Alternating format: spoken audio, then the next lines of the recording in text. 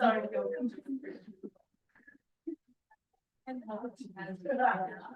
All right, you're unmuted. Slowly is already recording.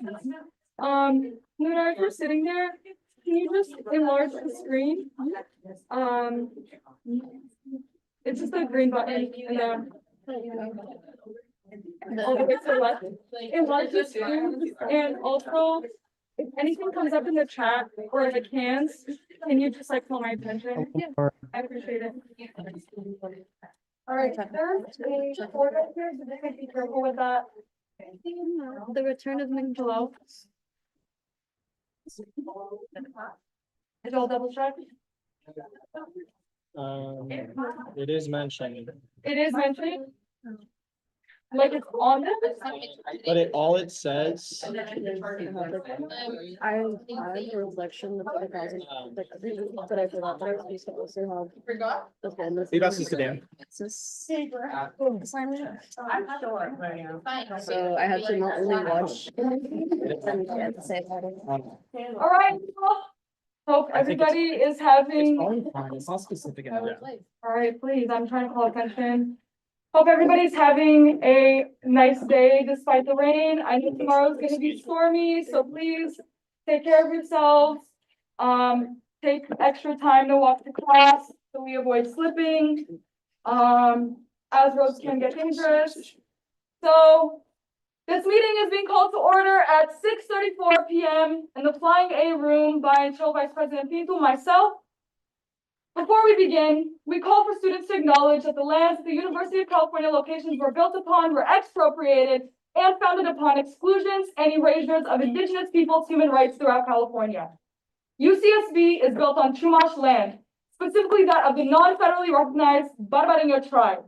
As an association that pushes the student body's voices to the forefront, we should aim to make strides past just acknowledgement to those who continue to fight for their right to be recognized and respected as the original stewards of this land. I ask you all to dedicate time and care to personal education and to advocate for justice alongside Indigenous peoples. Thank you. We're now going into roll call. Senator Gerson. Present. Senator Butler. Present. Senator Lankarani. Present. Senator Iden. Present. Senator Alala. Present. Senator Kada. Present. Senator Suk. Senator Corlew. Senator Corsandi. Senator Yu. Senator McClintock. Present. Thank you. Senator Martinez. Senator Wang. Senator Havas. Present. Period. Senator Brennerson. Present. Senator Wahidullah. Senator Amin. Senator Siddiqui. Present. Senator El-Khatib. Present. Senator Ganesh. Present. Senator Singh. Senator Ola Oitan. Senator Present. Mohan. Oh, thank you. Senator Chaudhry. Did I say that correctly? Thank you. Senator Dali. Senator Balderrama. All right. We are now in excused absences.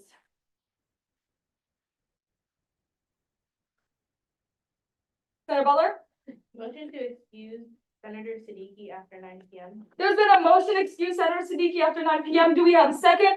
Senator Kadal? Second. Seconded by Senator Kadal. We are now in discussion. Senator Wang? Question has been called. Do we have any objections? Consent. All right, seeing none, motion passes. Senator Martinez? Motion to excuse Senator Lankarani after 10 p.m. There's been a motion to excuse Senator Lankarani after 10 p.m. Do we have a second, Senator Wang? Seconded by Senator Wang. We are now in discussion. Senator Corsandi? Call the question. Question has been called. Do we have any objections? Consent. Seeing none, motion passes. Senator Gerson? Motion to excuse Senator Corsandi after 9:30 p.m. There's been a motion to excuse Senator Corsandi after 9 p.m. Do we have a second? 9:30. 9:30? Do we have a second? Senator Lankarani? Second. Seconded by Senator Lankarani. We are now in discussion. Senator Lala? Call motion. Question has been called. Do we have any objections? Consent. Seeing none, motion passes. Senator Iden? Motion to excuse Senator Brennerson at 8:30. There's been a motion to excuse Senator. 9:30, sorry. There's been a motion to excuse Senator Brennerson at 9:30. Do we have a second? Senator Kada? Second. Seconded by Senator Kada. We are now in discussion. Senator Lankarani? Call the question. Question has been called. Do we have any objections? Consent. Seeing none, motion passes.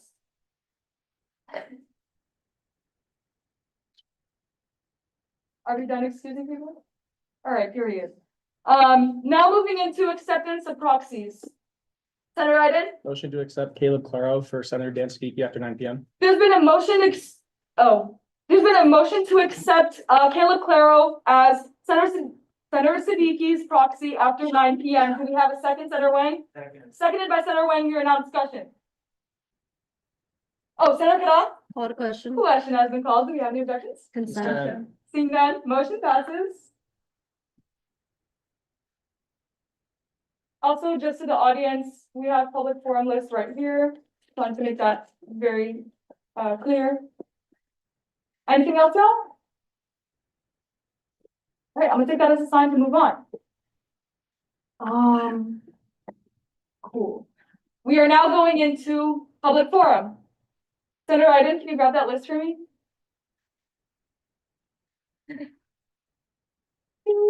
Thank you.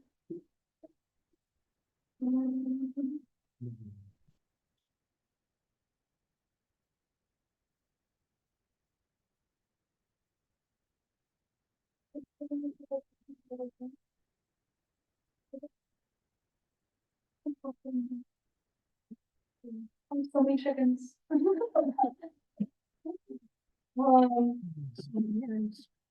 Somebody told me somebody's supposed to pick up the phone.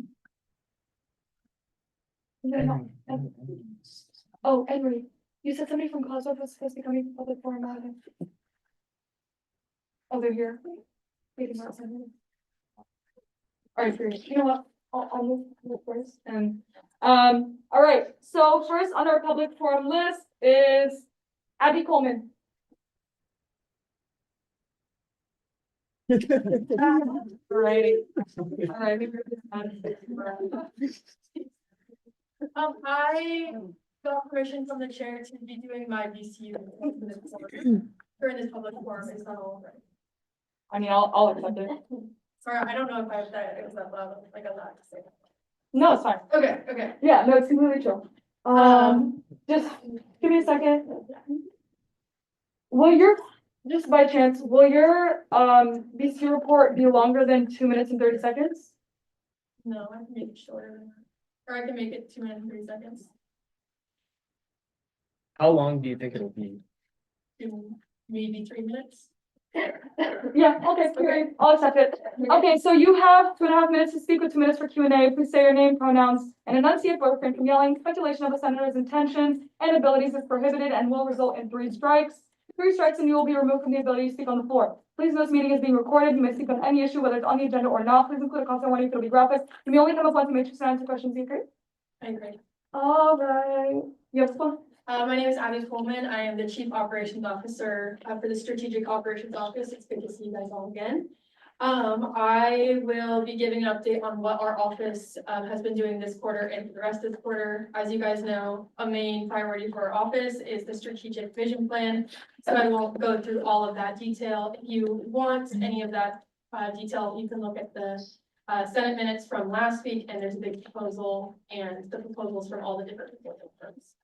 Other than that, we've been working on our iPads for Equity program, that is through the Basic Needs Text program. It's been really successful. If you guys aren't familiar, there's 200 iPads that we were able to get with AS money, for students that are not able to, get specific technology that they may need for their different classes. There are some broken pieces, as we have been encountering in the past. And so what we are doing is like doing a batch order at the end of each year, to just kind of get those back to fruition or back to usage, I guess. We also have been in the Tech Equity Coalition, which has been with Basic Needs Tech and other tech people within the campus, like Makerspace. And they're also, this is also something to say, they're looking for a tech grant for Wi-Fi because it has been exhausted from the COVID-19 grant. And so now students don't have any access or any grants to access for Wi-Fi that they may need in their housing. The strategic vision plan, thank you all for your questions last week. And so we are going to move forward with Fredo, which is super exciting, the consulting firm, and we will be sending emails to the Strategic Vision Planning Committee later this week or this weekend to start those meetings. We're also starting to plan some background work, what the surveys will look like, focus groups, adding Kratos Gateway, a lot of that stuff. And then, for the mural, we're doing a mural on campus, which will be really exciting. Yeah, it's a collaboration with mental health peers, so we're really excited about that. Right now, we're just picking the best artists. We've been reaching out to different individuals and like local organizations in Avista and here on campus. And so that's gone really well so far. We have a really cool idea and a really cool artist that we've been in contact with. All right, that is time. Senator Link, Motion to extend the speaker's time by 3 minutes. there's been a motion to extend the speaker's time by 3 minutes. Do we have a second, Senator Lala? Second. Seconded by Senator Lala. We are now discussion, Senator Gerson. Hold the question. Question has been called. Do we have any objections? Consent. Seeing none, motion passes. You have 3 more minutes. Thank you, guys. I don't, basically that is it. We're just picking the best artist and we're excited to see where this goes. We're just checking off the checklist for the different ways to get a mural on campus and slowly, getting that done. It does take a little bit of time, so that is it. If you guys have any questions, I'd be happy to answer. Thank you, guys. All right, thank you. Senator Wayne? Yeah, I just had a quick question. You mentioned that sometimes iPads get broken, and I really appreciate everything you guys have for that initiative is so important. That being said, buying tech can be like, has been technical concerns sometimes, so I was wondering if you ever could refer to their big thing. Yeah, we haven't actually had to buy any new iPods. That's a good point that I did not make. It's only been different accessories such as the charger for the stylus has been one of the major pieces that have been lost or kind of broken. In those on Amazon, you can basically buy like 10 a pack for a few bucks. So it hasn't been super financially draining or anything like that. But yeah, we've had a lot of success and these students really care about these iPads, so it's been great. Thank you for your question. Any further questions? Oh, Senator Singh? Yeah. Feel free to come to the finance committee. How many extra funds? Thank you. Perfect. Thank you. Thanks, Anderson. I would also like to recognize Senator Amin's presence at 6:44. Senator Eden? Can I make a motion to excuse Senator Yu? Yeah. All right, motion to excuse Senator Yu. There's been a motion to excuse Senator Yu. Do we have a second, Senator Kadal? Second. Seconded by Senator Kadal. We are now discussion, Senator Ganesh. Question has been called. Do you have any objections? Consent. Seeing none, motion passes. And now we are moving back into public forum.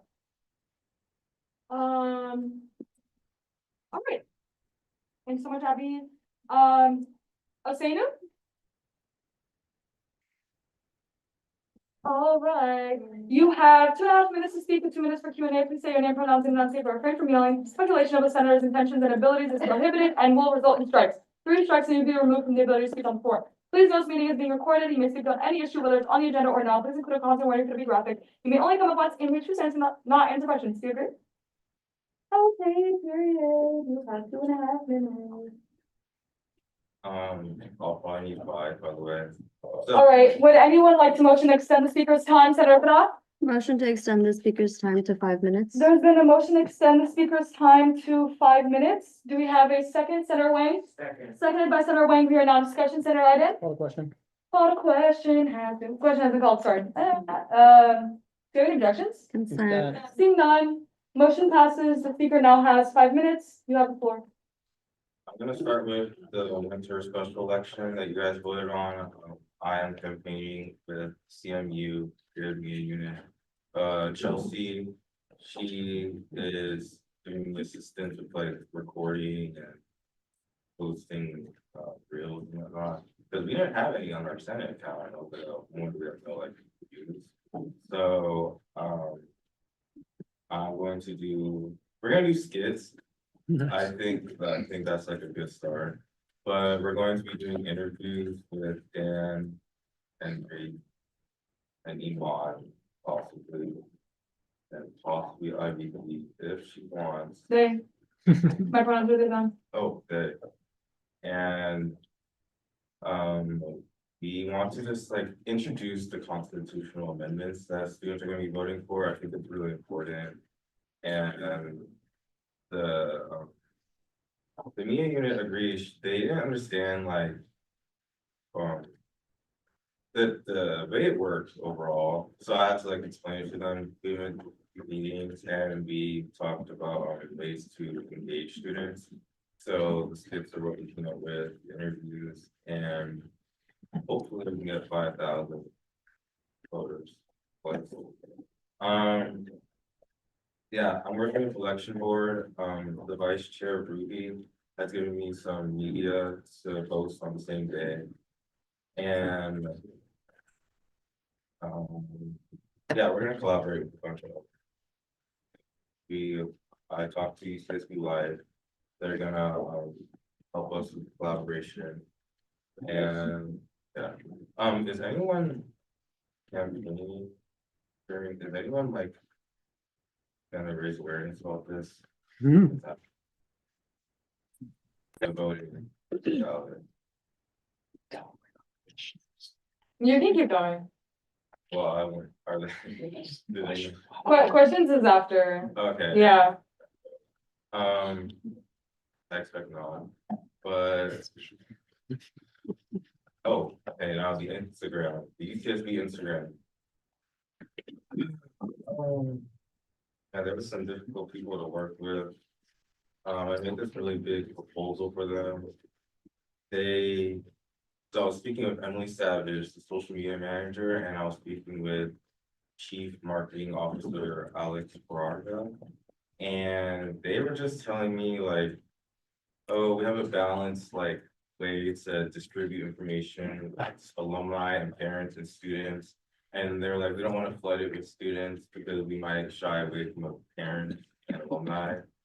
And I was like, that's stupid. And then I was telling them like, this is like kind of redundant because you don't even post a lot anyway. I asked them a bunch of questions. I said, yo. So they didn't post Lunar New Year's, and I know there's an event in MCC. And I was looking at other UC accounts and I was like, they posted it in that day and they had events and they really like showed it. And I was like, how come you guys did it? And he was like, oh, it's just too difficult to balance like campus events and whatnot. I was like, well, it's kind of on the calendar. So it's like, are you on our schedule anyway? Like you can see it on Google Maps. I mean, Google Maps. And he just came with a bunch of live speakers. Basically, what I told them was like, oh, I asked them if they have any DEI initiatives and whatnot, like, you know, just like be DEI during this term. And they said they do. And I was telling them how I disagree with them. And I think that what they do is kind of lackluster. Lots of other UCs do a lot more. During BSU, we have 3 BSU real whatever. I mean, not BSU, Black History Month. Sorry, I want to collaborate with BSU with that. But Black History Month post, and other colleges have like 6 by now. It's like it's February 12th, and they have a bunch of like different collaborations with the campus. And they were just telling me, oh, we have 3, so we do care. And I said, can we collaborate with UCSB Live because they do a lot of Black initiatives? And I was showing them that, and they were like, oh, maybe it depends. We see them once a month, and I was like, okay, I'll just do it myself. I asked them why they don't collaborate with AS. They said because they said. You're at time. Okay, I said I wait to what? Motion to expend. Yeah. There's been a motion to extend the speaker's time by 4 minutes. We have second, Senator Lankarani. Seconded by Senator Lankarani. We are now in discussion. Senator Ganesh, question has been called. Do we have any objections? Consent. Seeing none, motion passes. You now have 3 more minutes. 4. 4 more minutes. Okay, so basically they said, oh, we only do it once a year, yeah, they only do it once a year with orientation. And like the first, 0 week, and like that's it, like there's no other like events that they show. And they were like, yeah, we don't really get in touch with them about much, and they kind of would break the flow of like our student parent alumni thing. And I was like, I don't think it does that. And basically, oh, they'll post it. I was like, come on. So. They're just like so disinformated. So I was giving them tips, I was like, hey, like, you can connect with AS, you can get like, you know. A post or highlights about AS, they're like, oh, maybe, and they would like get in there. So I'm just gonna talk to them later about that. I know AS has this new website, Marisa was showing me, and the events.e50.edu. I told her about that and how they could like promote that a lot more on their account, because they would, you know, get events out of the students.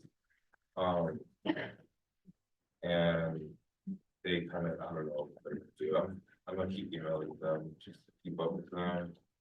And basically they've been really difficult to speak with. So regarding the interviews and putting it on UCSB, they were like really distant about it, and they wouldn't like, you know, complete the answer, like, what did you want to do with this? And like, how do you want to do it? Because I just want to have them like be the collaborator and, you know, we get views on it.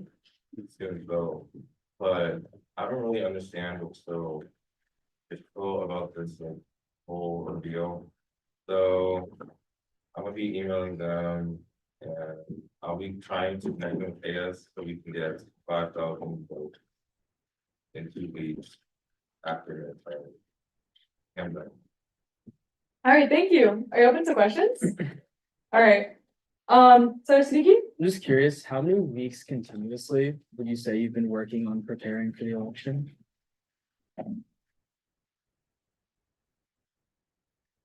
2. Yeah, 2. Yeah. You want me to explain like how? Yeah, I mean, just like, I don't know, like talk to us about the labor you did, how many hours per week, I'm just curious. Our meeting was, the Olive of Enemy, our meeting was like 2 hours, an hour and a half, too long. We get to talk a lot about like how to campaign. The meeting with the social media manager. I wouldn't really call this working, but I would go visit their office because she wasn't responding to me, you know, and I did it like 3 days in a row. And she finally messaged me on Monday, like, oh, can we talk? And I was like, why didn't you answer me before? But yeah, I wouldn't say that was time, but that was like wasting my time.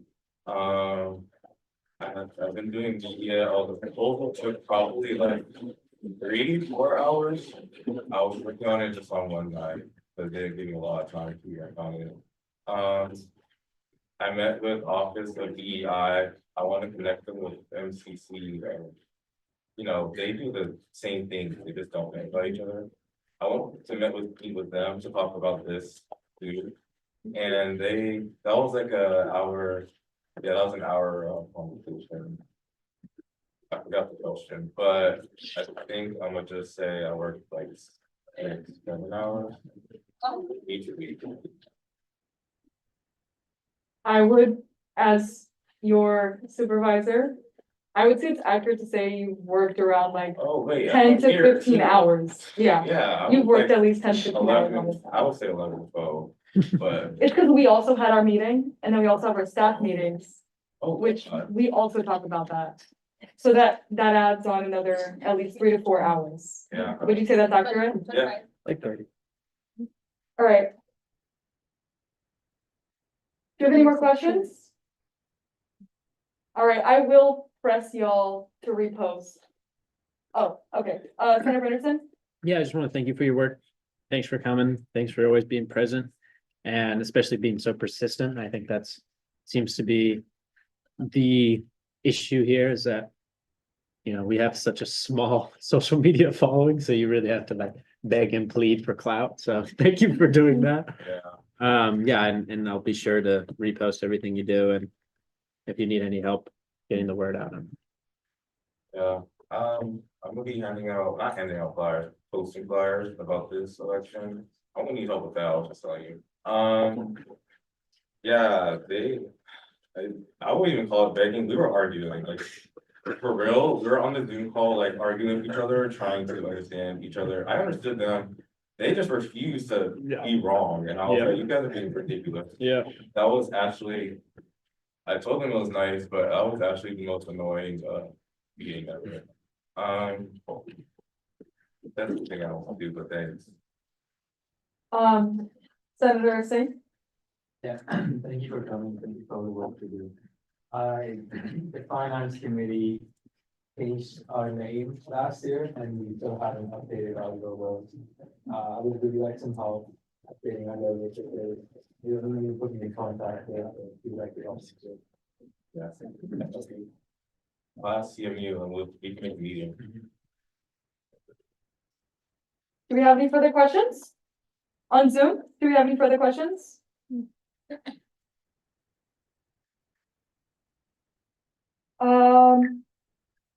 LBC, oh, Senator. No Senator questions. Lightcon? Oh, wait, sorry, that was Senator Havas. Senator, up to you? Oh, I'm just looking. Oh, okay, period, thank you. All right. No more questions? All right, thank you.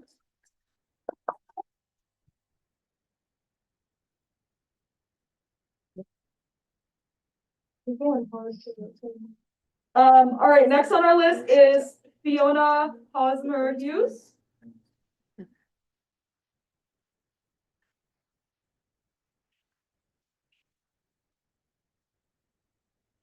Hello, do you want to just adjust the microphone a little bit? Thank you, ex-parliamentarian John.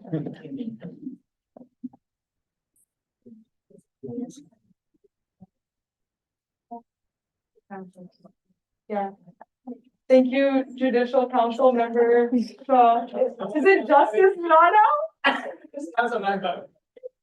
Okay, all right. You have 2.5 minutes to speak with 2 minutes for Q&A. Please say your name, pronouns, and enunciate, but refrain from yelling. Speculation of a senator's intentions and abilities is prohibited and will result in strikes. 3 strikes may be removed from the ability to speak on the floor. Please note this meeting is being recorded. You may speak on any issue, whether it's on the agenda or not. Please include a content warning if it'll be graphic. You may only tell us once. You may choose to not answer questions. Do you agree? Yes. All right, you have 2 minutes and 30 seconds. Hello, everyone. My name is Fiona. My pronouns are she, her, hers. I'm here to talk to you guys about the case of meeting between the Council of Being and Public and Mental Health Commission. This is for the Mental Health First Aid Project. We've been working on for over a year now. It is a program that's designed under the National Council of Wellbeing that teaches students how to recognize early signs and symptoms of an individual in a mental health crisis situation. It's a program that I'm super passionate about, and this subcommittee will make it so that Pasadena and I can put this project together, have a little bit more help when we're publicizing this, and also to get like just more people involved in the project. Yeah, we have different goals and responsibilities, including logistics and operations coordinator. And we have 2 facilitators. For this year, that would be me, myself, and Cassie Miller. But for next year, it would be separate because I would also be acting as the chair of the committee. But for next year, we're going to hire it separate. And those would be the individuals who are paid from the committee. Everyone else would be doing this, but I don't trust or yeah, just because of the project. Then we have events coordinators that help run events and also just get people involved and getting the word out about the project.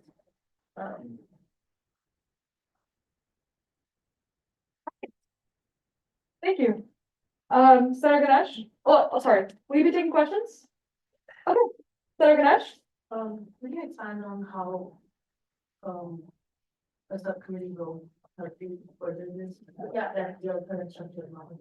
Absolutely. So currently the project I'm working on, as well as like I said, Cassie Miller. Cassie Miller used to be chair of the Public and Mental Health Commission, and it's a project we're both really passionate about. But it was really just us two who are working with like Terry Tran, director of residential life, and like some other individuals in like health and wellness. But they're doing it. They're working on the project out of like sheer interest. with these positions, with this committee to help us just get the word out more and like, and help ease the burden a little bit. Because we're definitely with our other duties from our legal code, we like. Quite a lot, especially the publicity. Sorry, Senator Ganesh?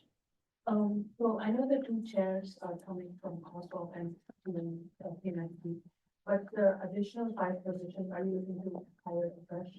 Yes, except for, because I'm graduating next year, so I would be like, you would be fresh after that, but for the rest of my time for ECD, I would be a facilitator as well, because the facilitator roles, like, 2K, which was like quite an investment, and I think that I would be invested in myself, as has to be trained, and I think that's like, kind of too much, like, we want to like spread it out, so that the next people who are coming in will be like fresh hires, but it would be after I like. Senator Ganesh? But using 2K, How to be like, 1,000. First time for Yes, Senator Ganesh. is that on the radio you're talking about? That, you know, or like the budget that they're already. that was the amount that it takes to get an instructor trained through the National Council of Wellbeing. And the National Council of Wellbeing gave us a certificate of trained, or like had to be trained, and then QHC funded CAS training. And that's why it's very big investment. Senator Bredesen? Yeah, thanks for coming. This seems like a really interesting, helpful initiative. Yeah, All right, we're out of time, but you can finish your question. oh yeah, I'd love to vote yes on this, but, how do you plan on these, people that are getting trained to be accessible to, IB and students at large? Are they gonna have an office? Is there some space, or is it all on Zoom, or how do they? So we've done in-person and on Zoom trainings. Trainings are 1 day long. So any student can sign up to the class, because class will be PhD cover trainings. You come in from like 9 to 3, to give you the training, and then you have that certificate. So it's very accessible to anyone. We usually post on a Saturday or Sunday so that more students can get trained. Each class is about 30. Well, we do about 2 trainings each quarter. So we're actually reaching quite a few people. We've moved primarily virtually because we found that we had a higher number of people who are actually coming to the classes, to sign up to come to the classes. And then, yeah, so it's just like a day long training. And then they have the certificate for 3 years. All right, thank you so much.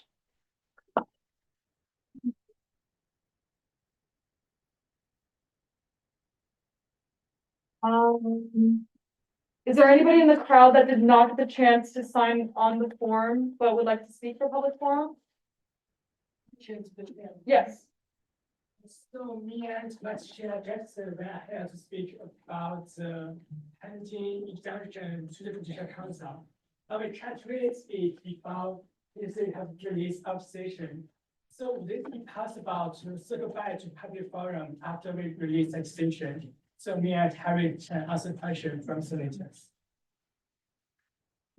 You're gonna be sitting here for a while. Are you okay with that? Yeah. All right, Senator Siddiqui? Wait, I just want to gain clarity. So you said the council's gonna make a decision during this meeting? I guess so. And then you're gonna speak to it? That is my understanding. We have met and deliberated on the case, but we are just having some last minute communication with our advisor. So after that's finished, it should be released. And then me and Harry should answer any question you may have. Got it. Thank you. Sounds good.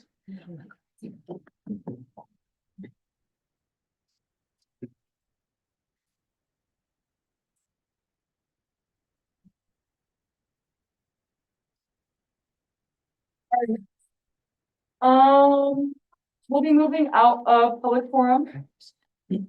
And now moving into. Yeah. All right, and now moving into new business. The first being a resolution to bring college football back to UC Santa Barbara.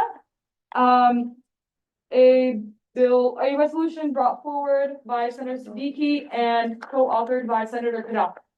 You have the floor. Thank you, Chair. Permission to approach the podium? Oh, yeah, sure. And what if I said no? And what if I said no to play football? In April.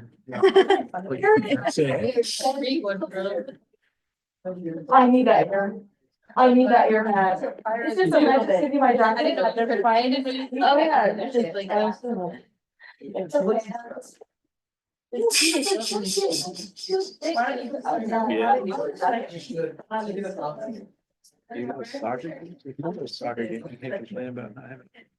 All right, Unmatched. we are now in a resolution to bring college football back to UC Santa Barbara. Senator Siddiqui, Thank you, Chair. So yeah, it's been a tense weekend to say the least. I hope this can brighten the mood a little bit. This is something really fun that has been kind of a pet project of mine for the past few weeks.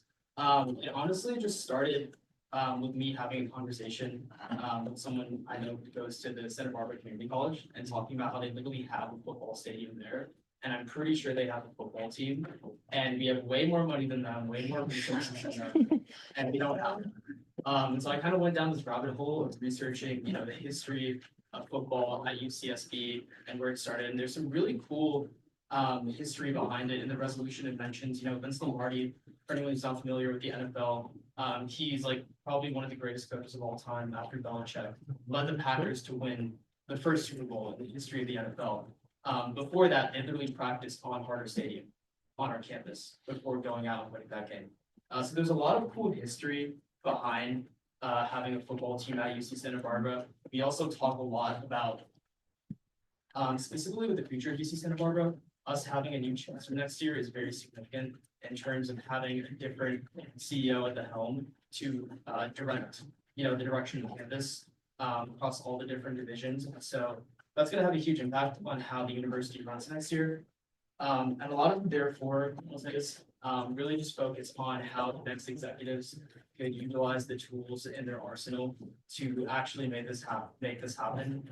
I've done a lot of research, obviously, into, you know, examining the living code of AS, and I think also, you know, my participation in the Chancellor Search Committee over these past few months really given me insight on how the functions of the university work in terms of collecting money for the endowment, your alumni donations, and working with administrators across different departments and other things like that.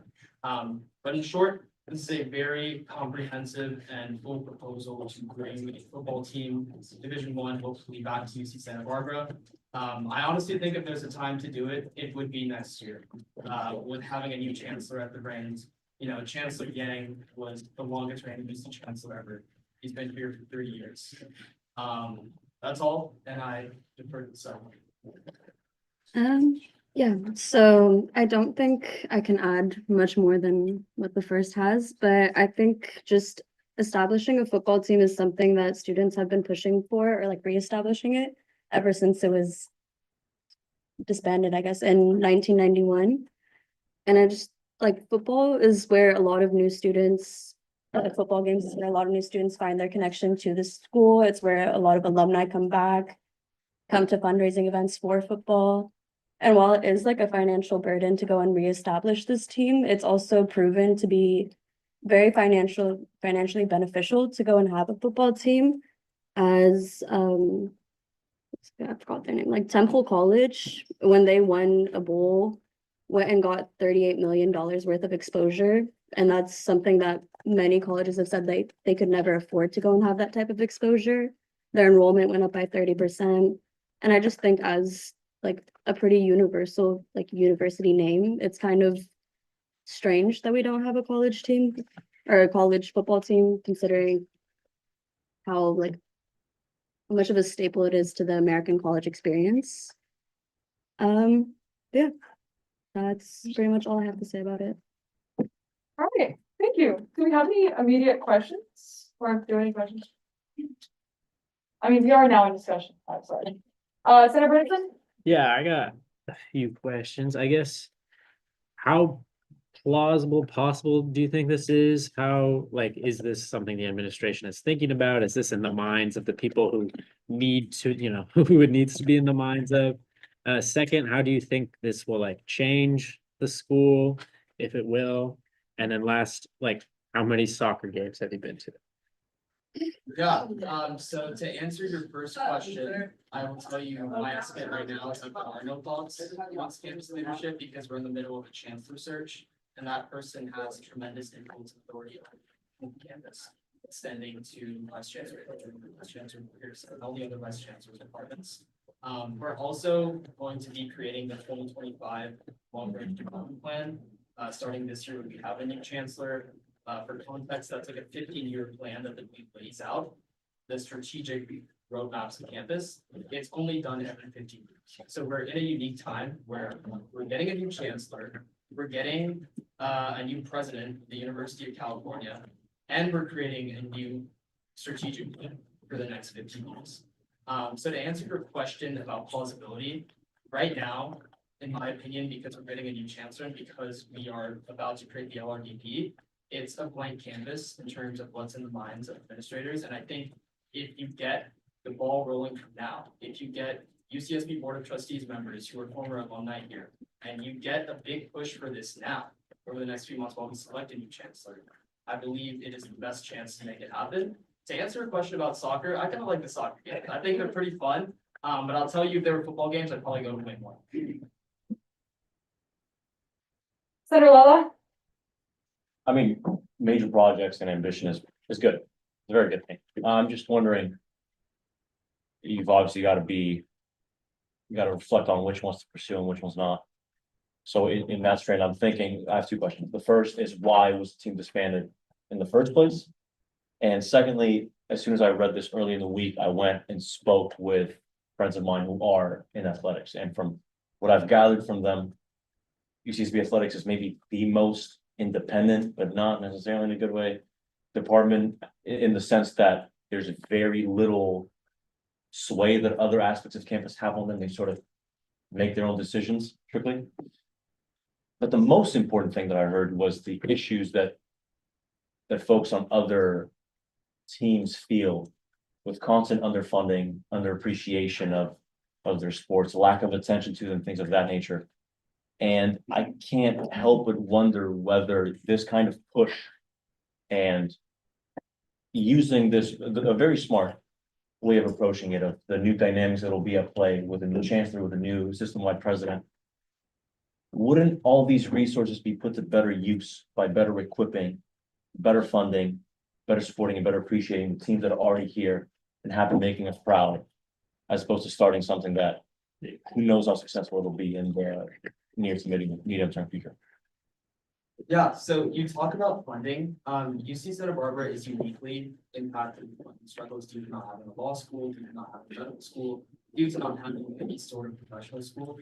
Throughout the resolution, one of the main sticking points that's mentioned is that bringing a football team, specifically UC Santa Barbara, specifically not Vista, would be a huge revenue generator for campus. We can't fund these other underfunded and underutilized teams if we don't improve our budget and find creative ways to attract new revenue.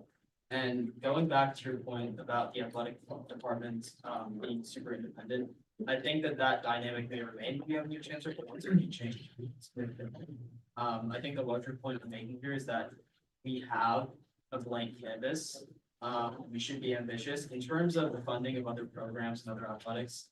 I absolutely do think they need to be funded. They need more resources. But in order to do that, there needs to be a solid, tangible plan to do things that will bring in revenue to campus. And I would say this is an example. Senator Cressetti? Okay, I have also a couple questions. Number one, what's the plan to fund the football team when like it's established? Number two, you mentioned speaking to alumni. Have you spoken to them yet? I also would love to help. And number three, when is the new chancellor, like when are you planning on selecting and finalizing the new chancellor? So for number three, I've had enough fights with that through 1 week. I'm not gonna say anything on the committee. For your first question about funding it, I think it's covered a lot in the recital clauses. Specifically, there's different types of expenses we need to cover, and this is obviously a very non-comprehensive plan to fund it because it's still just an idea. But the initial on-site cost for renovations to Harder Stadium would likely need to come from an investor, which would be the new chancellor's job, to bring in money from donors and investors. In terms of funding the maintenance cost of the program, in 1985, when we brought a Division II or Division III football team back to UC Santa Barbara, it was funded through an Associated Students Block Grant. I don't know how to fund the entirety of the program, but I know it's funded a significant part of it. So in the resolution, that we could propose a lock-in fee for the spring of 2026 next year to fund miscellaneous costs. Senator Reed?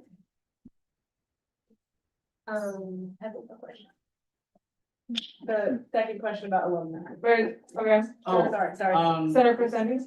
Yes, very, very brief conversations, like through email. I'm planning on setting up a call first, but I can let you know about that like the next week. Later in the quarter. Senator Reed? Overall, I think that was really creative. I was thinking behind that over the product, so I commend you both for that. My issue is only adding walking fees for students. That will always, always, always be an issue that I have. I will never be pro adding any money to any student ever. So if I know this is a resolution, so it's not 100%, but also if we can find a way to make this happen, I don't want it to come down to walking fees from students. Other than that, you have my support. Okay, I don't know if that was a question, but It's not a okay, to answer you. Yeah, I mean, I think like lock-in fees, obviously, I've said it a million times, I think we pay way too much. If there's a way to fund it without charging students, then like, obviously we should do that. Problem is, it's kind of hard to do that. So unless we find the money to do it, I think the thing with lock-in fees is that, they have to be quality.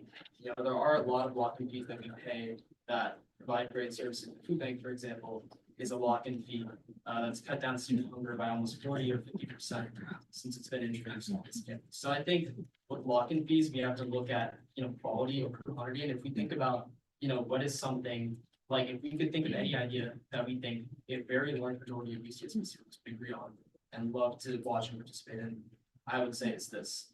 So if anything is worthy of a lock-in fee, I would say it's this. Oh, Senator Singh? Thank you, Senator Siddiqui, for coming and for presenting this. In 1992, the NCAA legislated that Division I colleges like UCSB must play at the Division I level in all sports. That legislative change required a huge increase in the expense of the program, and then that meant that UCSB dropped football. Do you believe there is a new development which would push campus to bring the football team back? And I would also want to remind you that in 1992, students voted to remove football from campus. So I wanted to ask, do you think, before that, it was removed again, and it came back and it was removed again. So my question is, what are the chances that if you do bring it back, it's moved again? So to answer both of your questions, it's covered in the resolution, like it's stated there in the text. 1985 was the first time it was proposed the lock-in fee, and the lock-in fee was not reaffirmed in 1991. I don't remember the exact percentage breakdown, but it was not a landslide in terms of not funding. The program. I would also say at that time, student fees and student tuition that we paid was dramatically less. Therefore, every single lock-in fee, students were much more aware of them and able to see them. Right now, no one has any idea what the lock-in fees that they pay are, which is why everything gets reaffirmed. Specifically with why the program got canceled, there is a significant development that has changed the circumstances behind which the program got canceled. Since 1991, UCSB's status as a university has elevated to an arguably top 5, solidly top 10 public university in the entire country. Under the leadership of Chancellor Yang, our ranking has gone up a minimum of probably 20 or 30 spots. Well, our reputation has increased dramatically, academically in terms of stature, as well as the overall larger University of California system. We have way more money than we did back then, and we also have a greater standing to attract higher quality talent. We have more resources. I'd say those are the biggest areas. Thank you. Senator Butler? Senator Siddiqui, do you know why the football team was removed in the first place? And if you do, like, was it with regards to maybe injuries or lack thereof funding or, you know, students being a part of the program? Yeah, the team fell through because the lock-in fee wasn't reaffirmed for students to pay for the program. And because the lock-in fee wasn't reaffirmed, campus didn't have the resources to pay for it on their own to the local division. But, or can Yeah, Senator Butler? but in our current state, it is Is what? Sorry. like able to sustain a football. We don't know. It's an idea. Okay, It's a okay. proposal. We'll see.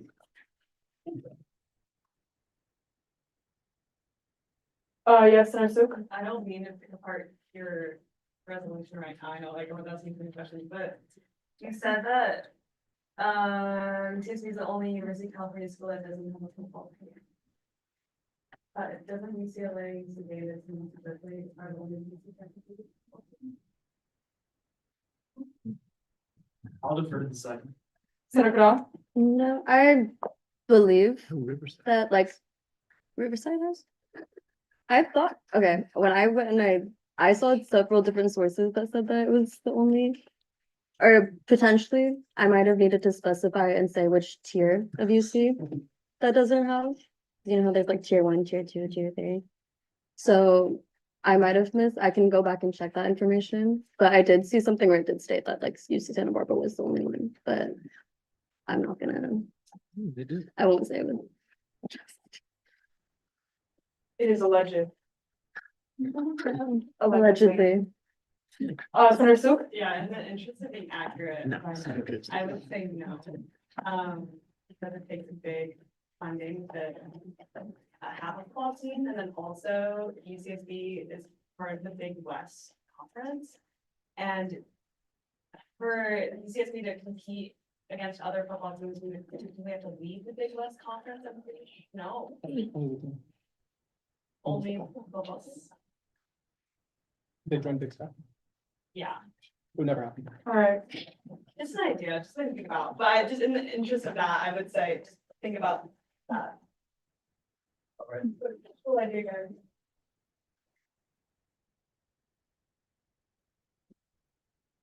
Yes, Senator Iden? I just want to reiterate an earlier point made as probably like, so I came to the school for athletics, I used to run for the cross and track teams. Every other sport is like so severely underfunded, like we barely get any gear. Football teams like statistically they don't make profit, they're not money makers unless you're in like a huge league. Kelly Barsky would never do this in my personal experience. I think it's cool legislation, but I think it's unpractical, especially given like the already like severely underutilized resources for athletics currently. Okay. Senator Ronnie?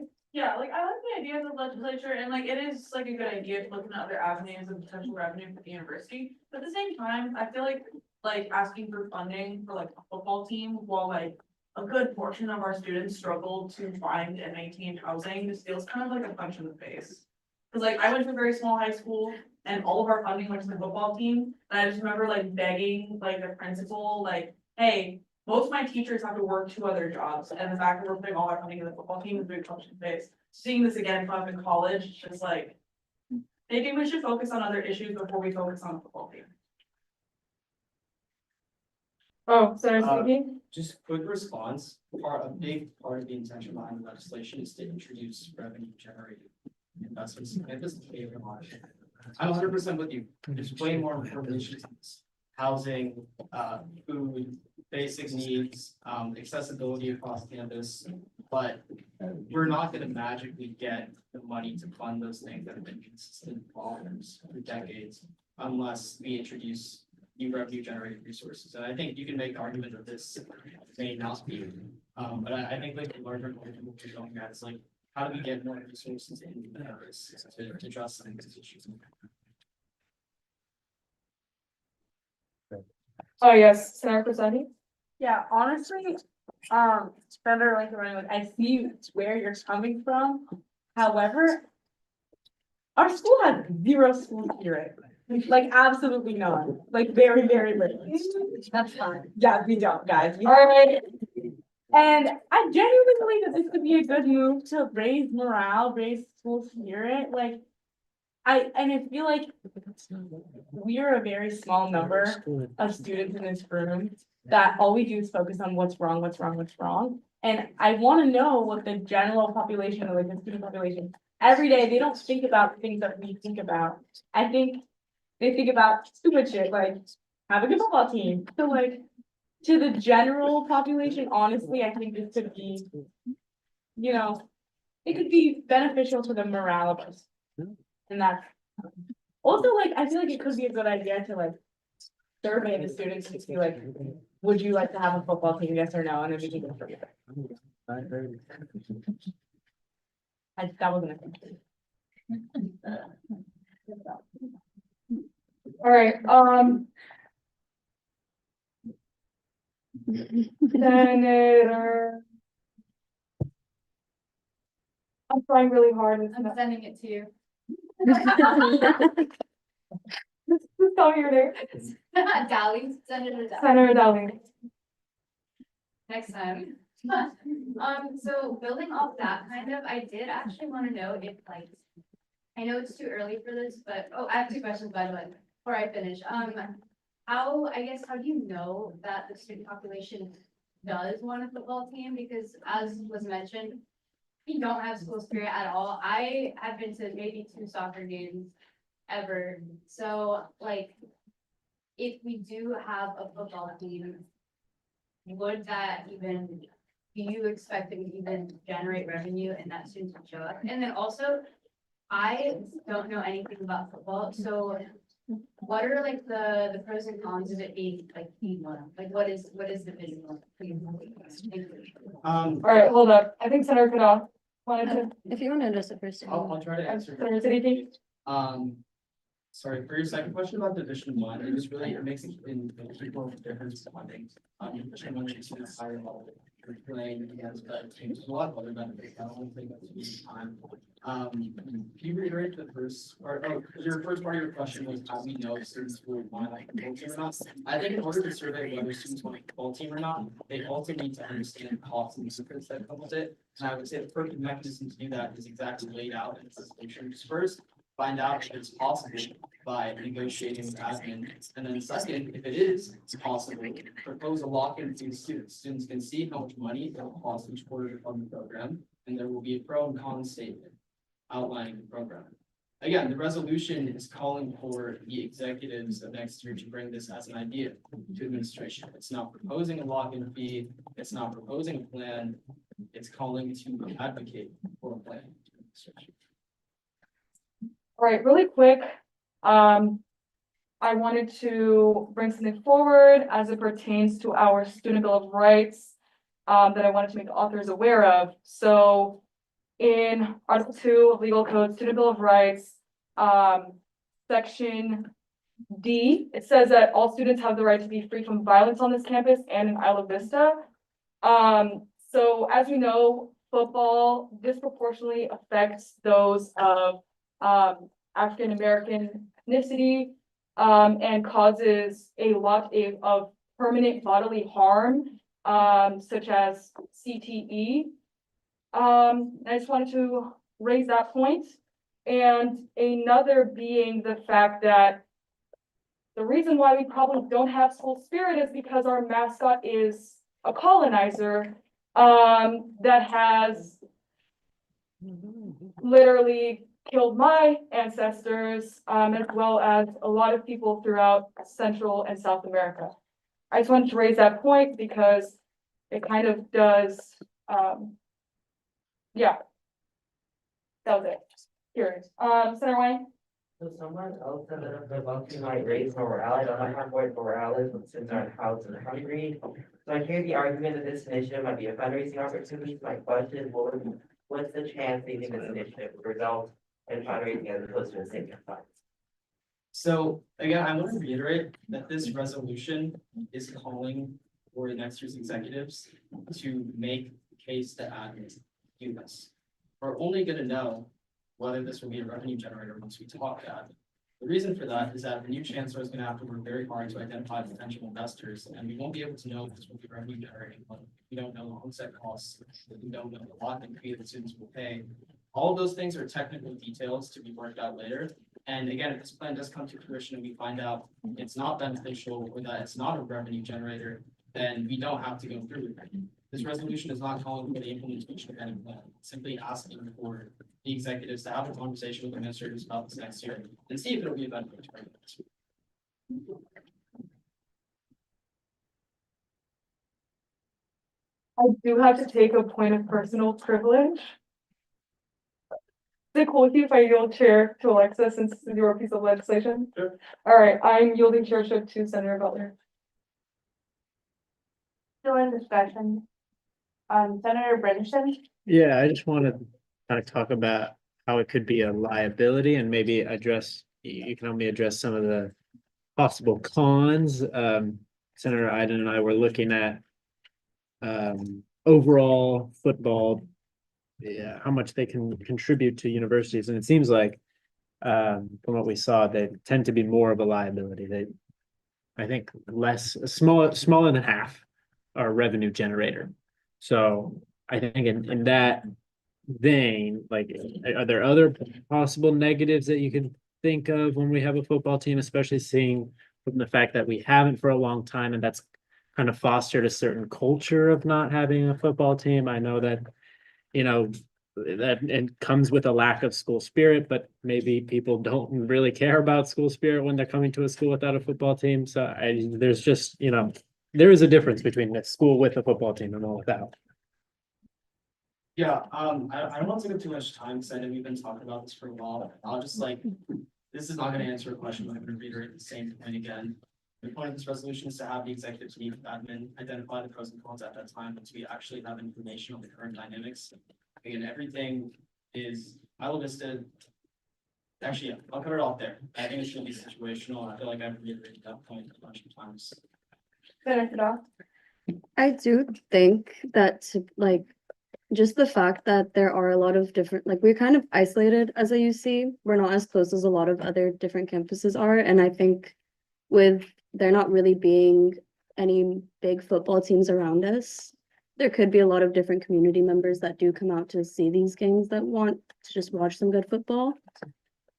So I do think that in that aspect, it could be just a revenue generator. And again, there are studies that go and prove that, I mean, establishing a football team doesn't mean it's necessarily going to perform well, but if it does, there are a lot of studies that show that it increases application, increases revenue, increases so many different qualities of the university. So, and again, like the first was saying, this is kind of just really a proposal, not really anything that's going into effect just yet.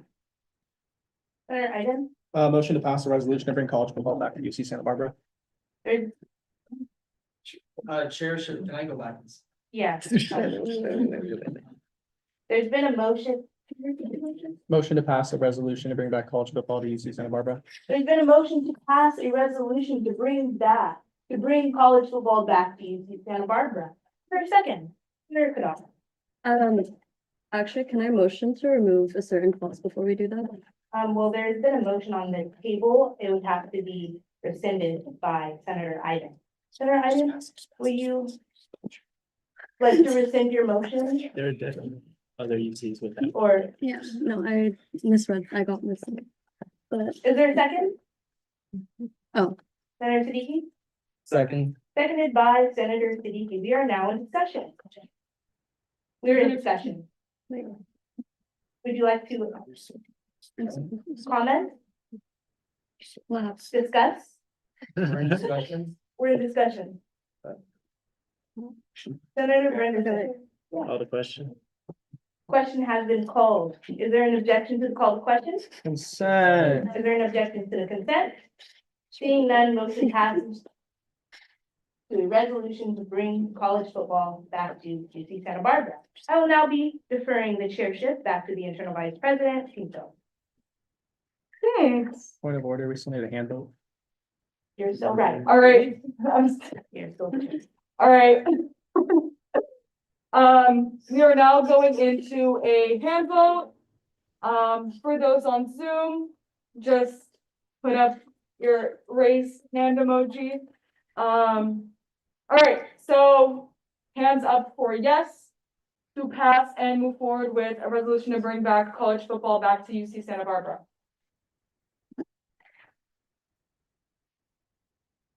The options are yes, no, and abstention. Just letting y'all know.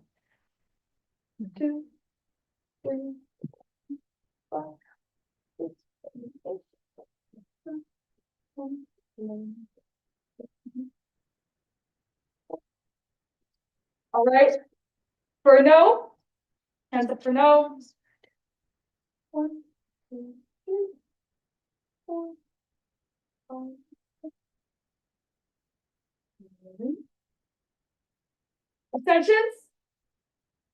1, 2.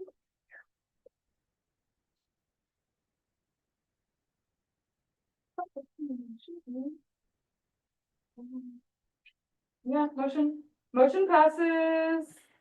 La la la la la.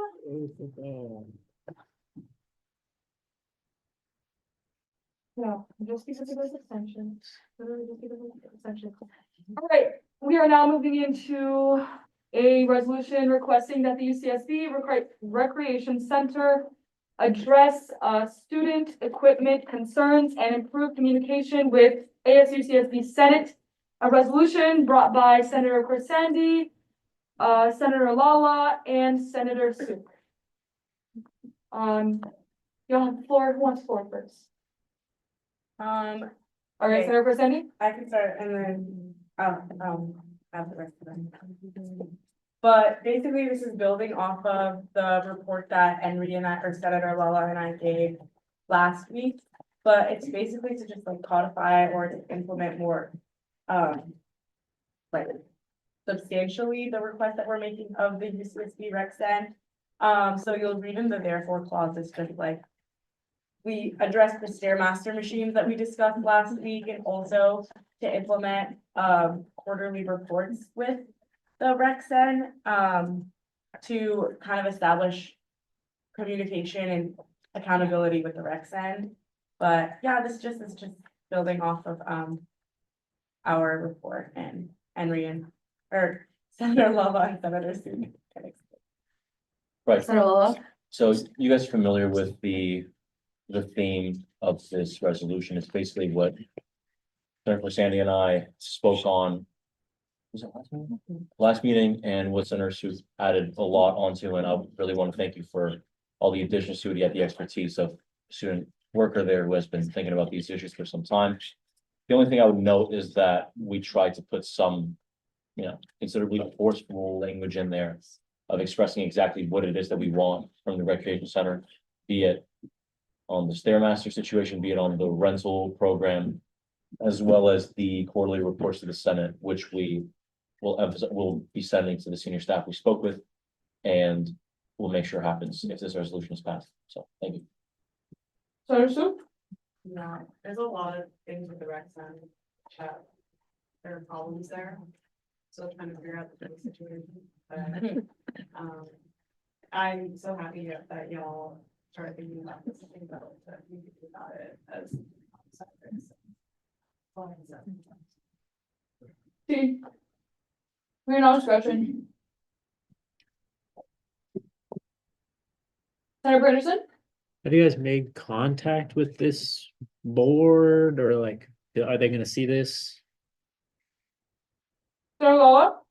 Yeah, as we spoke about last time, we had a meeting with the executive director of the Rec Center and his senior staff room's title, I'm forgetting right now, but yeah, we have and we'll be sending this resolution to both. Period. Senator Sunny? Yeah, I wanna add that this was done in discussion with the Rexen director, and again, like Henry just, Senator Law said, a senior staff member, so this what was written after discussion with them. So that's an important note, that we're not just writing this because we wanted to, but we discussed with them in length, and we agreed with them that quarterly report with the Senate was important. And the director of the rec center was very open to student input. He emphasized it. So in our discussion, he agreed that this was one of the ways that we can establish a more beneficial way of implementing student feedback into the rec center operations. So, yes. Period. Any further comments? Anybody on Zoom?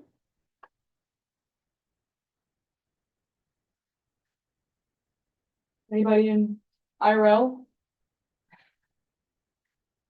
Senator McClintock, is that you raising your hand to speak, or are you just chilling? You're expressing That's support? me saying, thank you guys, good job.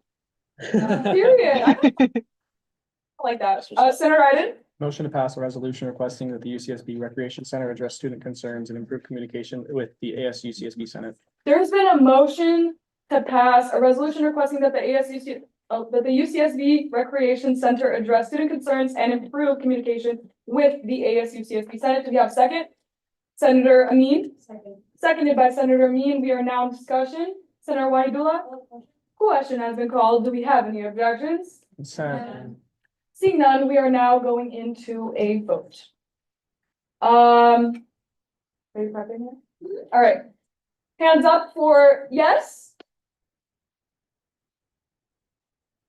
2, 4, 6, 8, 9, 10, 12, 13, 14, 15. I lost my count, sorry. 2, 4. Senator Gerson? Are you voting? Okay. 2, 4, 6, 8, 10, 12, 14, 16, 18, 19, 20, 21. All right. Yes, I got on Zoom. Hands up for no.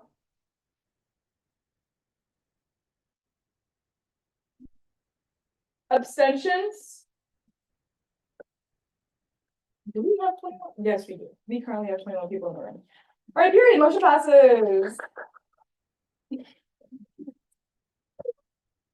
All right, now moving into a resolution to transfer funds for the AS Strategic Vision Plan 2025. A piece of legislation proposed by Senator Singh and joined by Senator Siddiqui. Y'all have the floor. Yeah. Senator Singh. Pretty simple resolution. Last week we had the strategic vision plan presented to us. This is basically pass money from our AS undesignated account to our allocated account, so we can actually spend the money for this plan and get it approved, and hopefully we can see it in action soon. Yield. Period. Senator Siddiqui? Do you have anything to add? Yeah, no, I don't have much to add. It's a pretty basic piece of legislation. We have a lot of money in our ASM designated fund from the general ASM designated fee that we charge everyone. It's over $1 million. So this is just utilizing those funds for something very important. That's all. Period. Very non-discussion. Senator Sandy? I'm just wondering, because I know they mentioned in their presentation that it was a range of like the price that they wanted for the what is it called, like paying the people they need to pay. Was a range from like 75K to around 110. What happens if they use the cheaper end 75K? What happens to the rest of the money? Does it go back to Senate unallocated? Or does it stay with the strategic operations? So the way that it was explained to us by the Strategic Operations Office was that we decide how much money we're giving them and they're going to utilize that full budget. So if this would go obviously into everyone's pay and material use. And yeah, the range of their work. Since we decided on a medium, that's what they are going to, they're going to use the full budget essentially. Yes, Senator Personi? So we're basically deciding that the budget is 90K. Yes. This was suggested by their office, and now proposed by both senators. Okay, period. Do you have any more questions, concerns, comments? Senator Goodall? Motion to pass the resolution to transfer funds for the AS Strategic Vision Plan 2025. All right, there's been a motion to pass a resolution to transfer funds for the AS Strategic Vision Plan 2025. Do we have a second, Senator Singh? Seconded by Senator Singh. We are now in discussion. Senator Mahes? Question has been called. Do we have any objections? All right, seeing none, we are now going into a hand vote.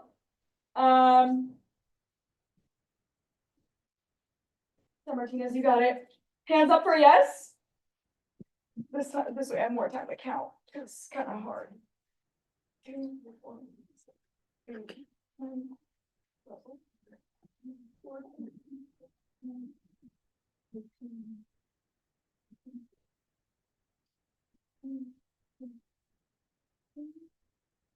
All right, hands down. No. Bless you. I don't know. All right, 0 abstentions.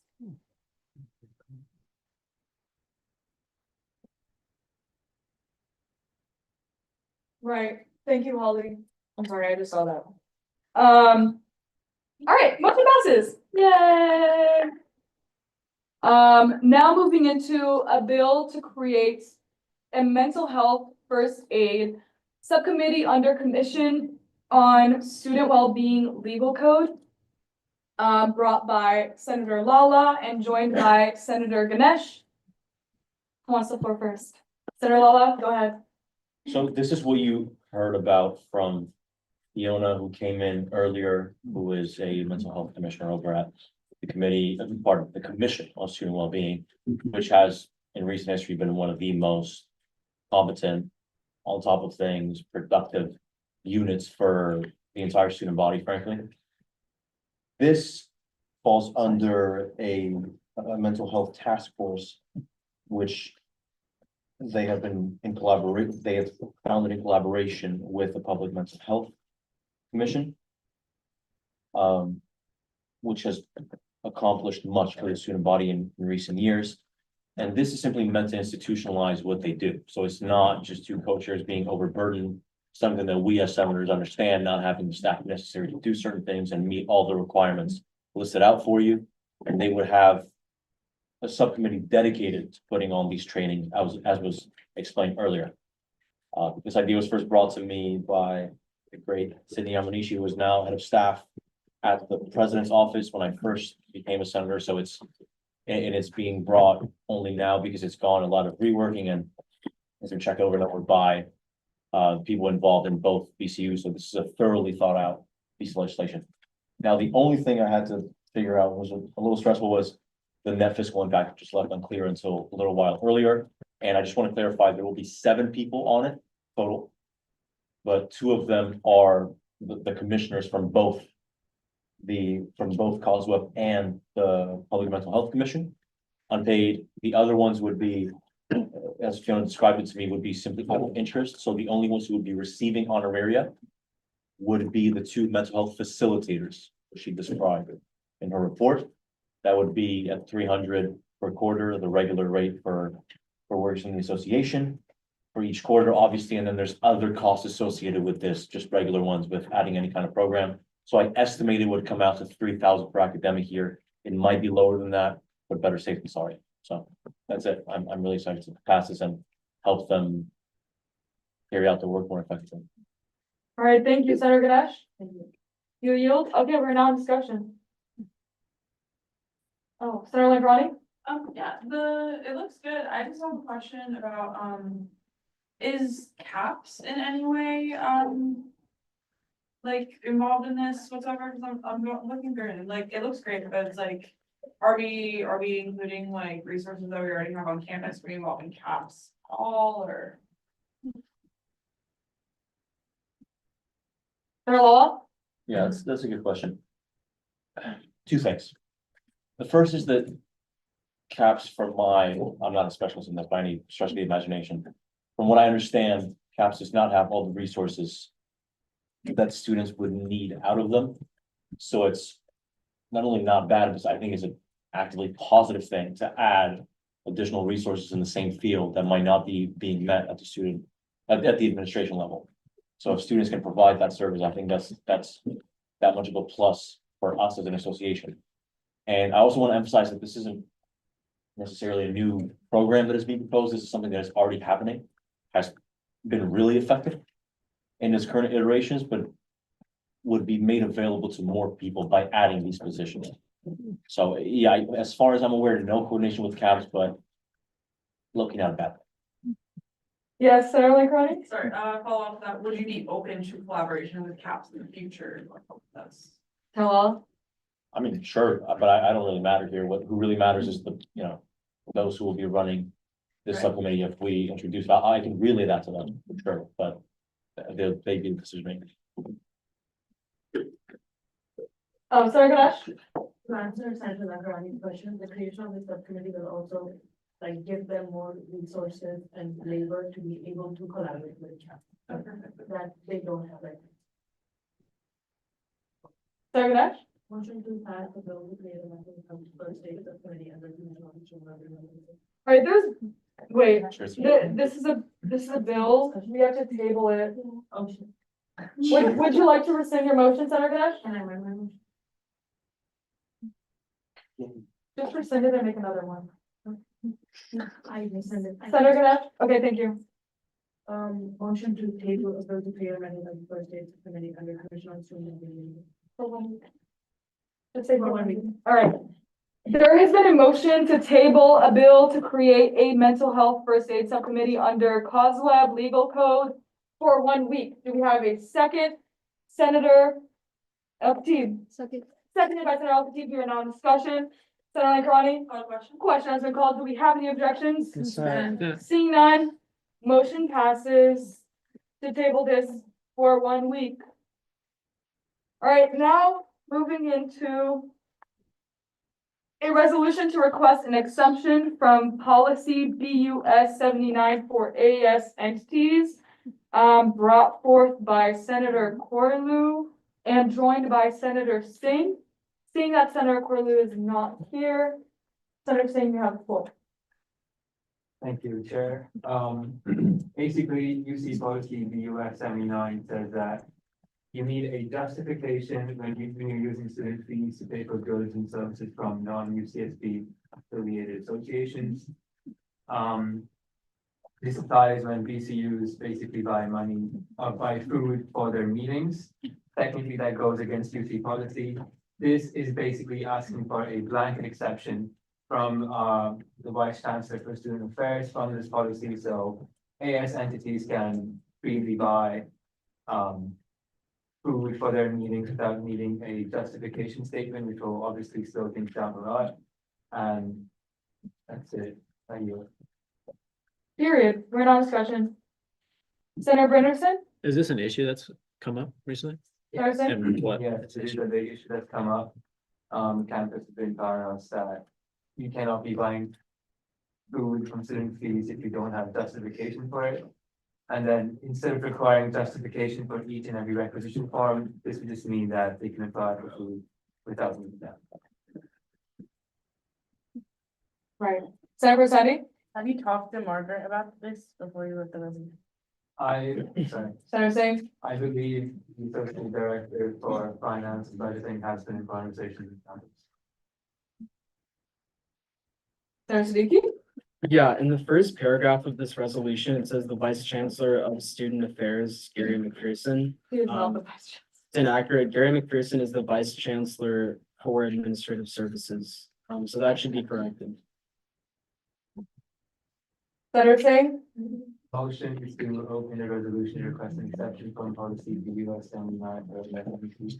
There's been a motion to open a resolution to request an exception from policy BUS 79 for AS entities. Do we have a second, Senator Crisandi? Seconded by Senator Crisandi. We are now discussing, Senator Wayne. Question has been called. Do we have any objections? Seeing none, motion passes to open a resolution to request an exception from policy BUS 79 for AS entities. Senator Singh? Motion to replace Gary McPherson with Margaret Thorne.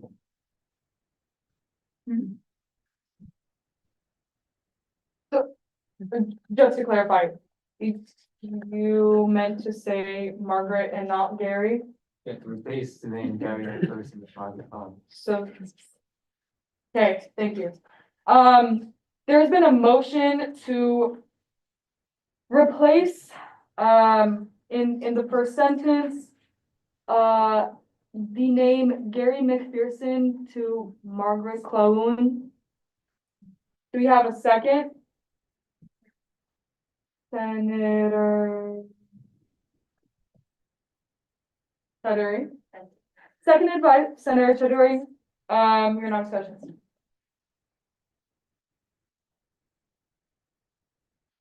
Senator Al-Khatib? Well, question. Question has been called. Do we have any objections?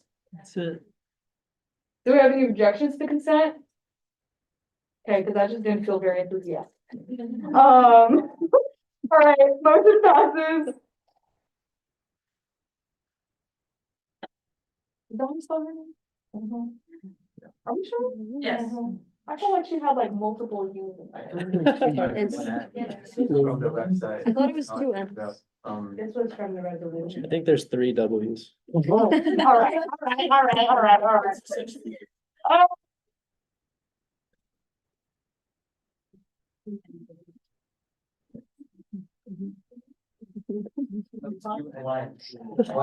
Y'all, okay. I'm gonna Google this because that's what it sounds good.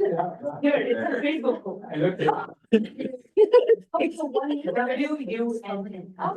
You and. All right. All right, it seems like we've reached consensus on Margaret's last name, spelling. Do we have any more amendments that we would like to make to this piece of legislation? If not, I suggest somebody motion to close. Senator Singh? motion to close the resolution to request an exception from policy BUS 79 for AS entities. There's been a motion to close the resolution to request an exception from policy BUS 79 for AS entities. Do we have a second? Senator Martinez? Seconded by Senator Martinez. We are now in discussion. Senator Waidula? Question has been called. Do we have any objections? That's it. All right, seeing none, motion passes to close the resolution to request an exception from policy BUS 79 for AS entities. Yes, Senator Cadal? Motion to pass a resolution to request an exception from policy BUS 79 for AS entities. There's been a motion to pass a resolution to request an exception from policy BUS 79 for AS entities. Do we have a second, Senator Brennerson? Second. Seconded by Senator Brennerson. We are now in discussion. Oh, Senator Butler? Call the question. Question has been called. Do we have any objections? That's it. All right, seeing none, we are now moving into a hand vote. Period. All right, hands up for yes? If I said hands up for no, would y'all be paying attention? Yes. Switch it up next time. Yes, let's do it next time. I'll do it. All right. 2, 4.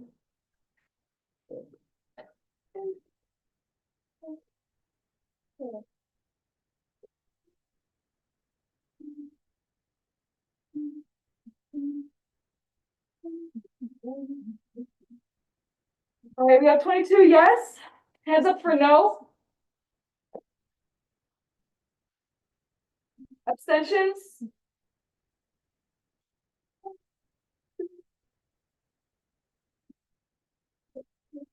Yep. All right. Motion passes. Yay. Senator Cash? No, I didn't. You didn't put the amendment. All right. Y'all, don't beat over this. All right.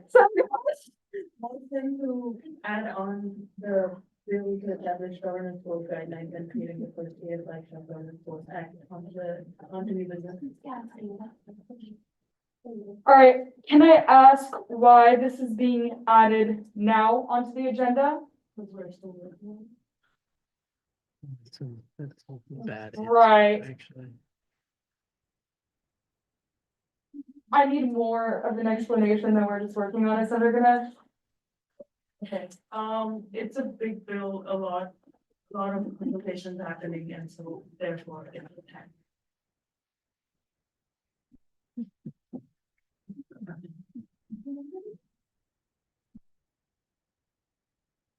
I mean, considering that this is a bill, it would, yeah, it would be tabled. Do you think that this would be done in a week?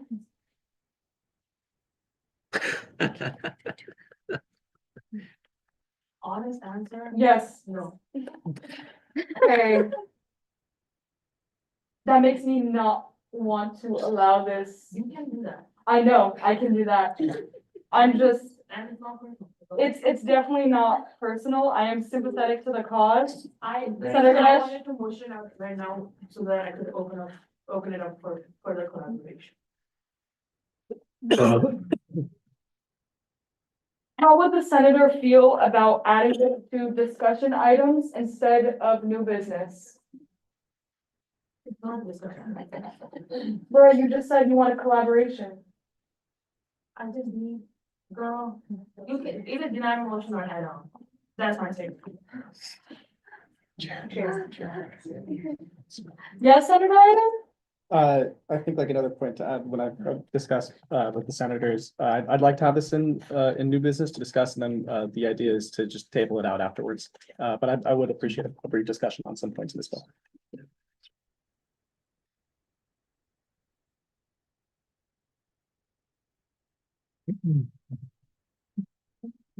Senator Siddiqui?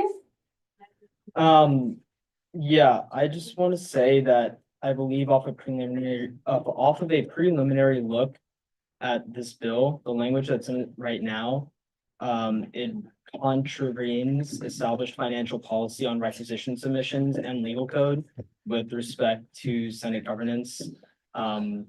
It's a 27-page piece of legislation.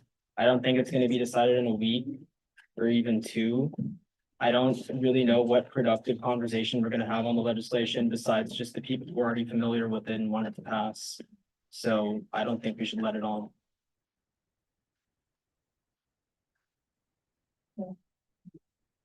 Oh, yes, Senator Crissati? Well, I was just gonna add on, this is very long and I would like to read it over before we discuss. T.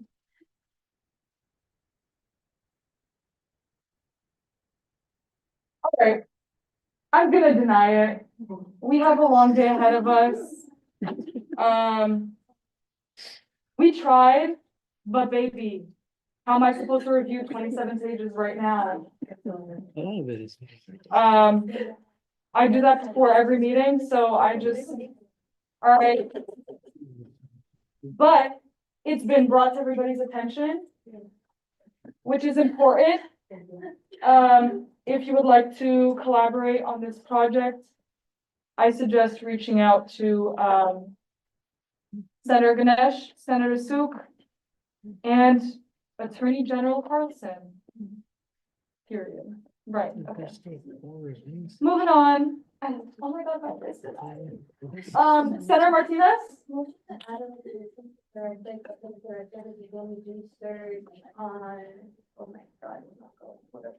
God, research the process of establishing an immigrant legal services center at UCSB to new business. T. Okay, I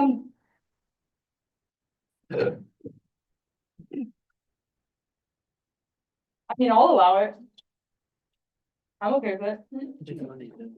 It's in the agenda.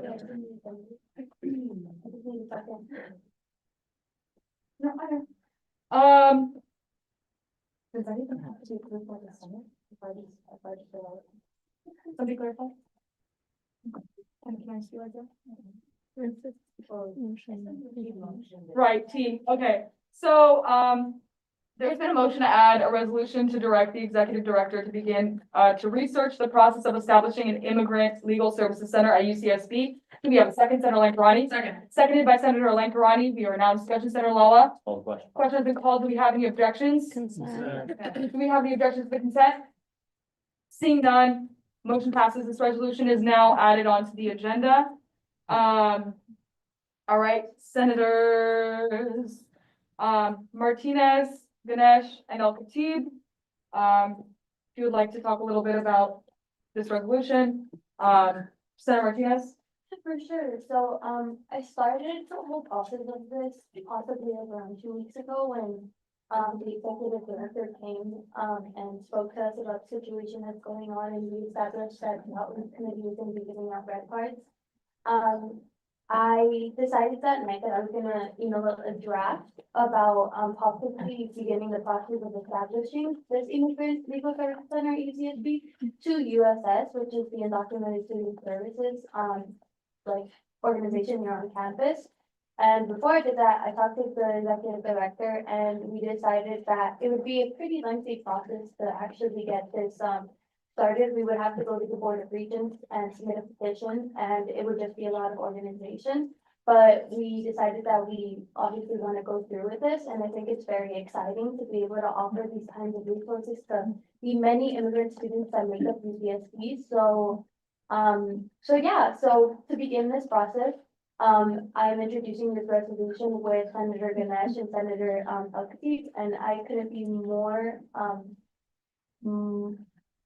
grateful to have them on this resolution with me. So I'm really excited to get this started and defer to my other senators. Yes, Senator Butler? Oh, right, Senator Ganesh? Yeah, so this is a very piece of legislation. Just to be clear, this does not, since as Senator Martinez said, this is a long process, so this is only a resolution to do the research for a possible immigrant legal services center. Some of the other UCs have it, a local one on their campus, or we do not, and we do have a significant amount of immigrant population. Also has an international, as one of the international senators, I'm very happy that this legislation is on the table and very thankful to SEM Director Martin and my co-author. All right, thank you. Senator El Khatib? Thank you, Chair. Yeah, I honestly think that this is a no-brainer. It's been done before, like as Senator Ganesh said, it's been done at UC Davis. And this resolution is basically pushing for an office to be established on our campus. All right, period. I think, especially, not on. you're good, especially during the current political climate, which is already impacting many of us. Last week there was a march on our campus where I think over 200 UCSB students, staff and faculty marched in support of undocumented and international students on campus. So yeah, let's get it done. Period. We are now in discussion. Senator Wang? I think that considering the current state of America, this bill is really important. I really truly respect the work you guys put into this. As far as I know, the closest immigrant legal services center is downtown, which I think is really inaccessible for a lot of people. My only question is whether you think that if the current administration clamps down on federal funding for immigrant legal services, whether this center persists as opposed to other centers served, as far as I know, not federally funded. I just essentially don't want to be relying on the service if it goes down.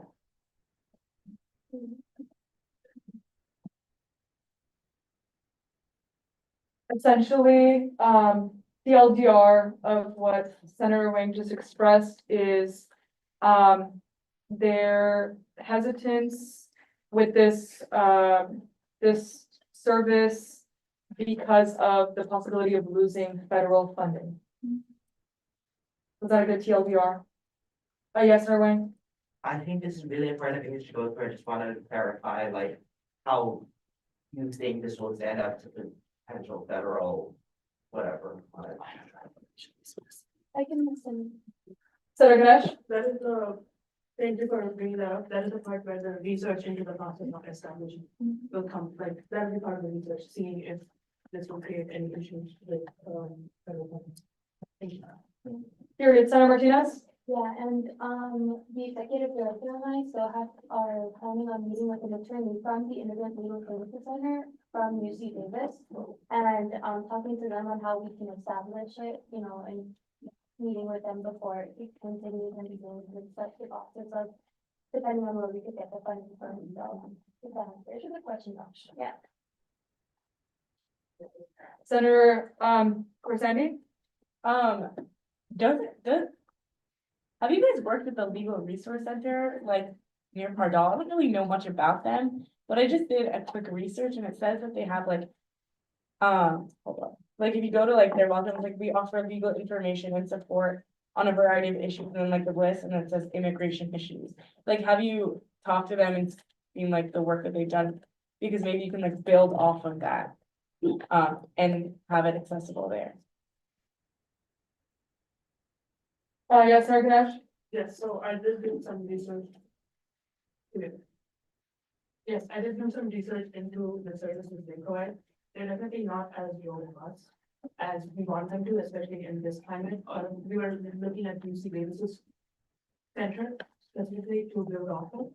And, again, this is a research into seeing if it can be as robust as one we wanted to, like UC Davis had, because the one we have at Pardal is like low key.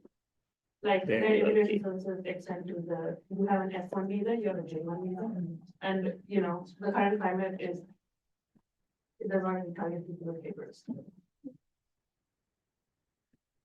Also, just to add on, they currently have one actual lawyer.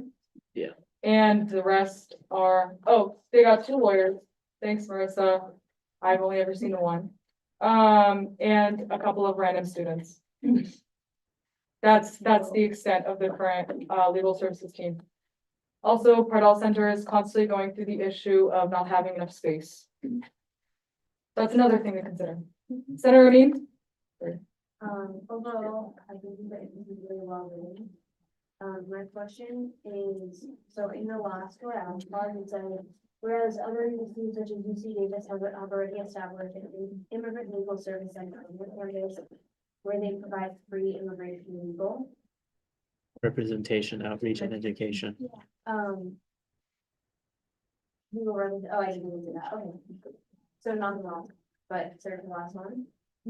So what exactly do they do on their, like, what has the UC Davis one done, what kind of work do they do?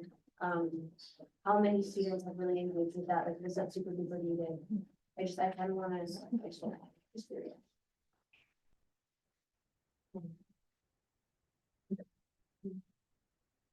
Yes, Senator Deep? I mean, it's cited there, so you can click on the actual clinic itself. But in terms of like numbers, I don't think they can really disclose that for legal reasons. Yes, Senator Martinez? Yeah, my response is gonna be the same. We have the link for the website link there, so you can looking through it and actually seeing more of the information they have offered. I believe Marisela also exposed the center to us like around 2 weeks ago too, so you can feel free to look through the website. But yeah, it's like Senator Elkins said, I don't think they're able to actually literally discuss everything that they're helping the students with, but they were an amazing resource, so. Yes, Senator Britterson? Yeah, this is awesome. Thank you so much for putting this together. We really, really need a service like this on campus. I was just kind of wondering what the executive director has said about this and what she thinks the process will be like, or like how long it might take. Senator Martinez?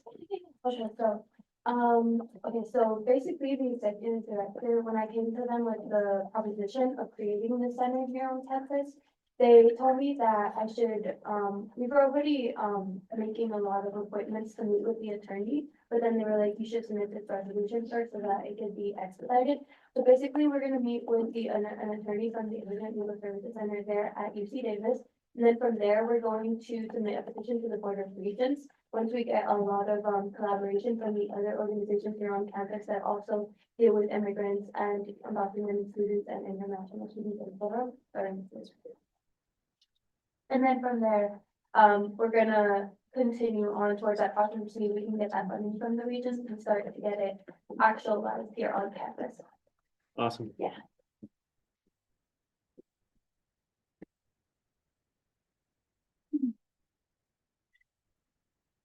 Senator Lopez, Motion to pass a resolution to direct the executive director to begin to research the process of establishing an immigrant legal services center at UCSB. all right, there's been a motion made by Senator Al-Khatib to pass a resolution to direct the executive director to begin to research the process of establishing an immigrant legal services center at UCSB. Do we have a second? Senator Kada? Second. Seconded by Senator Kada. We are now in discussion. Senator Wang, question has been called. Do we have any objections? Seeing none, we are now moving into a hand vote. Hands up for yes to pass.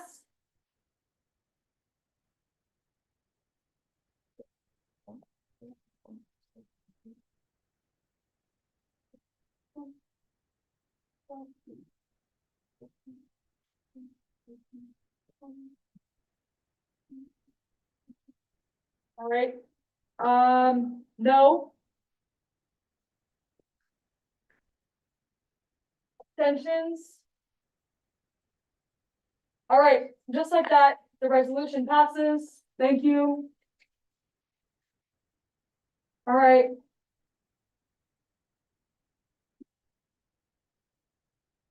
All right, now moving into action items. The first line item being the approval of the approval of the Office of the AG's request for $3,800 for operation expenses and honoraria, specifically that for the Office of the Attorney General, as well as the Rules and Administration Committee, from Senate unallocated.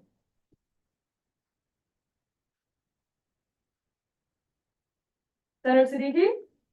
Motion to approve the Office of the Attorney General's request for 3,800 in operation expenses and honoraria for the OAG and Rules and Administration Committee from Senate unallocated. All right, there has been a motion to approve, the OAG's request for $3,800 for operation expenses and honoraria. This would be going to the OAG and Rules and Administration Committee, coming from Senate unallocated. Do we have a second? Senator Amin? Seconded by Senator Amin. We are now in discussion. Senator Iden? Question? Question has been called. Do we have any objections? Consent. Do we have any objections to the consent? All right, seeing none, motion passes, but I'm pretty sure we have to vote on this considering it's money. All right, so hands up for yes.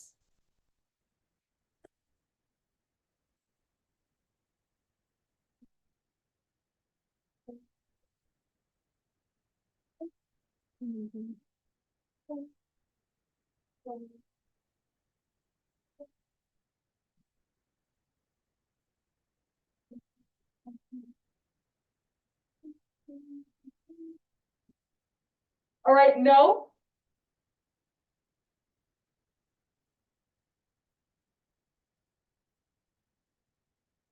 Abstentions?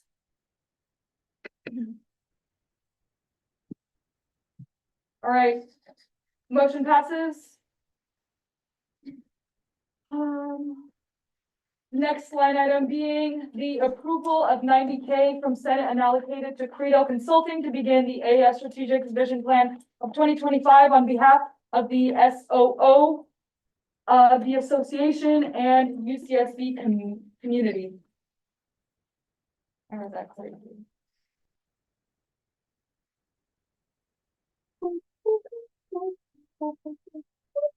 Senator Butler?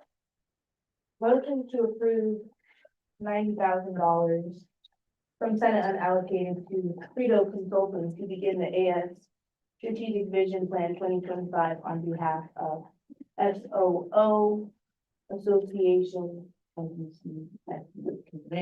right, there's been a motion to approve the 90K from Senate allocated to Creative Consulting to begin the AS Strategic Vision Plan 2025 on behalf of the SOO, the association, and the UCSB community. Do we have a second? Senator Malhus? Am I saying your name correctly? Malhus, thank you. All right, we are now in discussion. Senator Lankarani, question has been called. Do we have any objections? Okay. Are there any objections to the consent? Seeing none, we are now voting. Okay, cute. Hands up for a yes to approve the 90K. Right.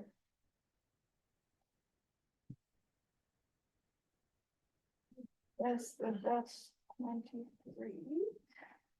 No? Yes, I am. Abstentions?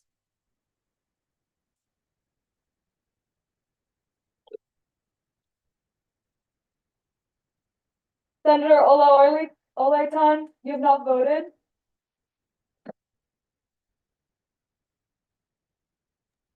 Sorry, I meant to raise my hand when everyone else was agreeing. Would you vote for yes? Yes. Period. Thank you. Just wanted to clarify. All right, motion passes. Yay! Next on the agenda is the approval of the Senate review copy of the winter special election that will run from 2/18 to 2/28. And this is the sorry. I'm gonna redo that. All right, next, being the approval of the ballot language for constitutional amendments proposed for the winter 2025 special election that will be running from February 18th to February 28th. Senator Siddiqui. Motion to open the Senate review copy of winter special election 2/18 to 2/28 election supplement and proposed amendments. Right, okay, there's been a motion to open the Senate review copy of the winter special election 2/18 to 2/28 election supplement and constitutional amendments. Do we have a second? Senator Tedder. Did I say it wrong?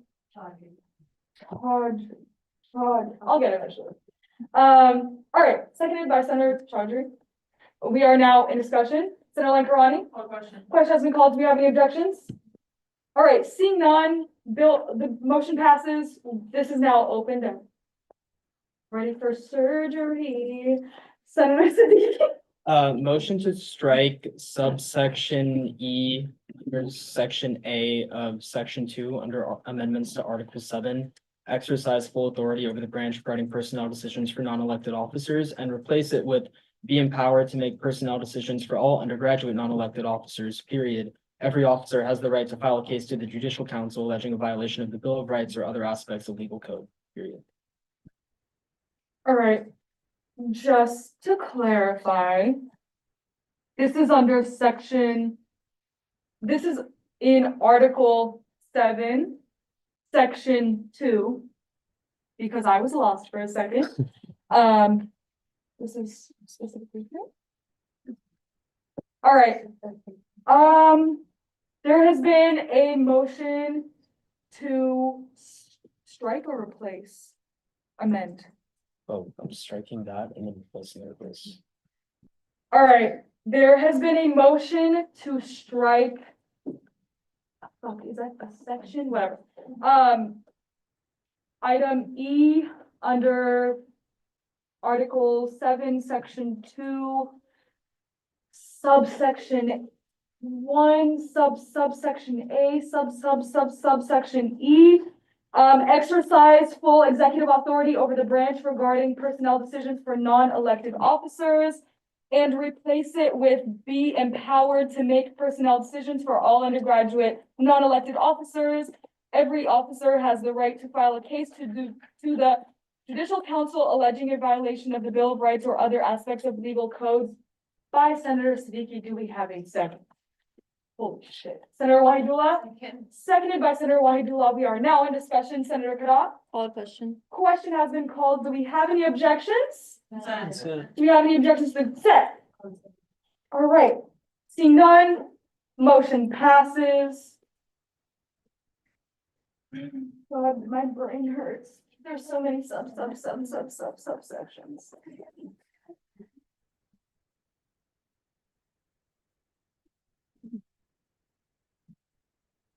Anybody want to dissect this some more? Feeling maniacal. Feeling like it's so good.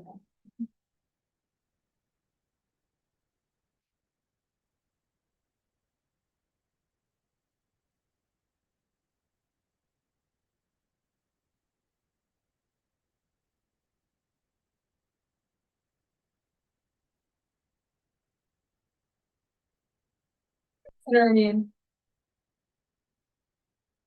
So why did you decide to carve out the entire pieces of going to be the president by the president officer? Because you didn't talk about that. Because you were finished according to the general. I just want to make the language a little more specific.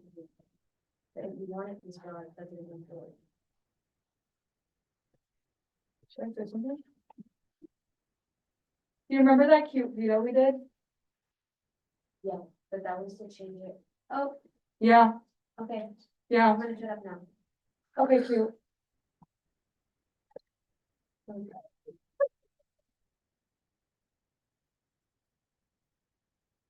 Like, motions can be made. The floor is open. Oh, All right, do a motion now? Sorry, Siddiqui? Motion to take an emergency 5-minute recess. There's been a motion to take an emergency 5-minute recess. We have a second, Senator Wang. Seconded by Senator Wang. We are now in discussion. Senator Iden, Call a question. question has been called. Do we have any objections? Consent. Seeing none, we will now be back at 8:35. I'm giving y'all an extra minute just because I'm. Danger actually can't do that.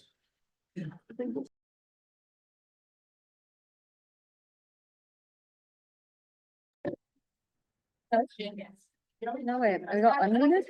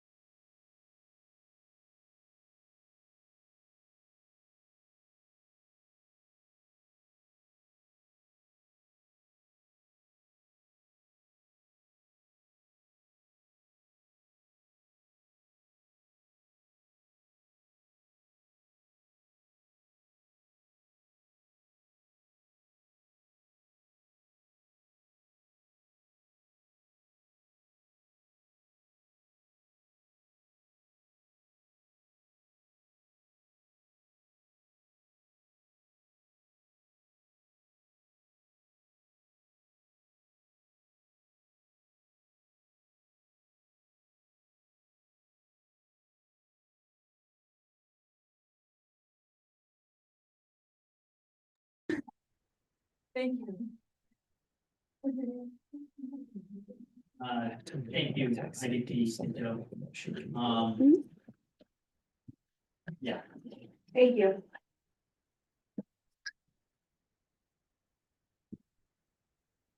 The building chair shifts back to the internal vice president. And so, Senator Siddiqui?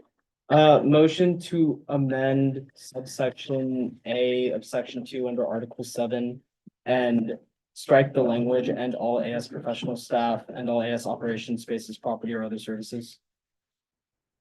All right, there has been a motion to strike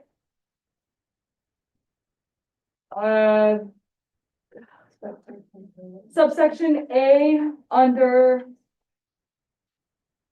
section A. Section 2, Article 7. Oh, section 2, Article 7. And all AS professional staff and all AS operations, spaces, properties, or other services. Do we have a second? Senator Period. All right. Tadri, thank you.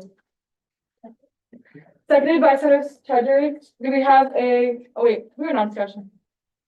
So, what do you want? Question has been called. Do we have any objections? Do we have any objections to the consent? Seeing none, motion passes.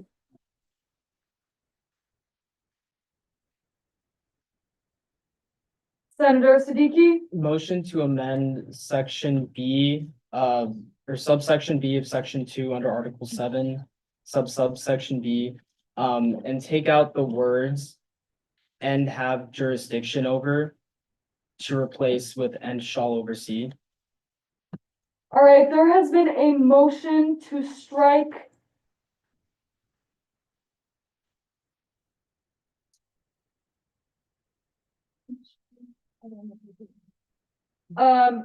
motion to strike and have jurisdiction under section B, subsection B under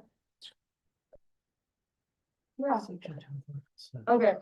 Under section B of Article 7, and add and shall oversee. Do we have a second? Sorry if that wasn't clear. Senator Dolly? Second. Seconded by Senator Dolly. We are now in discussion. Senator Wahidullah, question has been called. Do you have any objections? Consent. Seeing none, motion passes. That is enough.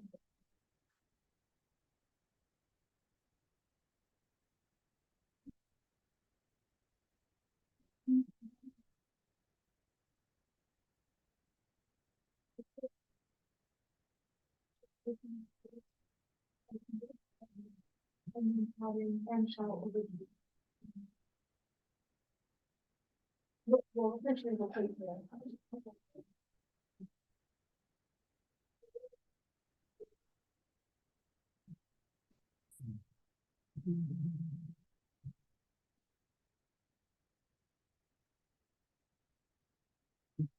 Senator Siddiqui?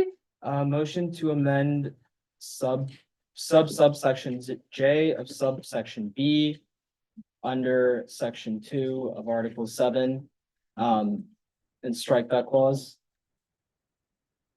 Subsection J under section.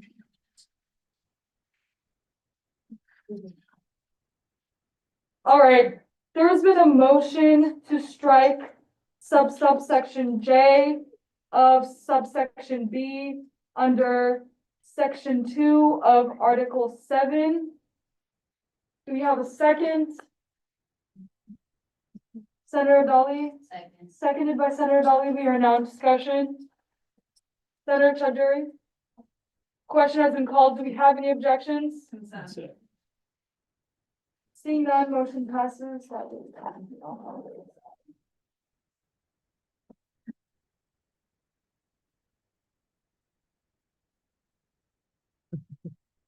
Siddiqui? Motion to close the Senate review copy of winter special election 218 to 228. All right, there's been a motion to close Senate review copy of winter special election from 218 to 228. We have a second, Senator Lankarani. Second. Seconded by Senator Lankarani. We are now in discussion. Senator Wang, Call the question. question has been called. Do we have any objections? Objection. Senator Iden? I think we need some more deliberation on this. What is the ground for your deliberation? I'd rather wait to close this until we listen to the president's veto.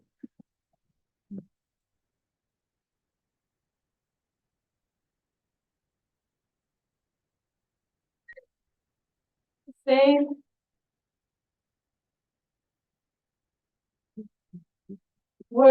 Who made the original motion? Was it you? Yeah. Senator Siddiqui, would you like to rescind your motion? No. Cool. We are now going into a vote to vote. Nice. Yes, so. Can I explain the make? Oh, wait, I don't get to do that right. You don't get to do that right now.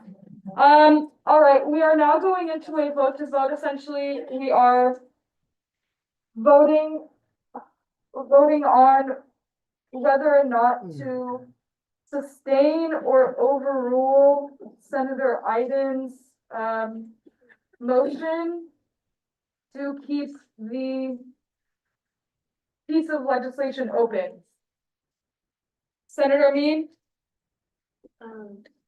If the president is here, maybe we can call.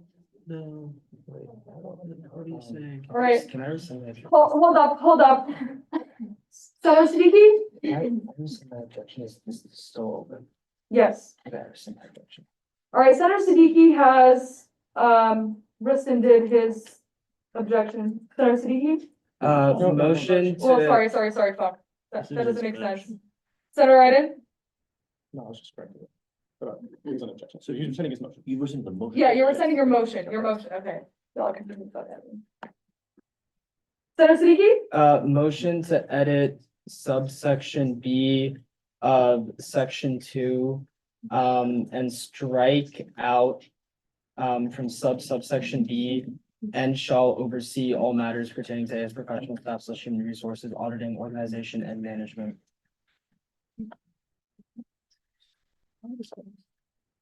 All right, just to So- clarify what we're doing, we exited out of the vote to vote because the original motion was rescinded. That means this is still open, for revision, essentially.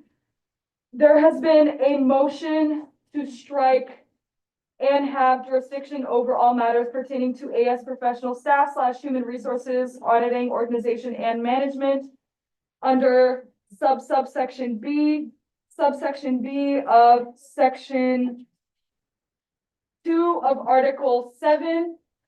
Do we have a second? Senator Wahidullah? Seconded by Senator Wahidullah. We are now in discussion. Senator Kada? Called question. Question has been called. Do we have any objections? Do we have any objections? Do we have any objections to the consent? Seeing none, motion passes. My heart really hurts. Senator Siddiqui? This is not a motion, this is one last comment. I have to leave to catch a last minute train. I believe the proper procedure here is to close the ballot, then listen to the president or the attorney general or anyone else who has to speak. We're not passing the ballot, we're just closing it. I think that makes sense. Thanks. Senator Kada? Motion to close this Senate review copy of the winter special election 218. Sorry. 228. Yeah, it's a 228. All right, there's been a motion to close the Senate review copy of the winter special election 218 to 228. Do we have a second? Senator El-Khatib? Second. Seconded by Senator El-Khatib. We are now in discussion. Senator Lankarani? Question has been called. Do we have any objections? Consent. All right, seeing none, motion passes. It is now closed. All right. Bye-bye.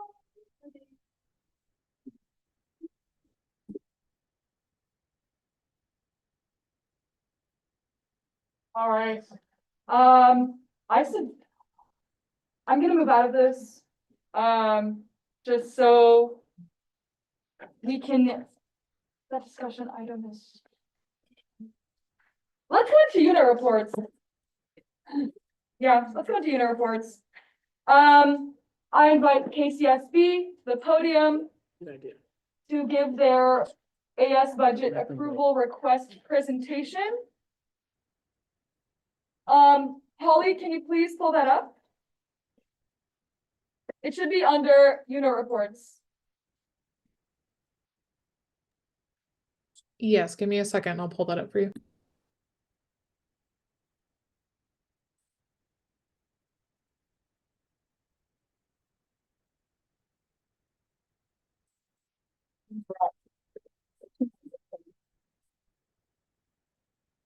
Song every time. Karaoke one. Okay, we should do that. We could talk about that later.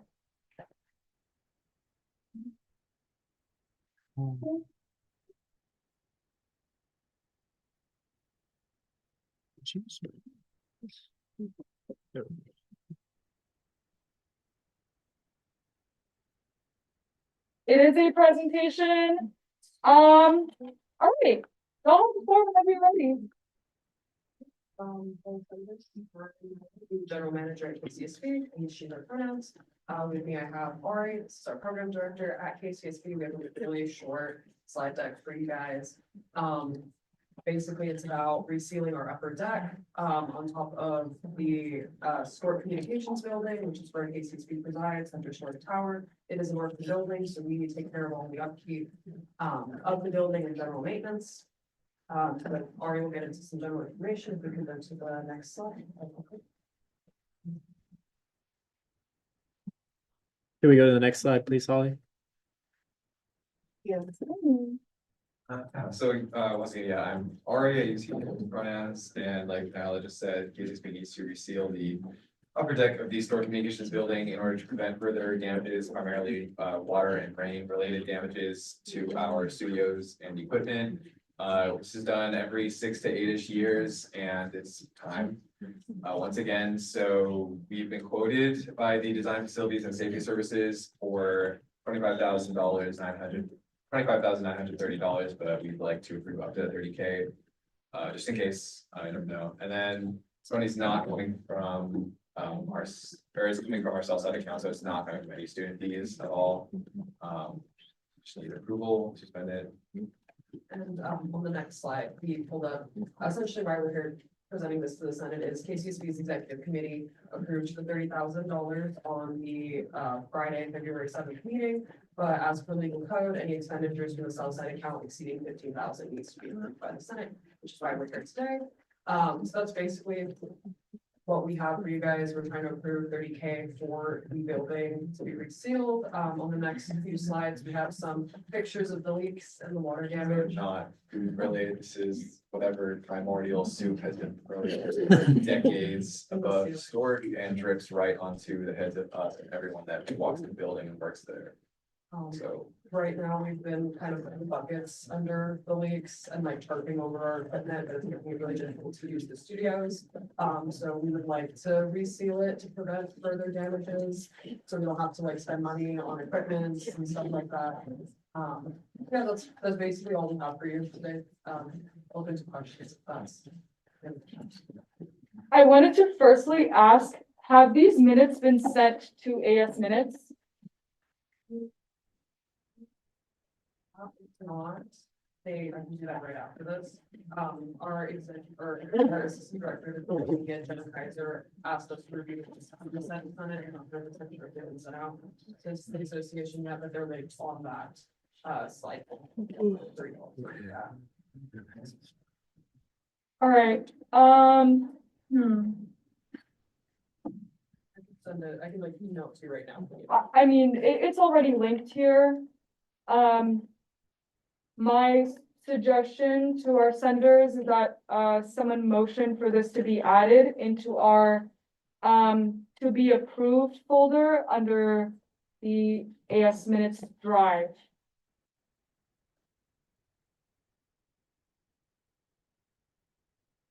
Also, every time that y'all have a meeting, it is within like your legal duties to do so. So that we can maintain a connection as a senate that oversees student fees. Yeah, that's pretty much it.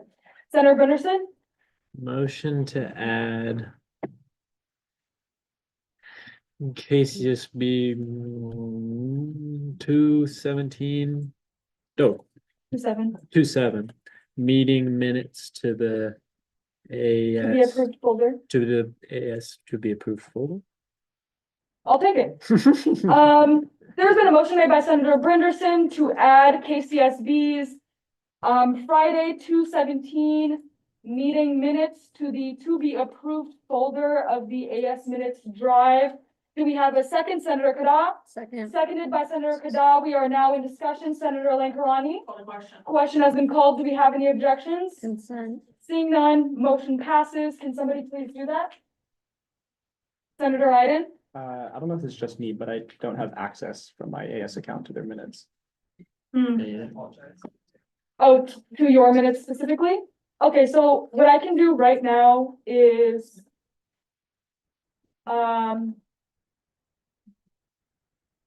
Sure. Yes, Senator Iden? Could we potentially just do a couple questions and then we could circle back to this when we have it in the agenda? What? Can I just ask them a couple questions and we can circle back to this when it's in the minutes folder? Oh, yeah, I mean, the motion has already been approved, so we're just gonna be adding that right now. Just, yeah, you can just give my account access and then we will kind of handle the rest. I'll make a copy of it and add it on there. Senator Iden? Can I ask them a question? Yeah. Do you guys, by chance, because I'm in our like full 24-25 budget, I don't find your capital reserves account. I'm wondering if you know the account number or how much money's in it off the top of your head. 250, might be a little bit more than that. Okay. The account number. I don't have the top of my head, but I can email this. Is that out of your like, just like your general operating budget or is it out of a It's specific separate account? operating. Okay, got it. So KCSB has the like operating budget where the student operating goes into, our cell site budget comes from. We have the like phone companies at the top of the store. Yeah. The university gets a certain amount of money from that, we get a certain percentage Okay. to upkeep the building. That's what that is. All right, my email is AS. Is that a dash or hyphen? Dash. I thought dash was this guy. That's slash. I hate the English language. AS dash internal VP at ucsb.edu. They can just share it with anyone with a link. Yeah. That would be. Don't wanna be. Any further questions for KCSB? Senator Brenderson? I just want to thank you guys for sitting through our long ass meetings and I'm sorry that, I reviewed music with KCSB for a while. I had a lot of fun and I really would not appreciate this media being damaged. And, I know that Stork area is pretty rinky dink and so is the tower. So thanks for sticking with us and thanks for putting together this proposal. It's nice to see like there's a lot of KCSB alums sort of on the Senate that have been involved in various ways. OMG, wait, who? Yeah, wait, hands raised. I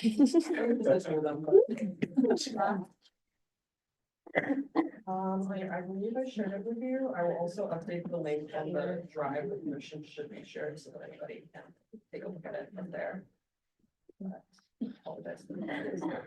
It's true. And then we'll make it a point to send us 5 minutes after each. Yeah, just send it to AS minutes. They'll just put everything in there. I review them before our meetings. All right. I think it's really chill, but I'm just gonna make a copy.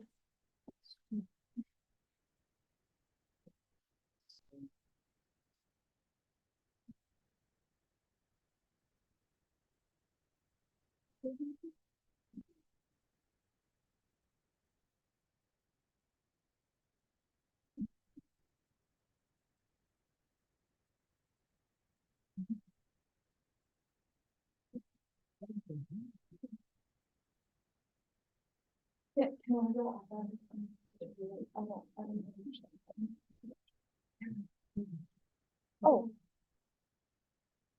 I can.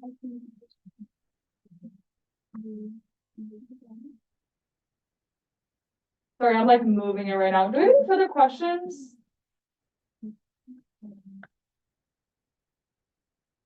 All right, seeing none, thank you guys so much for being here. Would I suggest that someone motion to add that under action items?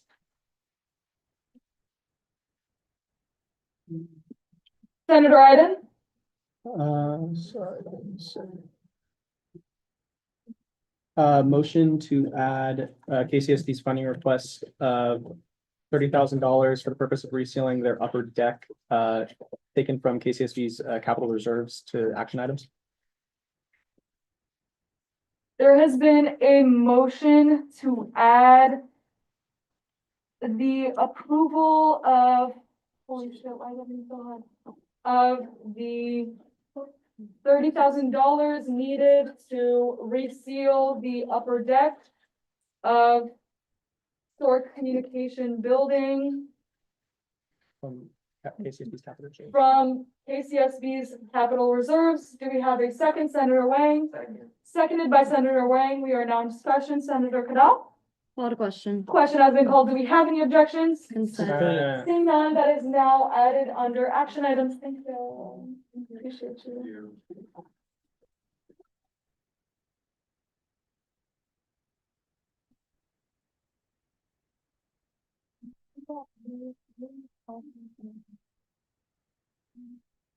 Sorry, I'm just double checking if that went through.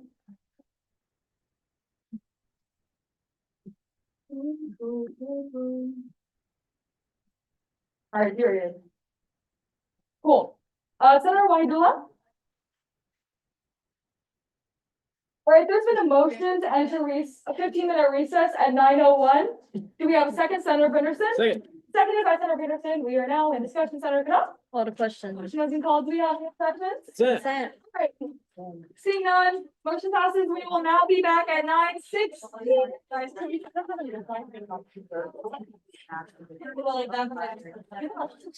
LeBron. Yeah. 20-something to the Jazz.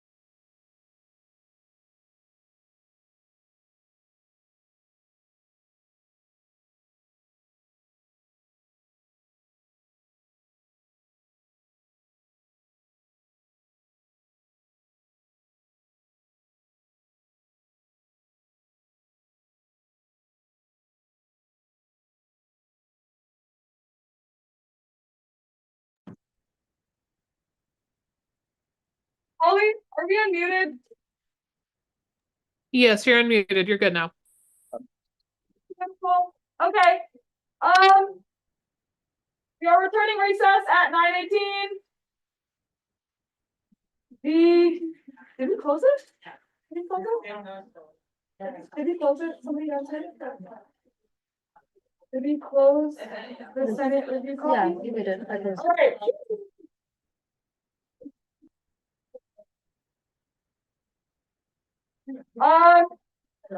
We are moving now into discussion items. First being the presidential veto override for the winter special election. I invite President Broadway to the stand, as well as Attorney General Carlson. No, you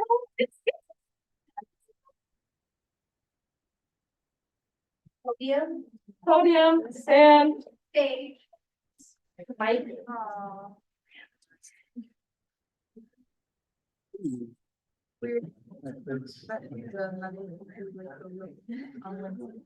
All right, just for context, the Senate held an emergency email vote to override the presidential veto, which vetoed our motion to, is it hold or approve? Yeah, to approve the ballot language for the winter special election. I invited both of them to the podium to talk a little bit more about this decision and any possible implications. Don't have the floor. Okay, so I am going to provide some clarity on why I issued the veto. I vetoed the entire ballot on Friday night because of the constitutional amendment, Article 7, Section 2. These amendments are controversial in regards to university and UC Regent policy, with an extreme likelihood of being unenforceable. While the UC Regent's authority is not explicitly mentioned in the AS Constitution, they supersede the AS Constitution, bylaws, and standing policies in the event that there are conflicts. This authority stems from UC Policy 3301 and is further corroborated by the COWS, the UC policies that establish campus organizations and their underlying operations. But that simply, we derive our power and authority from the UC Regents, and these proposed amendments are asking for changes that are not necessary. Now, I would like to address the statement that was sent out on Saturday, February 8th, that were signed on to by multiple senators. In the email stated that there has been no consultation whatsoever from the president regarding the proposed amendments. This veto was the first we heard on the matter. I would like to highlight the duties and powers of the Attorney General. In Article 8, Section 1 of Legal Code, the purpose of the Attorney General is to prosecute and conduct suits involving violations of the ASUCSB Legal Code and to give advice upon questions of the ASUCSB Legal Code when required by the President and executive officers or when requested by an ASUCSB appointed officer. With that being said, the Attorney General was present for the past 2 Senate meetings, and he was here to give legal advice and recommendations on the amendments that were on the winter special election ballot. I was the one who requested the Attorney General to attend the Senate meetings to give legal advice on the specific amendments in my absence, as it is per his legal code. Next statement, Senate leaders took the time to attend a short notice meeting with Student Affairs this very Wednesday, where it was made apparent that the administration had no intention of blocking the election from taking place due to legal concerns. On Wednesday, Senate leaders did in fact meet with Student Affairs representatives along with the Executive Director, the Attorney General, and the Solicitor General. It was made very clear that the proposed amendments were illegal, but Senate leaders made it apparent that there was no room for compromise, which led to me vetoing the ballot. The Executive Director, Attorney General, my head of staff, and myself met with Student Affairs on both Monday and Tuesday of this week to discuss the illegality of the proposed amendments.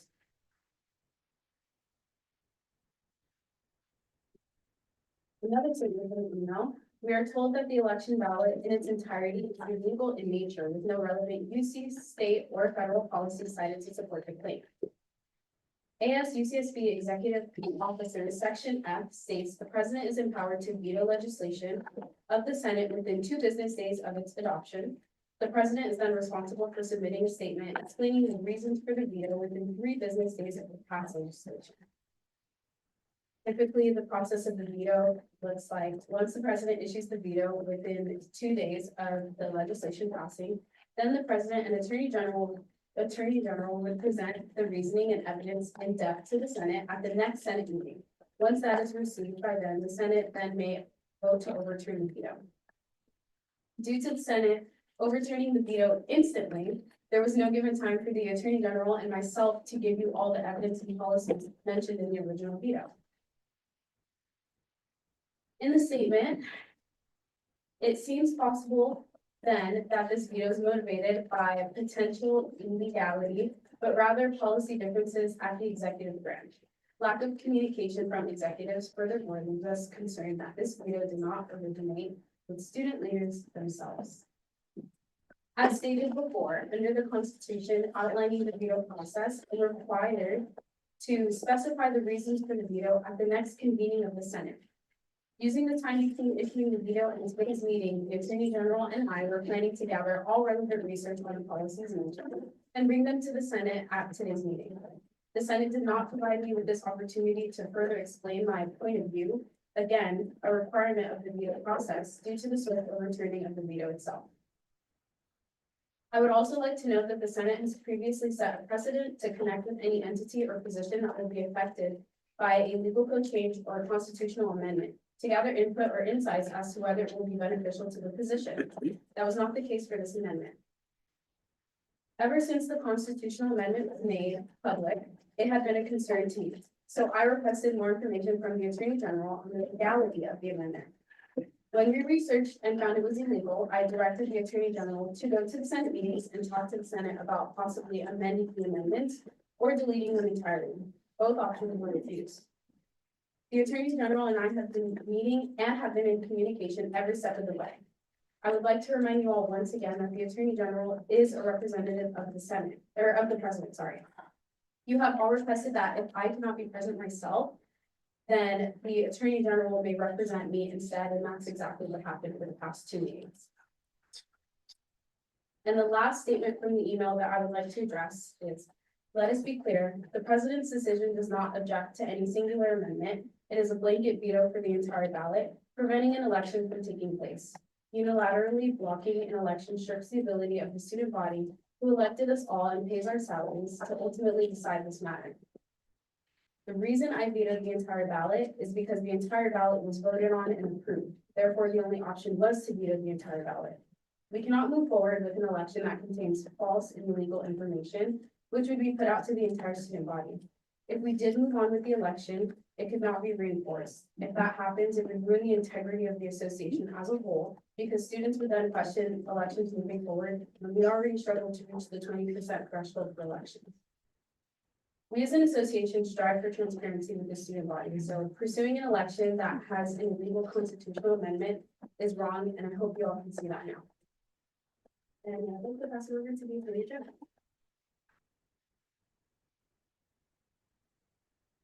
Thank you, President Broadway, for your words. Centers at the table when someone is addressing you, whispers are sometimes considered rude or out of order.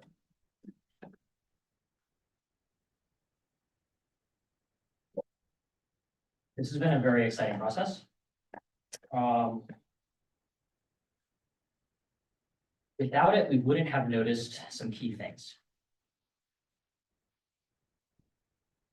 The first being that this was an incredible test and experiment of what self-governance by students really means. And it really highlights the fact that the same resources that are keeping us down are the same ones that kind of perpetuate our existence. for all the senators at the table, we derive our authority, the Associated Students derives its authority as a delegation of power from policy 3301 set out by the UC Regents. There is a campus, a university, that does have a special exception to this policy. That campus is UC Berkeley. They won this exception in the 70s out of out of immense protests. There's nothing stopping us, ultimately. If we wanted to use these amendments, if we wanted to continue on this kind of path of self-governance and let everything that we want to change be 100% legal, we could direct our resources and a lot of the enthusiasm that we had fighting each other towards trying to carve out our own special exception to the policy. The three largest components that were contested were clauses that included staff, property, and banks, and language surrounding those three subjects. They're not necessarily contested for obvious reasons. Like, oh, why can't the president decide the bank? Well, that's every single student fee collected dollar that we have. That goes to one bank. And for anybody, does anybody know which bank that is? Montecito Bank and Trust. Montecito Bank and Trust. It's actually a very important part of knowing what your responsibilities are by knowing where all your assets are tied up. I hope that's something that we could learn. Another thing that we could learn is how property is managed. At the Cardall Center, it's not just 50-50 Associated Students and the lender. It's going to be a combination of our campus lawyers reviewing those types of contracts and us making sure that we have enough money to pay that lease, the rent, and then the landlord is able to come back and review this in any which way. And as for staff, this is something that I think is actually very important. I've been in Associated Students for 3 years. 2 of those years I served as a senator. For 1 of those years I got to serve on the executive branch. I got to communicate with very, very, very few staff members. And on many occasions when I reached out to the entire department as a whole, asking staff members to contribute text on new things, new changes we could make for rules committee to enhance trainings. There were directives instructing staff members to ignore those requests. Staff members, just like us, are kept in a situation of sometimes we don't have all the info. Sometimes we don't have all of the information at our disposal. And sometimes it's really just up to us to kind of look each other in the eye and make sure that we have all the resources at our disposal. I want to share everything I have learned over the last 3 years with you guys. For the senators that have met with me and have worked with me, I've tried to do that. It's part of my last ditch effort and hiring a bunch of kids from my office, first year, second years, and third years, so that next year in Associated Students, we have some semblance of continuity on certain projects. You guys have done a beautiful and remarkable job. And I do regret sincerely that I think all of you are CC'd on these injunctive letters and relief things like that. To have to kind of go through some of these like hoops and jump some of these hurdles.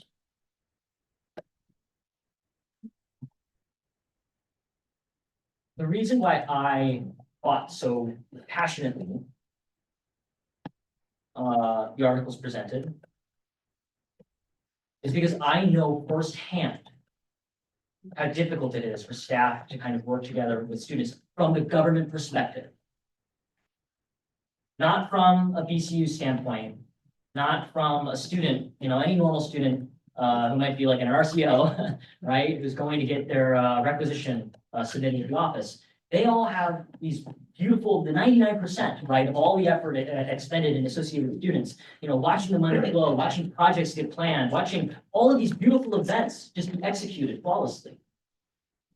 We really do a remarkable job as an association, and there's some strange breakdown once it hits the government. I had the privilege and pleasure of being able to interview IVPs of the past from 2016, 2017, presidents from 2018, going back to 2014, who are still actually living in our community. And I got to hear from them firsthand how they ran into pretty much the same problems we do right now. There is so much room for us to kind of collaborate, work together to execute on those amendments. If we just went about it in a way that used the energy efficiently, we could carve out our own exceptions in policy 3301. We could try, we could build off on it for years and years and years. Nothing's ever going to be done in a year. In 2003, the building schematics that I am using to lobby UCSB administration to try and build a new building for AS operations in the future, it was written and finally approved in 2003. And I only have those plans because every single year, some staff member or some student kept that project alive. And now we have a golden opportunity with the new chancellor coming in, potentially with the new president for the UC. There's discussions of these systematic, system-wide changes, potentially in regards to how we're transitioning from quarters to semesters. I don't really know the truth of that. I've heard things through the grapevine. If we're about to embark upon a UC-wide switch up, why can't we take advantage of that and advocate, start trying to direct our executive director to open up some type of investigative or some type of preliminary committee equipped with both students and staff. The fact that we would, in order for us to fix KCSB, for example, all the hoops and hurdles, having to go through the university, having to get everything checked by their engineers, having facilities and maintenance, I don't know, upcharge us just because they want to and just because they can. This is something that was really important and in my opinion, incredibly profound in something that I've learned seeing everybody kind of debate and discuss everything at the table. And I just really hope that if we can communicate what we really, really want and what we're hoping to succeed by making changes, I, as someone, and my peers, as President Broadway, would be able to help with that in guiding them through loopholes or directing you to boundaries that we do need to push. If regents are always going to be stepping in our way, let's take the fight to them. So I really hope that that kind of ameliorates some of those tensions. The text as it currently stands, I trust you guys to make the right choice, no matter which way that is. And yeah, I serve at the pleasure of the president, so thank you guys. Do you have any questions? Don't be open to questions. I am, and I don't mind answering them. Any questions? Proxy Clara? I'm curious about the contents of the letter you sent out on February 11th on the basis of standing. So from what I understand, for an injunctive relief to be granted, there are certain conditions that have to be met.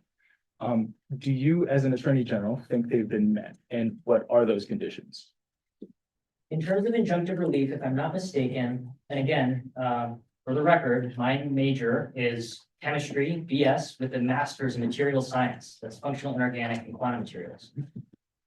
My understanding from an outsider looking in is that you need to satisfy some type of element of timeliness, right? Can you prove that irreparable harm will occur if injunctive relief is not issued or ordered by the court? And there's an element of standing. And I'll kind of work backwards from that. If you want me to, I know that was a yes or no question, but if you would like me, I can continue to elaborate.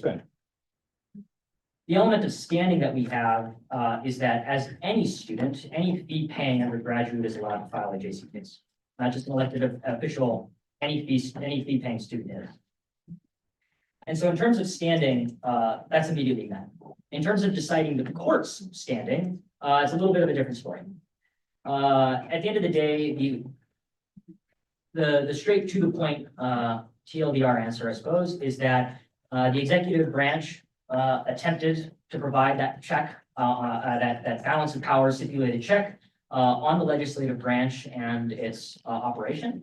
And, with that being struck aside, the judicial council reserves in section 1, the right to judicial authority, as well as enumerated in the immediately following, section, I think even 2 immediately following sections, to ultimately review cases in its quote unquote original jurisdiction as they deem necessary. And so there's still some element of like, once that quorum or once that body decides that they have the right to hear that case, presented to them upon, in terms of like the constitutional question of, and I think President Broadway kind of mentioned it as well, is that the violation does not necessarily exist in our policies, right? The legal code as a whole. It exists as a means of being in conflict with policy 3301, right?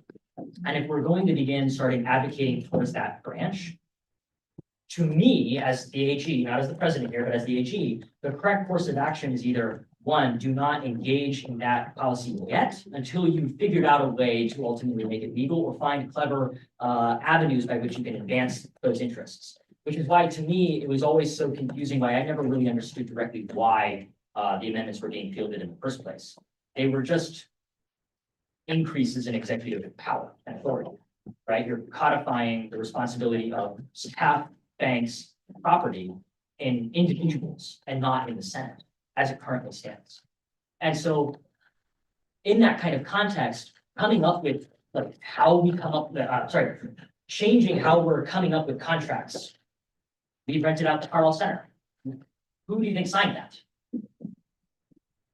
That is the responsibility of property. And so it's already implied constitutionally that it exists there, and to redefine it under the president's authority is sometimes misgiving. And that can be a constitutional question that would be great for the Judicial Council to hear.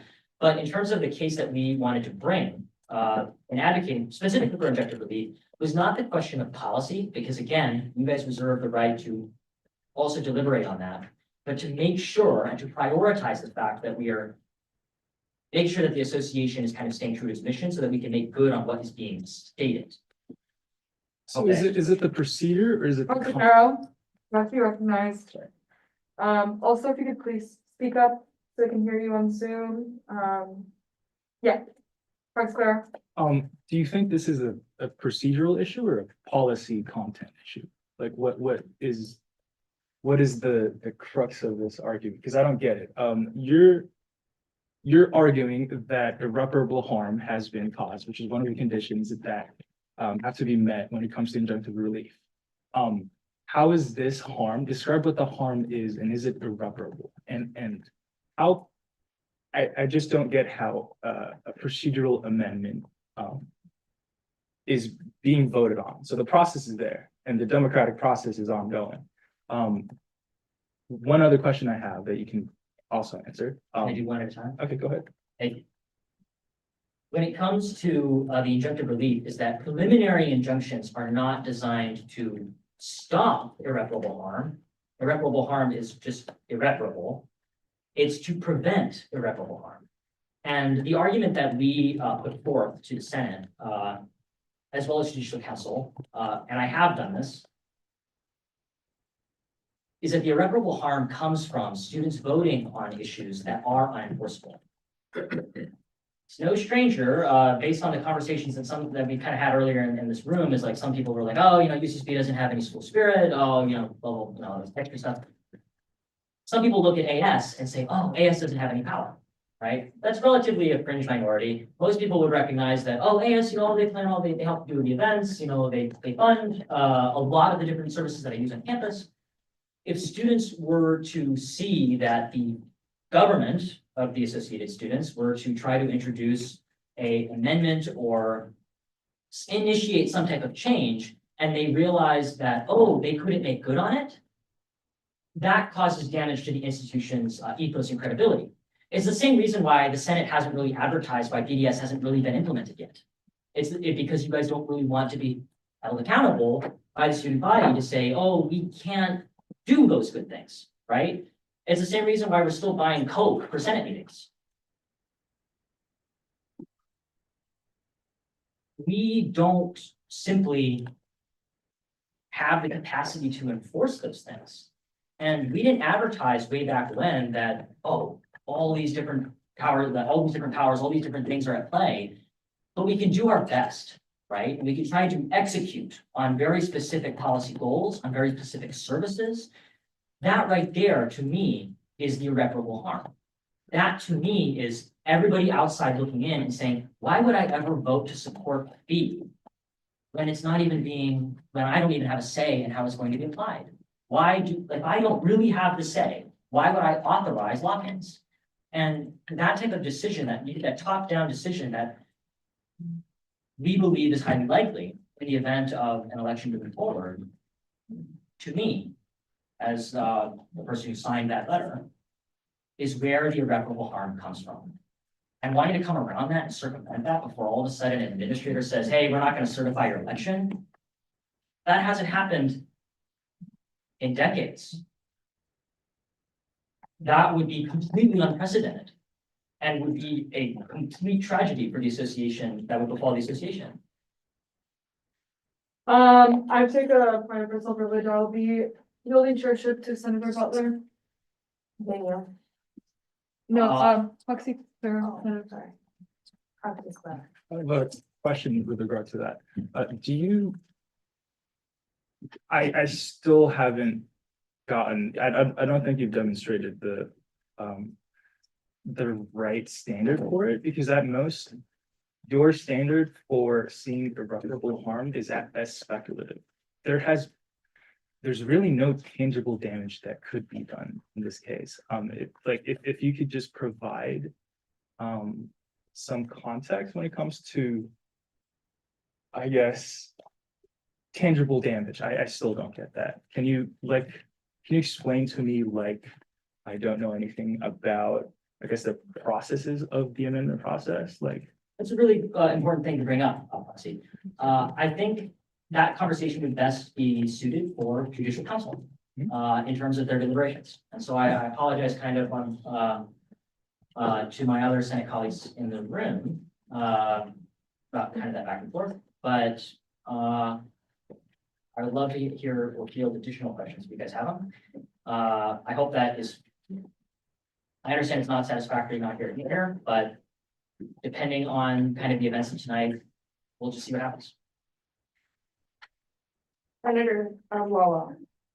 I want to thank you both for coming here. Before going on to some level of technicality, I just want to say that I genuinely, on a personal level, I respect both of you as individuals and as executives as well. And I think this meeting and this exchange is so much better than what has preceded it. Precisely because I had a conversation with a friend in AS who put it beautifully said, I want to try to find it exactly. This is another bad miscommunication case study in that we entrench ourselves, we know our rationale fully, and then we only know the negative aspects or what we don't like about what the other party is saying. So I know the mindset and the set of sentiments I was in when I would say very briefly that the vote to override was simply because there was a very quick deadline that we needed to meet if we wanted to pursue the election. And frankly, I mean, to put it honestly, what hurt me was that it was the entire ballot that was vetoed and not the specific amendment, although I completely understand that that was the sole option that you had on the table. In more practical terms, I am fully willing at this point to get rid of the problematic aspect of the amendment. And I really appreciate what the Attorney General said, and knowing you personally, I think you fully mean it, that we really have a path here in front of us if we decide to fight with and not against one another, of carving out for ourselves way more autonomy than we currently have. And to set up that infrastructure. To be frank, I think both sides have a part of the blame of why this went the way it did. I think we could have communicated a whole lot better. I think once things are set out in public, they're set out in an email chain, there's a certain cascading aspect to it. They get out of your control and you feel that you're not responding to the other party, but now you're responding to this perceived audience that you're not performing to rather than just communicating with the other side. So frankly, I apologize for my role in that. And I personally, I'll make it fully transparent. I really want this election to go through. There are certain things on it that I think are really important for the student body's voice to be heard on. But I think you've been heard on this part, and I appreciate your persistence and guidance. So thank you, Ben.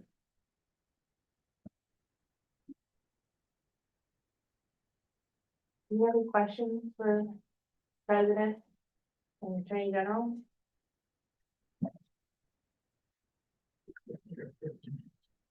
Oh, yeah. Oh, well, I'm gonna wait for it. Senator Hyde. Do you feel a lot of these changes could potentially be pursued in legal code and the bylaws alternatively? Not apart from the ones regarding the fiscal authority for both offices. One thing that's presented in Article 7, I believe, is the president versus presiding officer argument that we had earlier in the year. Does everybody remember that? Yeah, okay, good. That one could be something that the Senate looks at. That one would be something that would be not able to be addressed by laws or standing policy changes. Coming up with standing policies, I've realized is actually a very significant approach to just kind of codifying, like, hey, the Senate should consider like implementing certain things this way, you know, funding avenues, whatever you want to do. I think as Rules Committee, one of the things that we're looking at is trying to confront the issue of staff not being able to like work with students and like not feeling like they can. And that's not saying like staff don't feel like that. Right? I would love it, you know, I don't know when it would be appropriate to invite staff members to speak with me on that. Perhaps we'll try to. I'd love to hear Holly. I'd love to hear like some input from Holly on that, but like we don't have to deliberate that now. But the chair, I'll defer to you. When it comes to like what we're trying to do as Rules Committee is literally just introduce bylaw changes and say, hey, we're gonna have dinners and like get staff and students together during spring quarter when they're elected so that they can meet and be introduced to all the people that are there to support and advise them. For the senators who have just joined us at the table, like, do you know who your direct advisor is for the Senate by name? No, and no one's told you. Like, it's those things, right? Like, it's very kind of like very simple, very procedural things that we could fix. And it's just like getting people into a room. I've been in here for 3 weeks speaking on these amendments and saying that they've been unenforceable. And like, I've been, and I could answer questions. So it's like, please ask. We veto, and then it's unanimously overturned in less than 24 hours. This is taking on the same tone, I think, as the previous. So it's like, in terms of bylaws and standing policies, we're working on stuff. Not everything needs to be constitutional. Constitutional is like you identify the parties that are responsible for certain things, and then you explore all of that in the bylaws and standing policies. There's so much that's possible. Just don't do anything that's blatantly unconstitutional. So yeah, thank you, Senator Iden. You're absolutely right. I'll be yielding the chairship back to the IUC. We're still in the discussion. Yeah. How long have we been in this discussion now? Does anyone have time? Pretty much since the recess ended, I would say. Recess ended around, I would say like 40 minutes ago. Okay, cool. We feel like we're done with this discussion. Yeah. I'm seeing nobody go against that. Thank you so much, y'all, for coming up and discussing with us. Now moving into the AG recommendation on ASEOP grant catastrophic events criteria. Do you want to talk a little bit about that? Thing, if I remember it correctly. I can talk about It was just never properly addressed. If I remember correctly, EOP is something that June and I, well, tried to work on a little bit when I was senator. If I'm not mistaken, and you have to correct me, EOP considers citizenship as one of its, grant funding criteria. And yes, Yes, Councilmember Shaw. Thank you, Chair. So the problem with EAP is not with the citizenship. That's correct. But the EOP, they do not actually prove up to the qualification check on anybody. They relies on the federal and state financial aid, which means if you are a Pell Grant or Pell Grant recipient, you automatically become a EOP recipient. And that's the only way. There was no other option. The problem with that is international students are not eligible for any state and federal financial aid. So we're out, even though EOP is completely funded by student fee. So from the bottom of my heart, I really do appreciate the general support and. And to continue, thank you, Councilmember. The thing is that it's partially funded by student fees. And so the emergency grants, right? For us, there's another mechanism by which we can administer emergency aid to students who are affected in terms of disaster, and it's called the Financial Crisis Response Team. It's a much more centralized, it's all confidential, like it just goes into there and it's not really the amounts that they give out do sum into the thousands of dollars, and to my knowledge, it is not factored into the school's like end of year calculation for your financial aid. Whereas EOP grant would be publicly available, you would have to record it as income.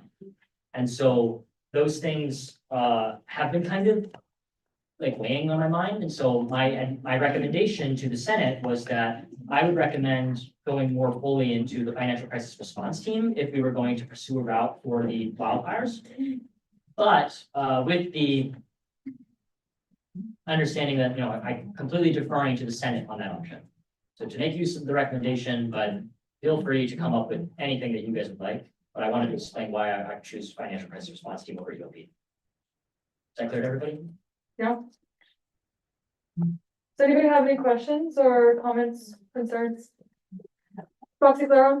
I work at the basic needs, and I do agree with that sentiment. I think FCRT would get better when it comes to the wildfires, just because EOP tends to be more of like an academic support to like other types of students within the campus. But yeah.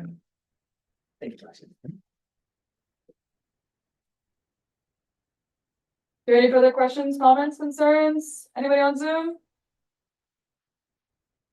Yes, AG Carlson? I was asked that it would be sufficient for the Senate to just make a motion on it, just like expressing, but I was kind of unsure what the motion language would be. If there, I imagine if I included something in my email, if I didn't. I've been locked out of my office for the past week, As well. so I have not had access to my email.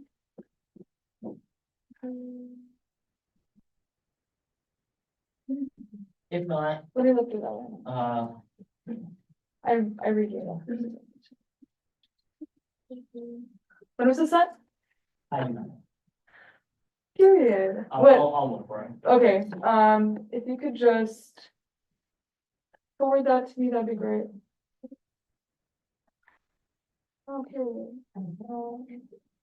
I think that closes out the discussion. A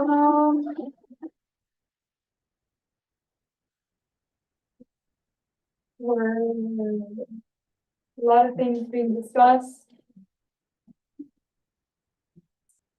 I suggest that we move into, no, I don't suggest anything. Find out. What did we say about?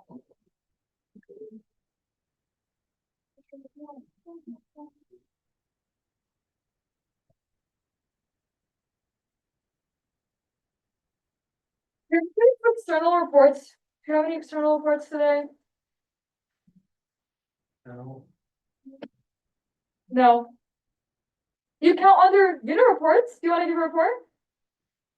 Period.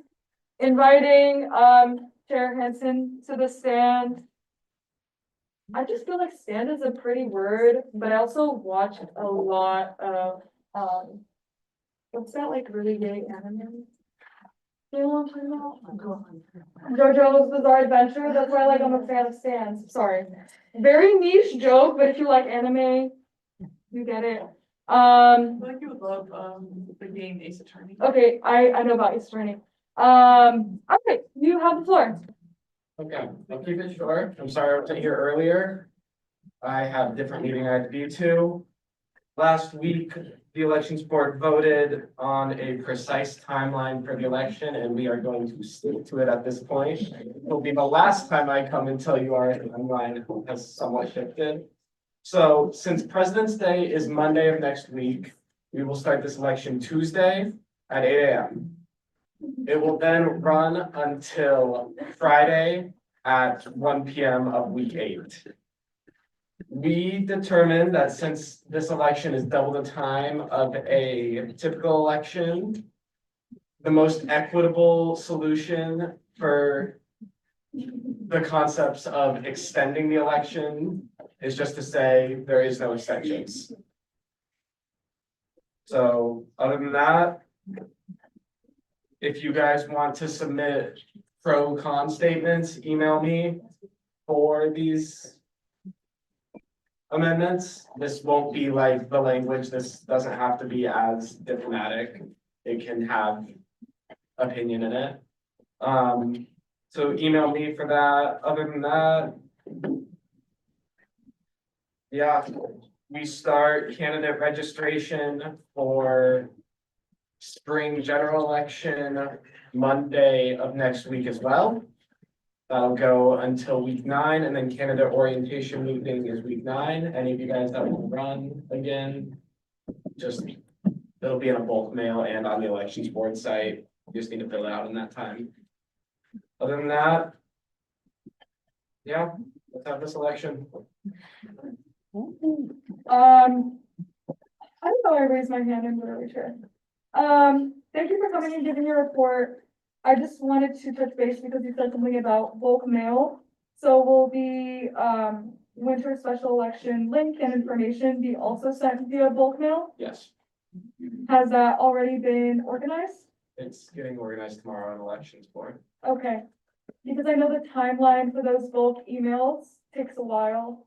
If you need any support with that, please let us know. We are literally having a meeting tomorrow with Margaret. Yay. But I believe that also does go into the Office of Administrative Services.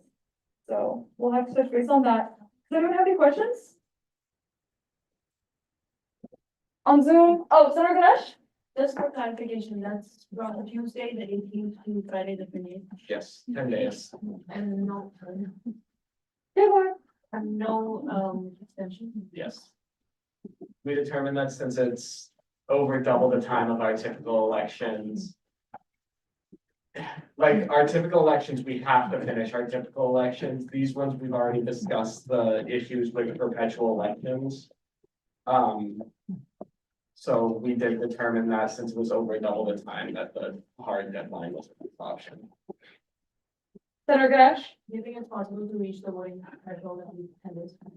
I think if everyone who has advocated for it in the Senate advocates for it with the student body as hard as they have, we can definitely have a good shot. And I did send you guys that email explaining that, like, me and my board can advertise the election, but advertising the constitutional amendments, since it is something on the ballot, is, other than the supplement, is all the Senate Right. constitutionally.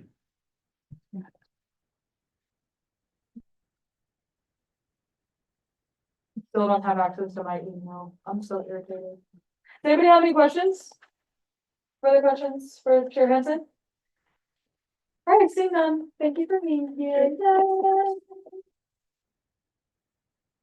All right, let's move into, oh, do we have any more unit reports from anybody in the audience? Cool. Did we vote on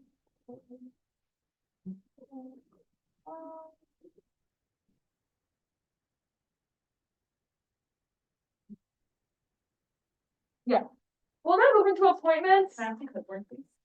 Oh, T. Your clipboard is so cute. You can borrow it anytime. We might have to bring it next week if that's true. Bye bye. Now excusing Senator Lankarani. Okay, cool. We're now moving into minutes and appointments. Or minutes and allocations, my bad. Senator Butler? Motion to add the appointment of Leo Corsan. No, we're not in appointments yet. We're in minutes and allocations. Sorry, I misspoke. Senator Butler? Do I have to say something about him? Or- Go ahead. Motion to approve the minutes. There's been a motion to approve minutes and allocations in the to be approved folder. Do we have a second, Senator Wang? Second. Seconded by Senator Wang. We are now in discussion. Senator Amin? Question has been called. Do we have any objections? Consent. Do you have any objections to the consent? All right, seeing none, motion passes. Let's now move into appointments. Senator Cadal? Motion to add my own resignation, Senator Goodall from Senate Liaison, the election board. There's been a motion to add the resignation of Senator Kadar as Senate Liaison for Elections Board onto the appointments. Do we have a second? Senator Wahidullah? Second. Seconded by Senator Wahidullah. Oh, we are now in discussion. Senator Wang? Question has been called. Do we have any objections? Seeing none, the resignation has now been added to appointments.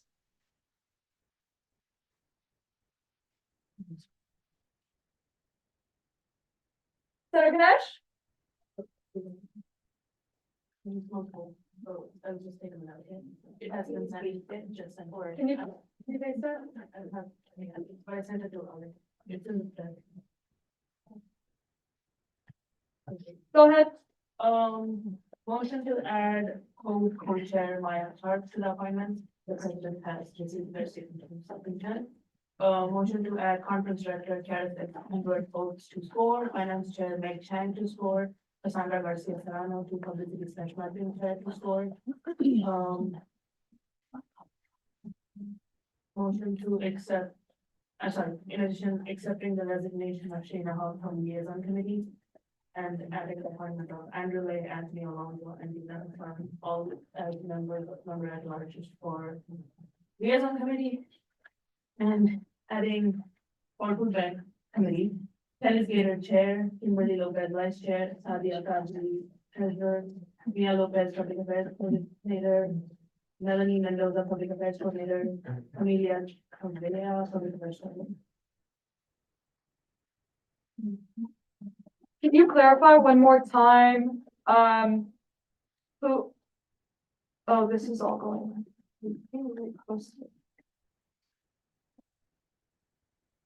All right.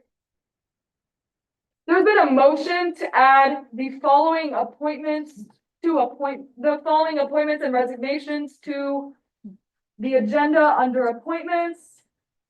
As the co-chair of the Commission on Disability Equity, Maya Clark.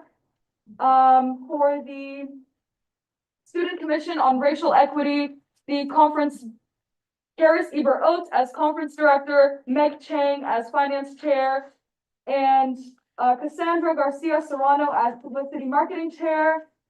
For liaison committee, Andrew Lee as member at large, Anthony Alonso as member at large, Dean Hassan as member at large. The resignation of Shayna Hawk. Was she member at large? As member at large. Kellis Gator, what was this also received? Oh, yeah, I just want to end the, no. So, okay.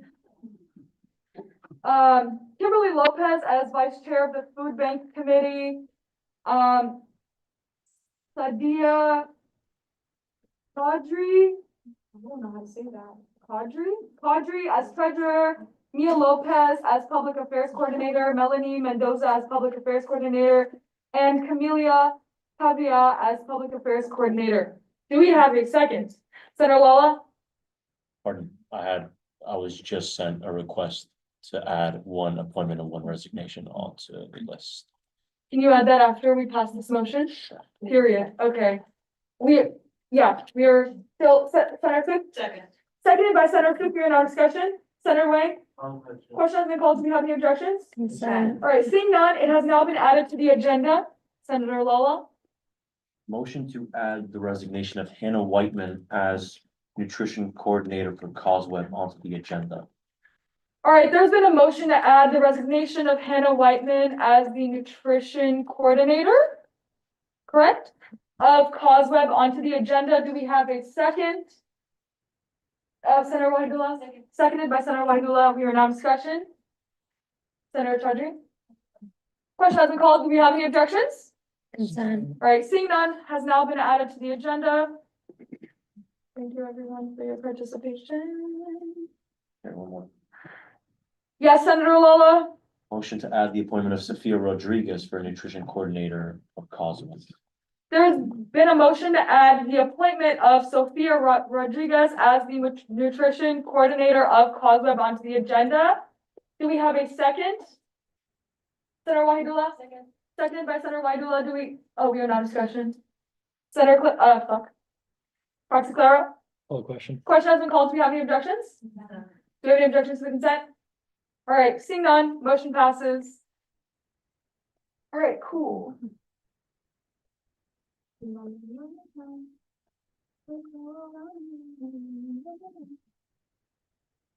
Yes, Senator Butler? Motion to add the appointment of Luke Corsandi as Senate liaison for.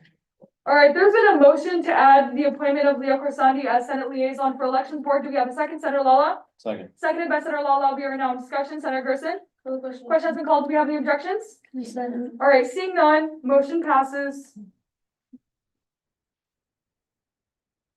Is that it? Do we feel resolved?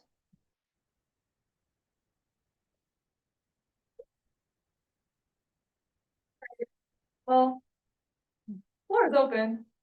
Senator Butler? Motion to bundle and approve all appointments and resignations. There's been a motion to bundle and approve all appointments and resignations. Do we have a second? Senator Wang? Second. Seconded by Senator Wang. We are now in discussion. Senator Mahis?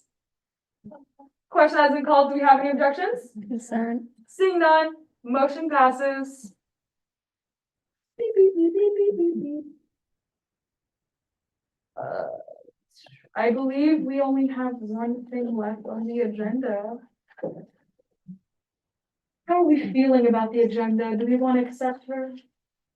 Well, we haven't, did the action item for the, After we never approved it.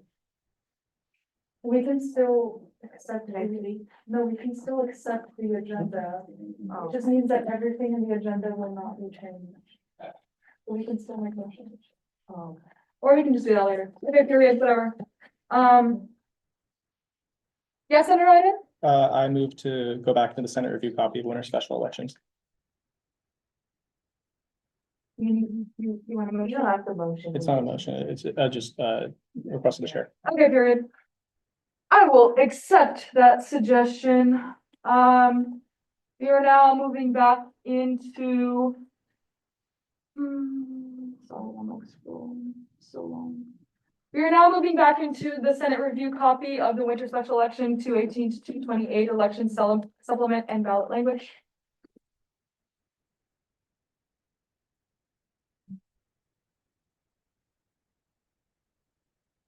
Senator Iden? Okay, so I would appreciate everyone's discussion on this, especially given a lot of the information and just the events that have led up to everything surrounding this ballot. I've had some deliberations with Senator Lala regarding this, specifically regarding Article 7. I think the best course of action here, given that most of these other changes can be elaborated in the bylaws for oversight abilities or like interactions within the executive director, I would like to remove all proposed changes apart from 2, which would be leaving the change from the internal vice president to become not the presiding officer, but the president, which would allow for the chairship changes, and leaving the change basically creating it so the cabinet picks of the president are required by Senate ratification. Those are the 2 things I would like to leave in the Constitution. Everything else I would like to strike.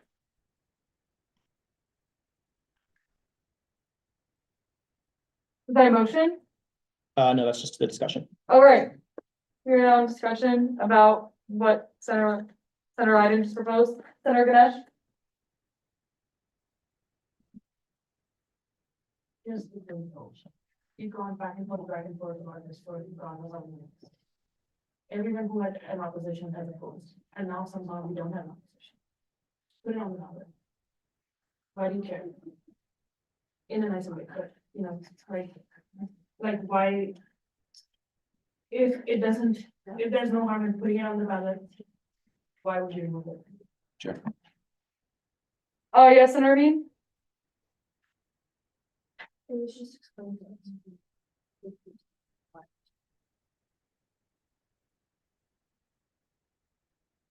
It is to my understanding that those statements were constructed before we made the amendments. Senator Iden? So within my discussion, with, member Ja of JC and, AG Carlson. So there's 2 issues with a lot of these,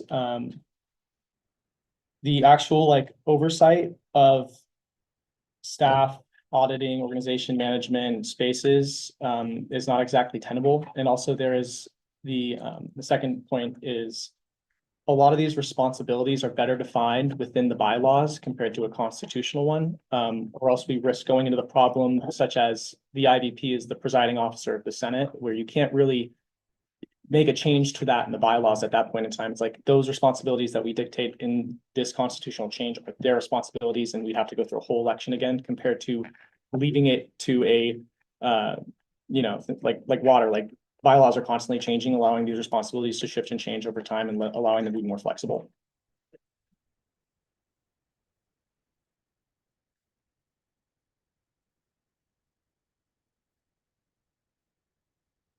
You had your hand up before. You want to say anything?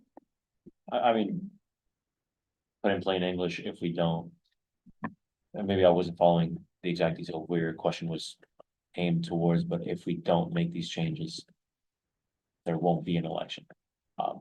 That's why, I mean, it's not a matter of why don't we let it up to the students to decide. It's either we do this, or all the work that's gone into all the hours of very enjoyable yelling back and forth on the details of Amendment 6 are all for naught, basically, so.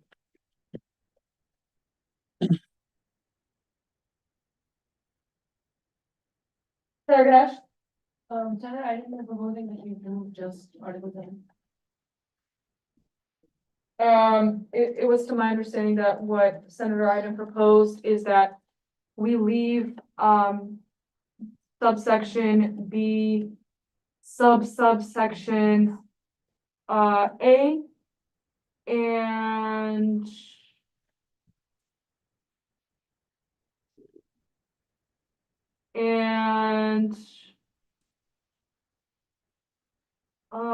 subsection A, subsection. Sorry, I'm trying to see that, I'm not seeing it. You can clarify, Senator Iden. Yeah, so the only, I want to strike all, changes to Article 7 as they could be elaborated on in bylaws alternatively. And leave the portion of legal code, in the Constitution that would, make the IVP the president of the Senate.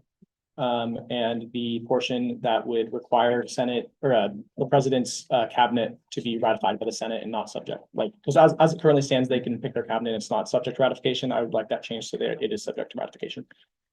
All right, so just to clarify, that is under Article 7, subsection A, subsection L, and then subsection B, subsection A. So you remove everything except for L and A. Is that clear?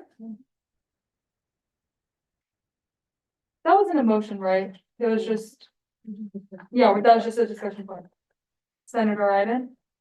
Motion to open up Senate review copy of winter election supplement and ballot. All right, there's been a motion to open Senate review copy of winter special election 218-228 election supplement and ballot. Do we have a second? Senator Lola? Seconded, we are now in discussion. Senator Waidula? Question has been called. Do you have any objections? Consent. Do you have any objections to the consent? Seeing none, motion passes. To open Senate review copy of winter special election 218-228 election supplement and ballot. Senator Iden? Okay, motion to amend Article 7 to remove all proposed changes to the ballot apart from subsection A, clause L, and subsection B, clause A. There has been a motion to strike all suggestions in Article 7, Section 2, subsection A, apart from clause L, and from subsection B, clause A. Do we have a second? Senator Waidula? Seconded by Senator Waidula. We are now in discussion. Proxy Clara? Point of information, can you explain exactly how this would be better, like legally, when it comes to the amendments? Senator Iden? Yeah, so for example, one of the main issues we've had this year is the IVP being stuck as the presiding officer of the Senate, because that's a constitutional responsibility that we cannot change within the Senate. So a lot of these amendments that are being made to these roles, it's as AG Carlson stated. So for example, in clause B of the internal vice president, it's serve as representative associated in all internal affairs. So that's our broad overarching, guideline. The internal affairs is everything within the association and somewhat campus. So by enumerating these responsibilities within the bylaws is better suited because it allows for flexibility as the years progress and as people change within this role. Compared to being like a constitutional amendment, like where the IVP is stuck as presiding officer and it's not flexible. It's just, you don't want to get bound up in legal code that you're gonna have to go through another election to change in the future. And I'd rather it be like a flexible thing we can work with over time.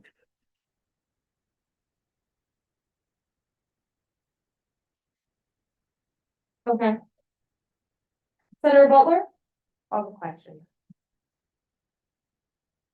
The question has been called. Do we have any objections? Consent. Seeing none, motion passes. Wait, sorry, I didn't look at the Zoom. Okay. Senator Iden? I also just wanted to thank everyone for undergoing this process with us all. It was definitely a learning experience. You know, things change, opinions change, the way you see things change. I was for a lot of these at one point, but I think that's okay to have your opinions change, and like it's a learning process like at all times when we're doing this. So I just really appreciate everyone's effort towards this. And I don't think it's like a lot of these changes are all for naught. I think a lot of these you know, are good stepping stones for how we want to, you know, approach the bylaws in the future and the rest of the association.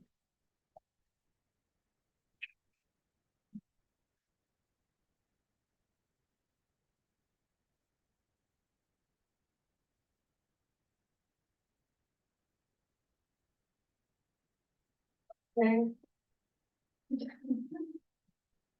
Can somebody strike that, please? Oh, wait. No, I did that. I'm like, no, I mean, I should have done it.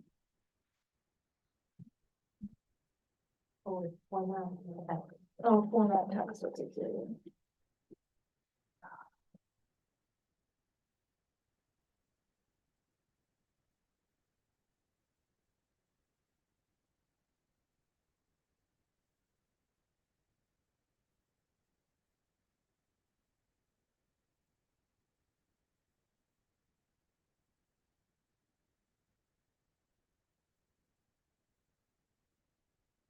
Chair. Sorry, I'm still striking. So you, the only things you have to, you don't necessarily strike anything, since this is our election supplement. We'll delete all the changes, and then we'll leave the legal code that is already in place. So like, in subsection D and C, like those would all stay. Just the bolded portions would be removed.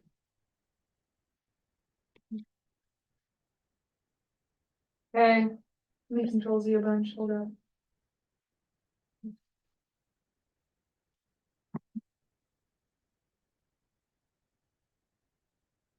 Do you have access to the document? Yeah, do you mind if I just start going to town on this?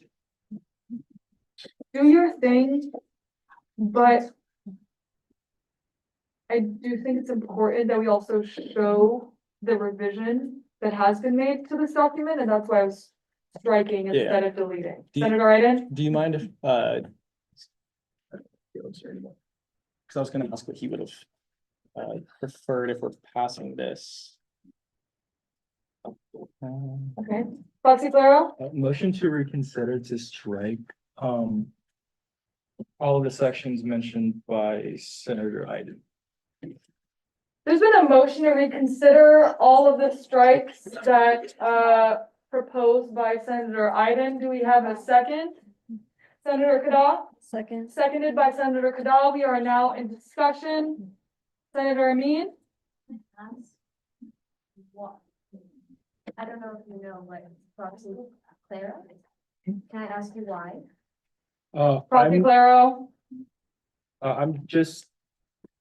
I don't understand why amending, I don't think it's been properly communicated to me on why this immediate change would somehow make passing the amendments like more possible. Senator Lala? Because we have heard from the people who have been objecting to these amendments, that striking these amendments will make it possible. From me to you, I think we would waste both of our times if we went down this route. Let's just get it over with, honestly.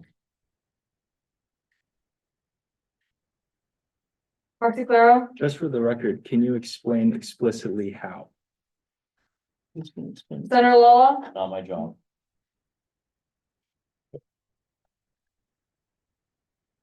I'm sorry, as a senator, it's from my understanding that this is your job. We are trying to get the student body to vote on amendments that have been considered and reconsidered for the past month. We've been discussing pretty much all year. It is your job to state your case, especially if you are having such a clear positionality. Senator Lala? Sure, so it's not my job in the same way that it was the Attorney General's, and he did very well just a few minutes ago. To explain the details of it. To put it into plain English then, and at least the way I understood it, was that it goes against the way that this association is currently structured to put students over to the point where they have jurisdiction over staff. And if we want to do that, we have to go this other route of carving out more autonomy for ourselves. If you want to continue with, I was hoping that maybe you would just rescind and we'd go to a peaceful resolution of this and we'd all sing Kumbaya. If not, we can just vote to go, I guess. Senator Ganesh? I'm gonna ask you that question. After we spent so long amending it to be more palatable on the basis of whatever we got, is it still not worth putting it on the ballot? It's not even. Senator Wyden? Okay, we're getting to the point where like in a roundabout of like why it's best to drop these changes, in my opinion. So it's enumerated in bylaws, not the Constitution. I think like the argument of, oh, just leave it up to the students is makes sense at times. For these, it's, you know, it's what we're putting on the ballot, so it's like, it's either all or nothing, and I am like, it's getting repetitive at this point where it's like, why would we drop all this? Okay, that's been answered. I get more flexibility enumerating bylaws, so like, I don't see the point in continue a back and forth of the same discussion that we've been like having, and Senator Lala was justified in his response that he doesn't need to enumerate on that anymore.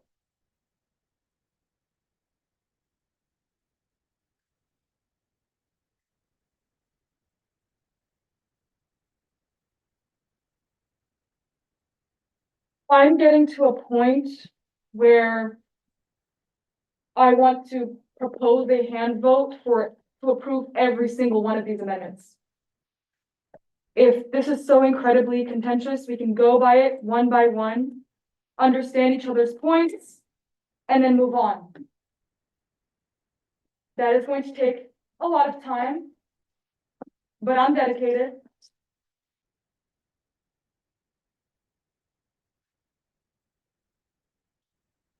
Senator Gerson?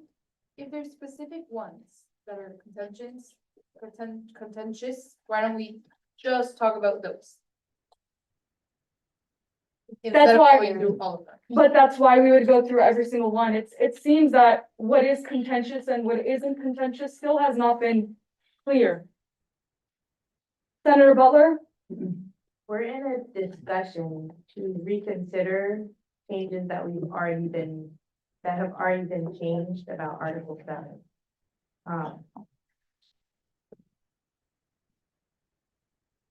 Which I'm considered for asking Proxy Clero to present his motion.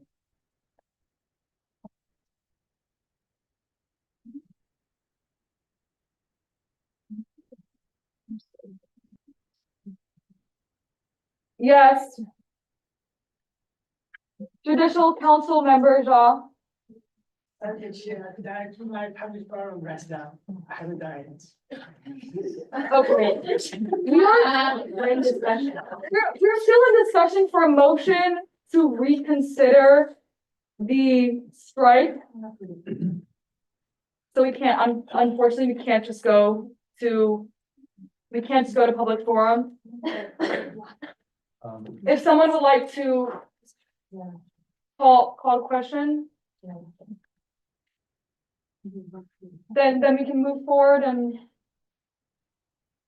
do something about this shit.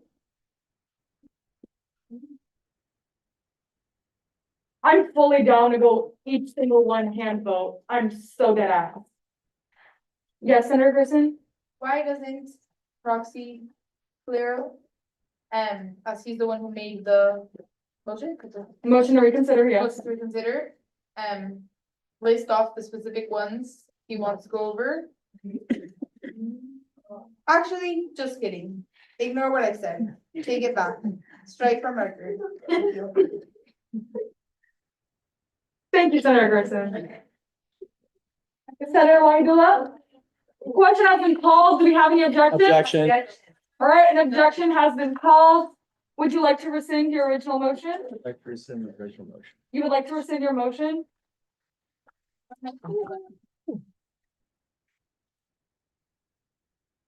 All right. Seeing that the motion has been rescinded, we're still in this document, it's still open.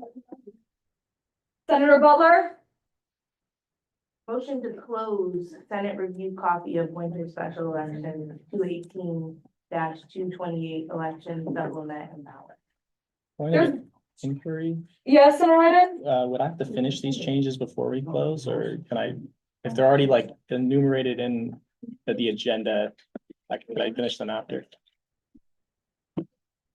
I suggest we give it a beat until we have public forum and hear what ex-parliamentarian Jha, newly judicial council member Jha has to say.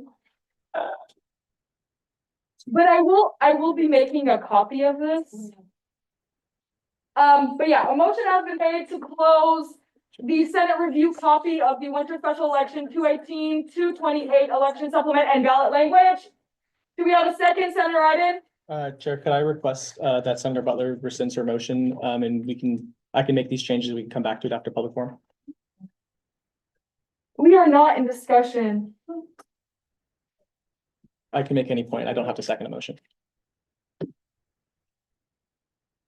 I guess.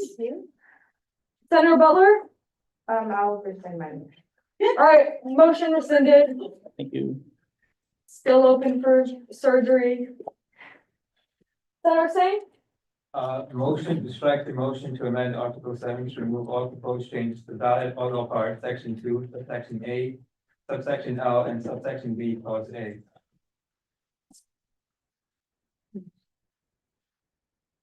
All right, I'm gonna need that language because that was very confusing. Thank you, I appreciate it. I'm gonna read it again so I could relay that information to the public.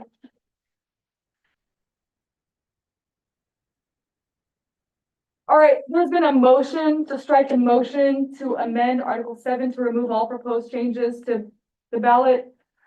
All apart, Section 2, subsection A, subsection L, and subsection B, clause A. Do we have a second? Senator Ganesh?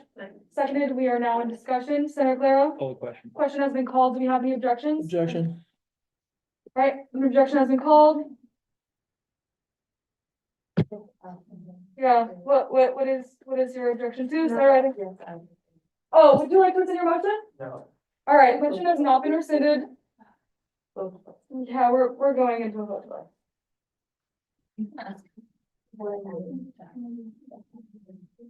Can I ask your grounds? Yes, my grounds are, if we are at this point in the deliberations, I would request to just do a hand vote. I agree. Sure. Yes, Senator Iden? Under Robert's Rules of Order, it's under your prerogative on how you would like to do the vote. So I rescind my objection under the grounds that you do it as a hand vote. All right. I'm down for hand vote. I'm down for hand vote. So just to clarify, we are voting on striking the motion to amend Article 7. I'm voting on to strike it. No. No. We're voting on the motion to strike. Yeah, we are voting on the motion to strike the motion to amend Article 7. Is that clear? Period. It's time to vote. Yay! Does everybody understand what we're voting on? Chair, could I elaborate one more time, just so everyone's aware? Yes, Senator Iden. Okay. Maybe Senator Singh gives his argument for why he would like to retain these changes. So my argument once more is a lot of these changes could be enumerated in the bylaws. Constitution constricts the responsibilities. A lot of these are likely to get shot down by executive director and campus. And I think just leaving those two changes is best, and enumerating all the other responsibilities in the bylaws is better serving of the association. So a vote no on this would let this be enumerated in the bylaws and maintain the presiding officer become president and the president's cabinet subject to ratification. So that's what a vote no would mean. Period. Thursday? The reason why I want to strike the motion is because I want to go into a detailed discussion on why we should strike these amendments before we actually do them. The reason being is because I still don't understand what the legal grounds are. We've been told that it's against UC policy 3301, but can anyone even tell me what the UC policy states exactly and why it is against it? We are in a vote. I'm actually tired of y'all talking and I think that we should just vote. I think everybody understands at this point what we are voting on because we are in a vote. We are not in discussion. Right. Hands up for yes, to strike the motion to amend Article 7, proposed by Senator Iden to remove all changes to the ballot language apart from section 2, subsection A, subsection L, and subsection B, clause A. I'm seeing a lot of confused faces. No, because. And my computer just died.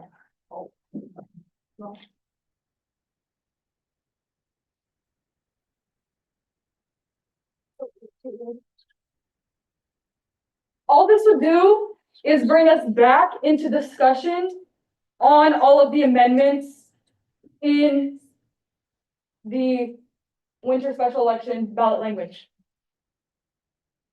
Okay? Hands up if you're still confused. It's okay. It's completely okay to be confused. I'm more than down to explain further what we are doing. Yes, Senator Dolly.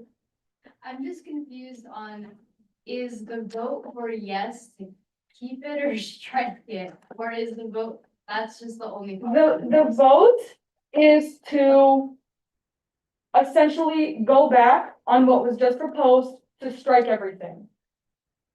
Is that the vote for yes or for no? That's what. The vote for yes essentially removes all of those strikes proposed by Senator Iden.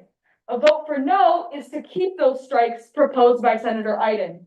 An abstention is just, none of those. You're just like indifferent. Period. Are we all in understanding? Those on Zoom, anybody confused? No, I get it.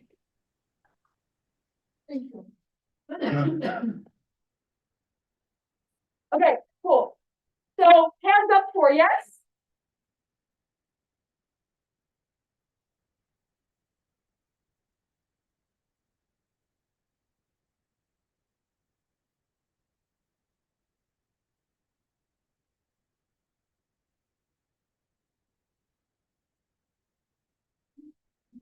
No.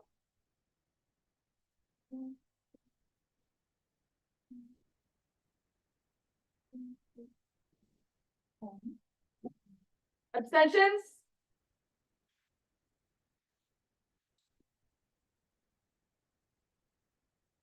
Senator Olawale-Khan, or is that an abstention?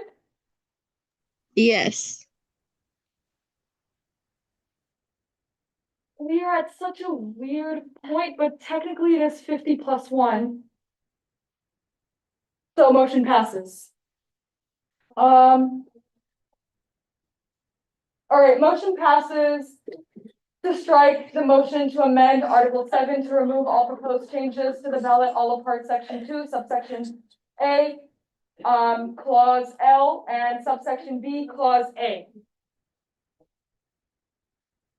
It is still open. Senator Ganesh?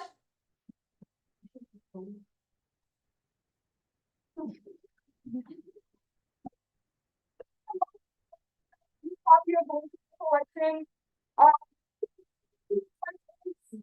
election supplement and ballot language. We have a second, Senator Wang. Seconded by Senator Wang. We are now in discussion. Senator Proxy Clara.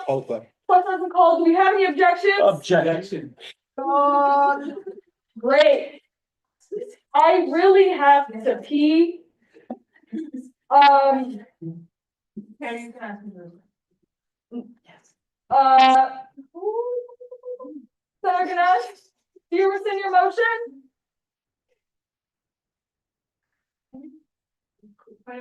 Yes. Can you please go into the forum and let the men speak? That's what I'm saying. Okay, then- If we close this, we can go into public forum and then we can come back and we can do this until 1 o'clock in the morning. Please. Yes, Senator Ganesh? The point here is we need to let the man speak while the shit is still open. Well, no, because it's public forum. We would be leaving a document open and then leaving. The thing is, if we close it, we can come back. Did we not just see that we can like go back and forth and back and forth and back and forth as many times as we want? There is nothing permanent until the agenda is accepted and we leave. And even when that happens, we can still rescind whatever we do. Is that understood? I'm getting frustrated because there's too many voices. I propose something that I believe is fair. We've hand vote on essentially every single proposed amendment. I think we can get through that in less than an hour. If we continue this back and forth discussion, it gets us nowhere. We have no actual understanding of what everyone is doing and what it actually is illegal or contentious. I'm doing air quotes because it's alleged. Does that make sense? Okay. Would the chair be open to a 5 minutes recess? Yes, that's what I want. I want to pee. Yeah. I really want to pee. Somebody want to, can we please? We are now still in discussion on the motion to close. There was an objection made. You are refusing. I haven't said anything. Okay, would you like to rescind your motion? No, okay, I understand. You rescind your motion. It's still open. Senator Iden, Motion to enter a 5-minute recess. there's been a motion to enter a 5-minute recess. Senator Wayne, seconded by Senator Wayne. We are now in discussion. Senator Amin, question has been called. Do you have any objections? You are moving into a 5-minute recess. I have also promised our dear AS minute takers that at 11 o'clock, we will be moving to AS Main. You wanted to start that now and then. All right.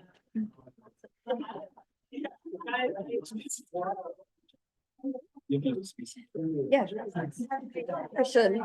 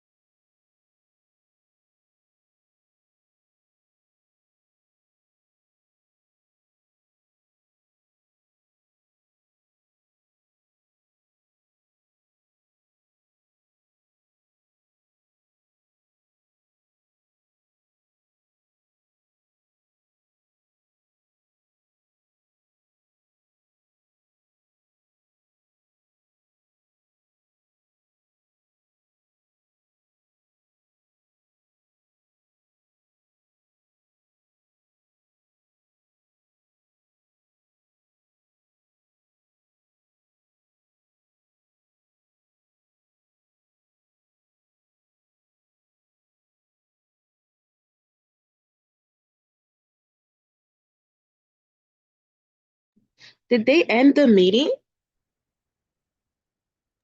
I'm pretty sure they're moving locations. Oh, they're moving locations. Okay. Yeah.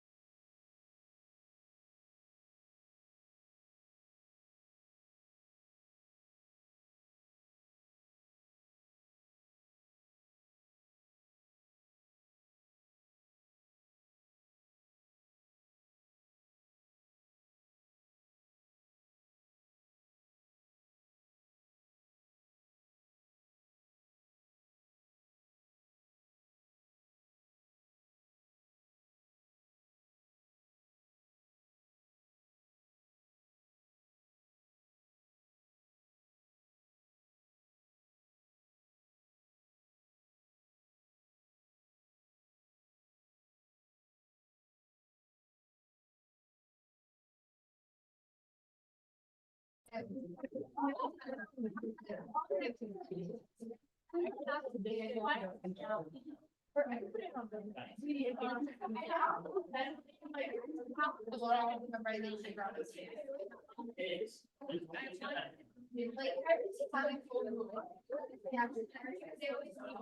no, no, no, no. You guys are playing the end.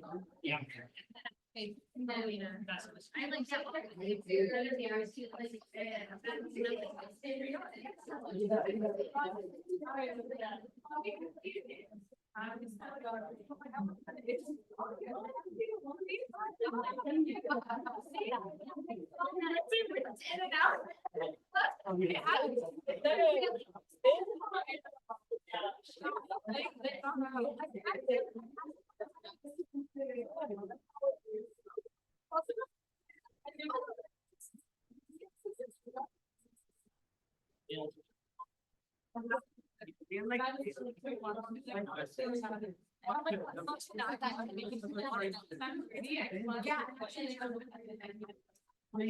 that. Oh, that's, we can get into it.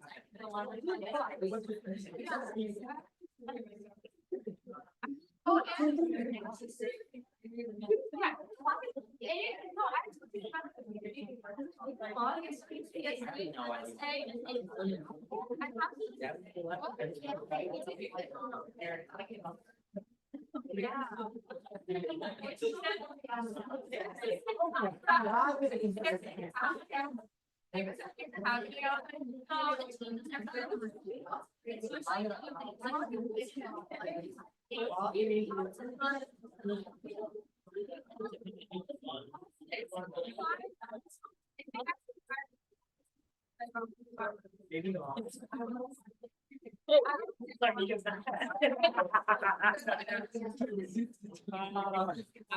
It brings back so many memories. Yes, it does. Hi,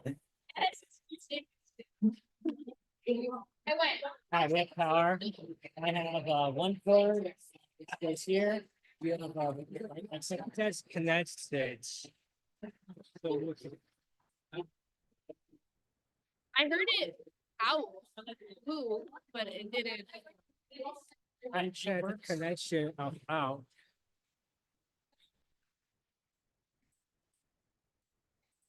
Could be 2 cores, Mr. Gold Connect. So that's the power, that's the, This is power. yeah, that's power, and that's the signal. Okay, so that should be everything. So now all we need is it connect? Change to. No, that's no. Can I just unplug it? Yeah, of course. Yeah, try. We have a different one of these. How about we try to plug in gradually? Wait, why do we even fucking need it?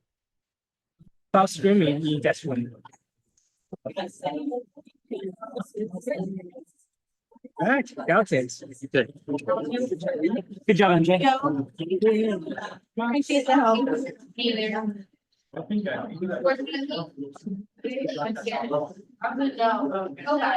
Ollie, are you able to hear us? Can you hear me okay? Yeah, we can see. Okay. But yeah.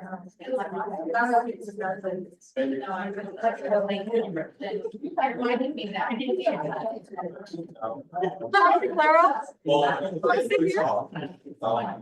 you know I'm sitting here?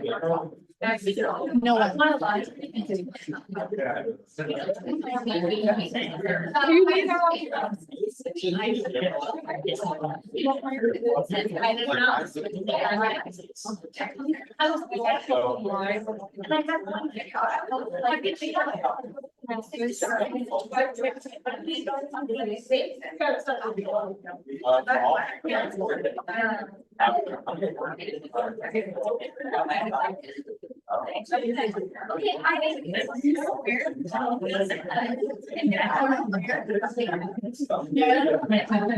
No,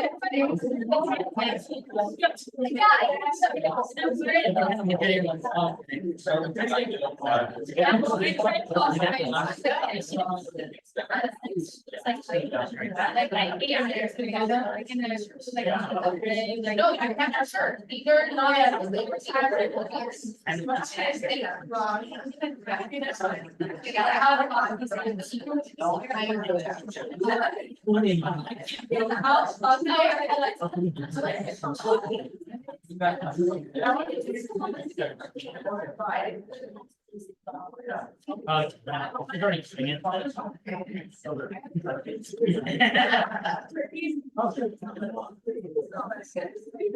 All right, we have extension cord over here.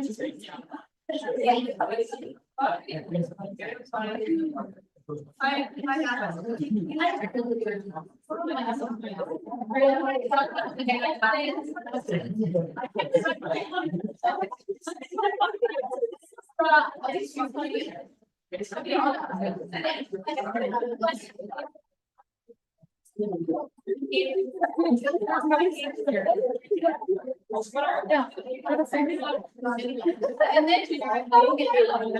I yelled, but I don't mind. All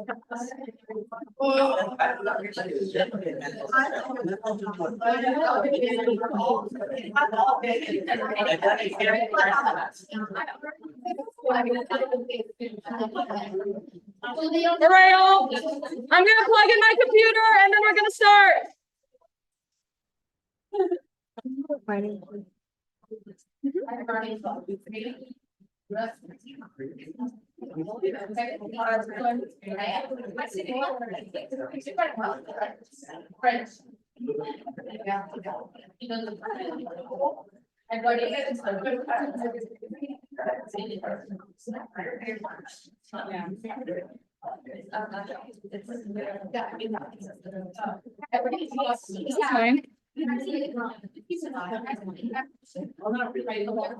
Are we recording still?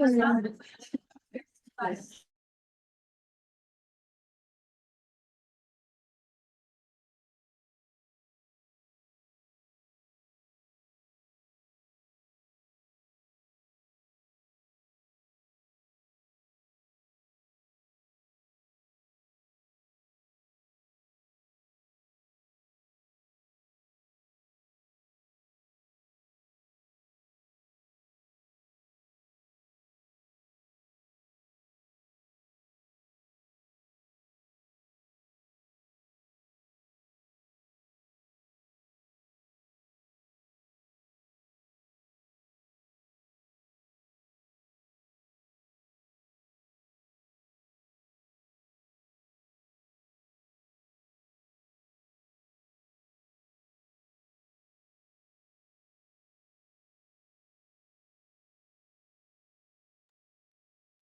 IVP, the Zoom is muted.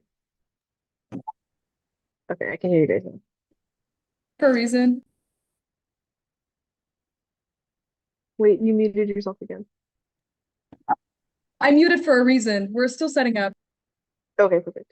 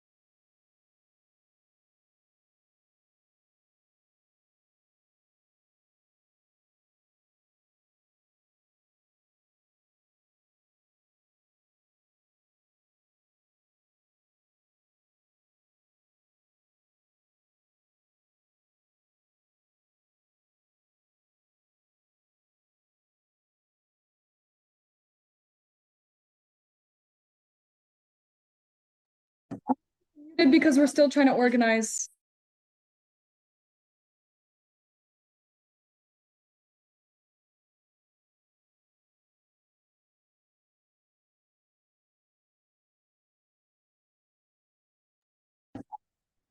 We are back in session at 11:14 PM. We are still in action items for the the Senate review copy of the winter special election 218, 228 election supplement and ballot language. My computer's still loading. I suggest that we all open it up and review.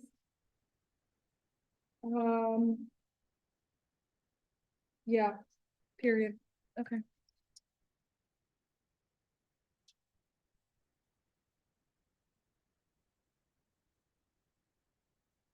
Yes, yes.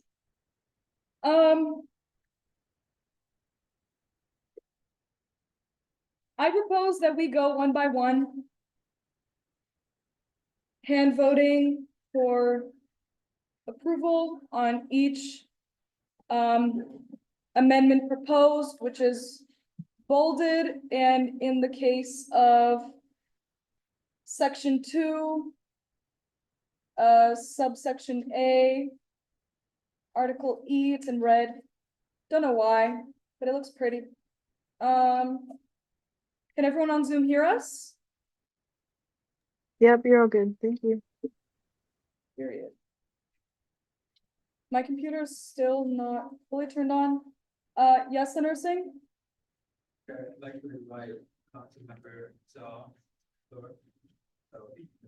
presentation.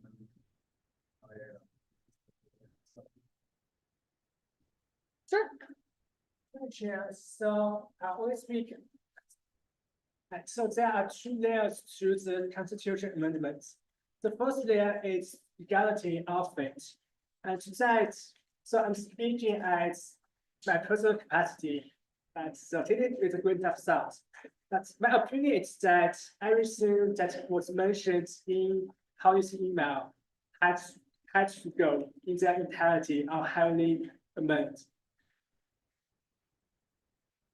The usage regime policies as it stands right now, AI operates under explicit authority given by the UCAFT to the Chancellor, to the Vice Chancellor for Student Affairs, to the Executive Director. We only have those limited power, and anything outside the scope is a violation to regime policy. With that said, provided the Senate remove everything mentioned in Holly's email, it is my opinion that everything else it's in compliance with relevant regime policy. I strongly invite you to invite in general to double check on that. And the director of student leadership community development. And that's my opinion on it. Now, the second layer is if you all want to get it passed, so it will be a very uphill battle. 20% it's not easy.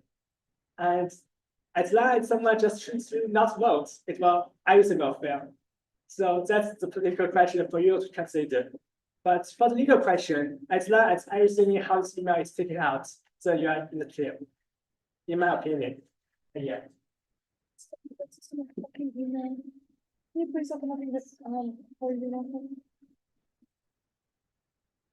All right, thank you so much, Judicial Council Member Jha.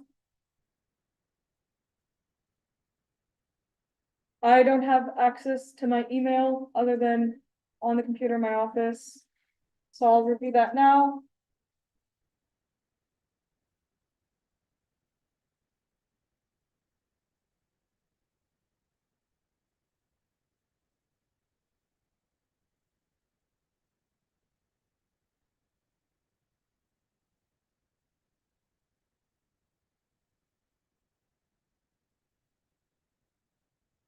Yes, Councilmember Jha. Yes, so the relevant article are Article 7, Section 2, subsection A. Subsection A. Subsection E. And then subsection B, subsection B. Subsection B, subsection J.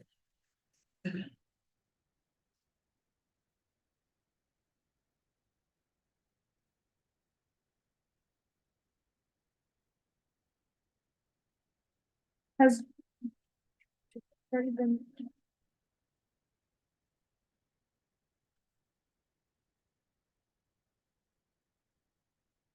Okay, to clarify.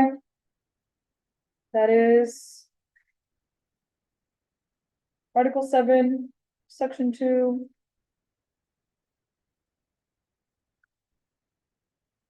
I don't have access to the email section.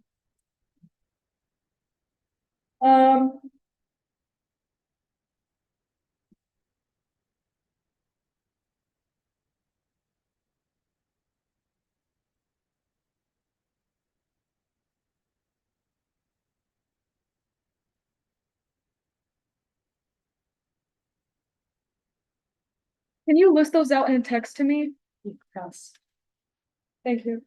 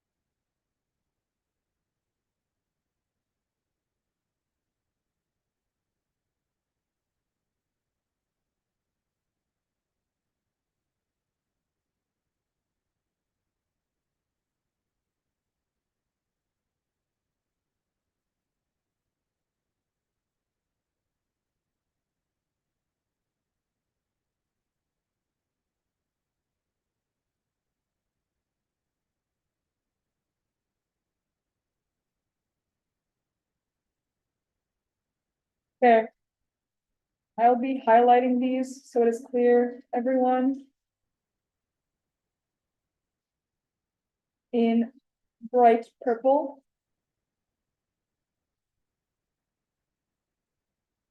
Oh, purple is not readable, might be. It's a better color. Oh, that is ugly. It's not ugly.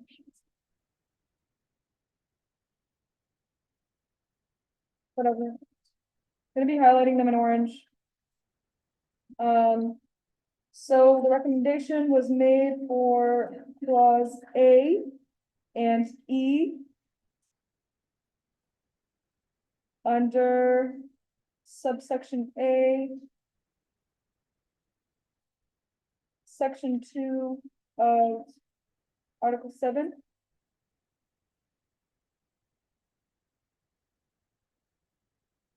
They are now either in purple or yellow. It's not turning.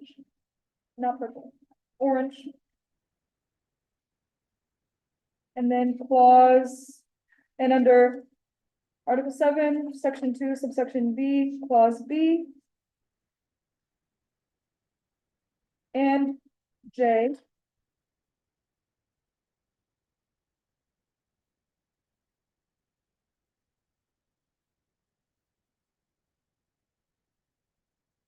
All right. There's been a recommendation from Parliamentarian Shaw. I suggest we all review those right now and make a decision on whether or not to make that motion.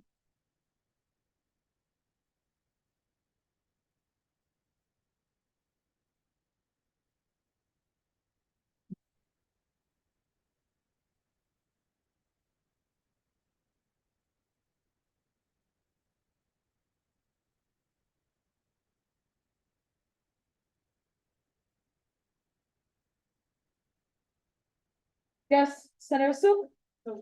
The ones that need to be amended or the ones that need to be struck? The amendments made to these, the amendments that have been made to these clauses need to be struck. So they will remain as is in our constitution, and we will make no changes to those specific clauses. As for Article E, or Clause E. Hold up, I need to pull up legal code. But my computer might crash. Can you pull up legal code?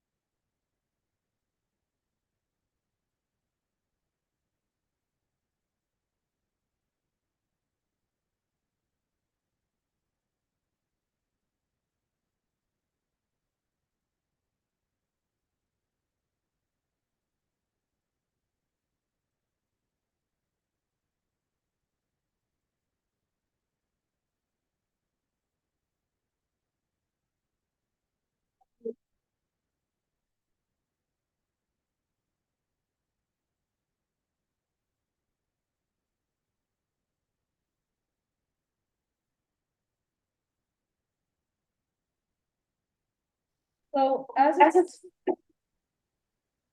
Okay. As it stands.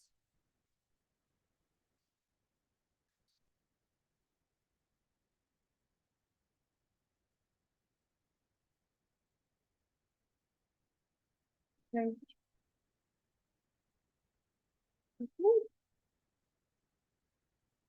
Um,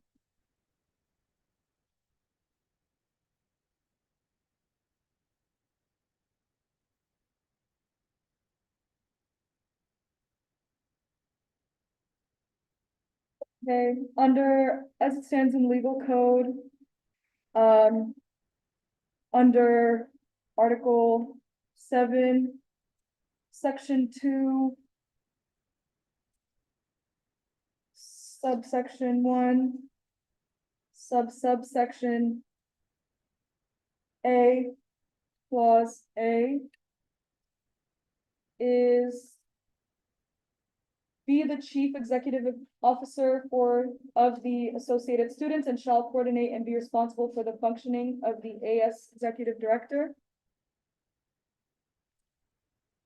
So what is highlighted for Clause A would essentially just stay to that. For E would be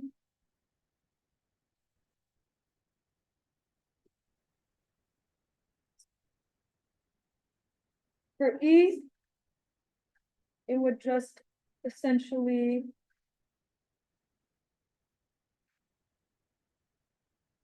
just dissolve, considering it was added in. Yeah. So E, as it stands in legal code right now, is just name the chairperson of the Judicial Council from its membership subject to a 2/3 majority approval of the voting ship member of the Senate. Which is Clause F in the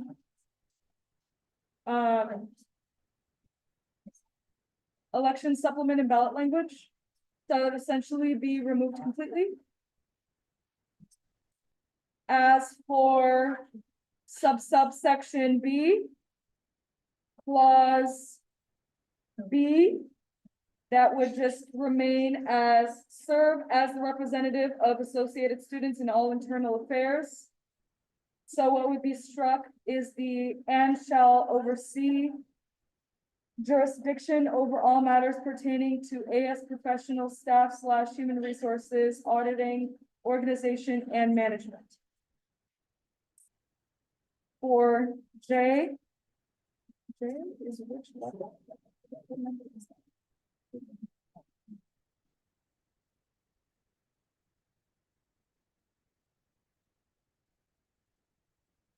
So J as it stands is clause 6 under subsection B. And it will remain serve as the official overseer and reference for all interactions between the Senate liaisons and their BCUs. They must also train the senators in how to be liaisons. Essentially, what has been struck before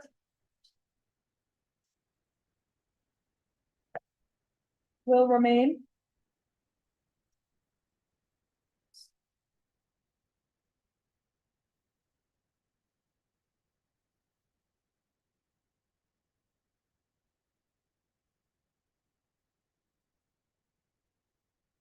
That was it for the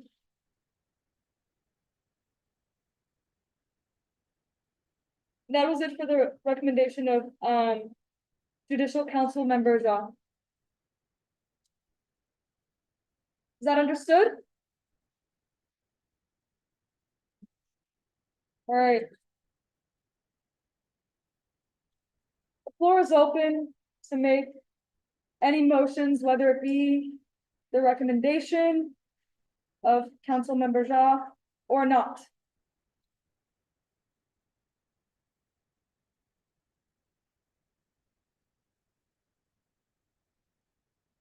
This is also in line with recommendation made by Holly Mays, our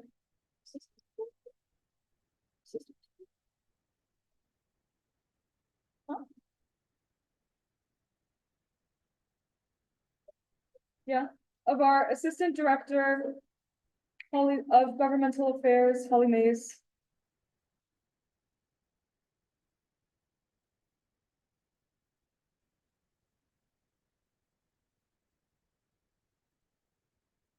I propose that someone make the motion to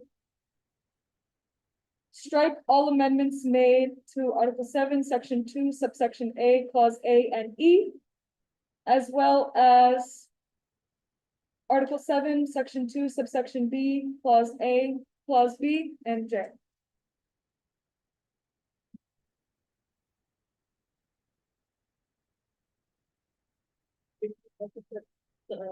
Subsection B, subsection B, but that's not the right. Let me review that now.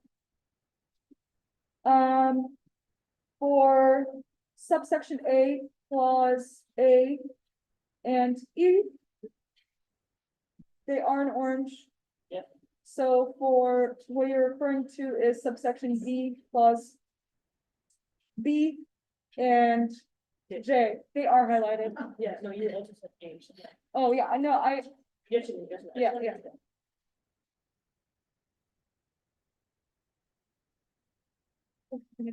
Senator Butler?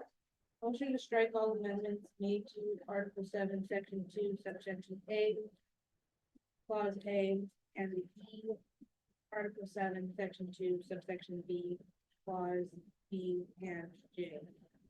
All right, there's been a motion to strike all amendments made to Article 7, Section 2, subsection A, Clause A and E, as well as subsection B, Clause B, and J. Proxy Claro? Second. Seconded by Proxy Claro. We are now in discussion. Senator Lala? If Senator Butler would. Please humor me on this, if you could either. Maybe if you'd be willing to rescind the motion, or maybe we could reconsider, I could make a second one. I would also like to add. Section I onto that, because there are serious. Issue that. My fault, that's L. Because there is serious concern that this could go against certain stipulations of the Bill of Rights, which protect students from arbitrary measures. And the nonpartisan section here is specifically added on to the Constitution to protect against such acts? Senator Butler, You'd be referring to, this, yeah. This, but of the, yep, I'd be willing to amend. So, I'd like to amend my motion. To strike all amendments made to Article 7, Section 2, subsection A, clause A and E, Article 7, subsection 2, or Article 7, Section 2, subsections B, J, and L.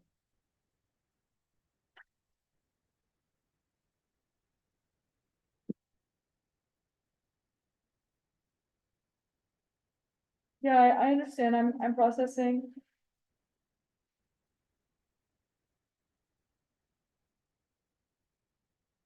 I understand a motion has been made. But I don't want to recognize that motion yet. Before Senator Lala explains what he defines nonpartisan as.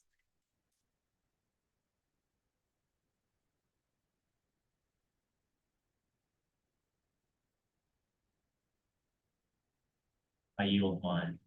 Senator Ryan. Senator Iden? Just to elaborate, our student bill of rights, ASU students shall not pass any resolution that discriminates against students, or nor support any entity that discriminates against students.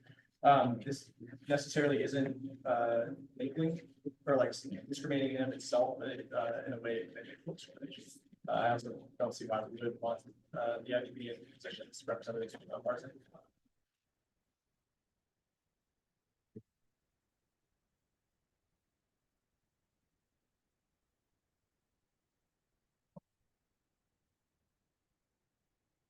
It is to my understanding that our student bill of rights in itself is a bias. It is a bias to protect our student body. Our student bill of rights would still stand. It would just mean that the future internal vice president has to abide that and bring that forward in a more serious manner. Nonpartisan is usually used to describe party affiliation, which our association does not have.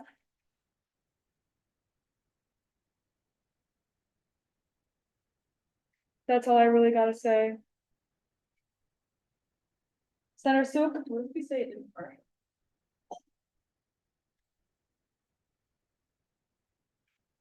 Then we don't bring party into this. And impartial is kind of another way you could argue of saying not partial, so then it's more, it brings discrimination in language. It's like it's addressing that. Just an idea. Senator Suk, you're a genius. Senator Lala? I think that's brilliant, Senator Butler, maybe we could amend once more. I didn't bring your motion forward. So a motion has still not been made, we're still in discussion.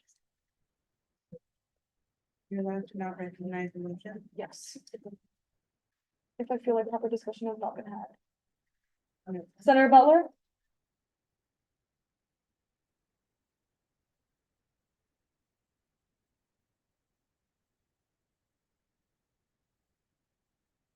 So I believe that we are still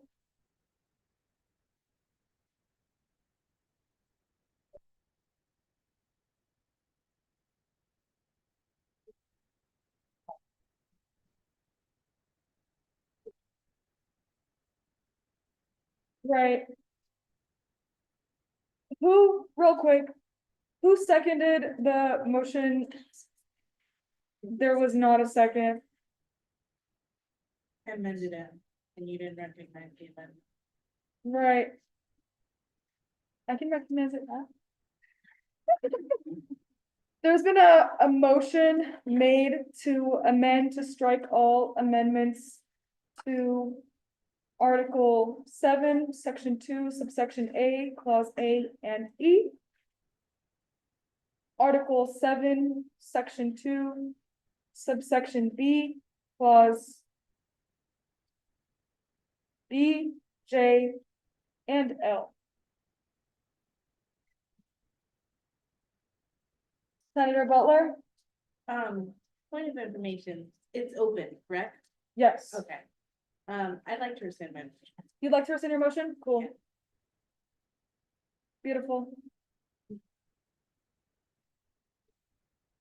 I love playing semantics with y'all. I'm not even being sarcastic. Senator Butler? Senator Sue, what was that word that you said? Impartial. Impartial, okay, cool. Could you recognize your motion at this time? They already put it there. We have the motion. Yes, Senator Butler? Okay. Just make just make the amendment first and then we can. Yeah, right. Okay, Senator Butler? Motion to amend Article 7, Section 2, subsection B, Clause L. Replacing nonpartisan to impartial. Cool. There's been a motion made to amend Clause L of subsection B, Section 1, or Section 2 of Article 7 from nonpartisan to impartial. Do we have a second, Senator Lala? Sorry. Seconded by Senator Lala. We are now in discussion. Senator Ganesh? Question has been called. Do we have any objections? Seeing none, motion passes. We're getting somewhere. Senator Butler? Motion to strike all amendments made to Article 7, Section 2, subsection A, Clause A and E, Article 7, Section 2, subsection B, Clause B and J. There's been a motion to strike all amendments made to Article 7, Section 2, subsection A, Clause A and E, Article 7, Section 2, subsection B, Clause B and J. Do we have a second? Senator Lala? Second. Seconded by Senator Lala. We are now in discussion.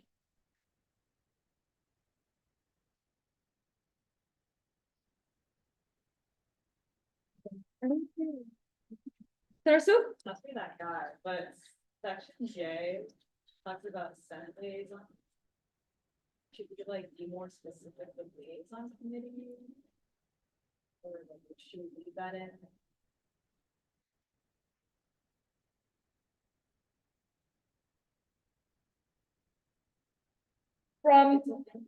From my interaction with liaisons and BCUs so far, I feel like it makes sense in there, but as liaison committee vice chair, if you have anything to add, I feel like it would be valuable. I mean, that's fine.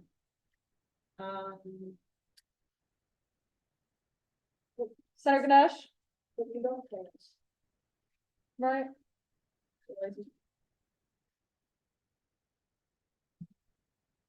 If you were in some of our meetings. I believe we did this in our retreat. But like, you don't pay us to do that. That's true.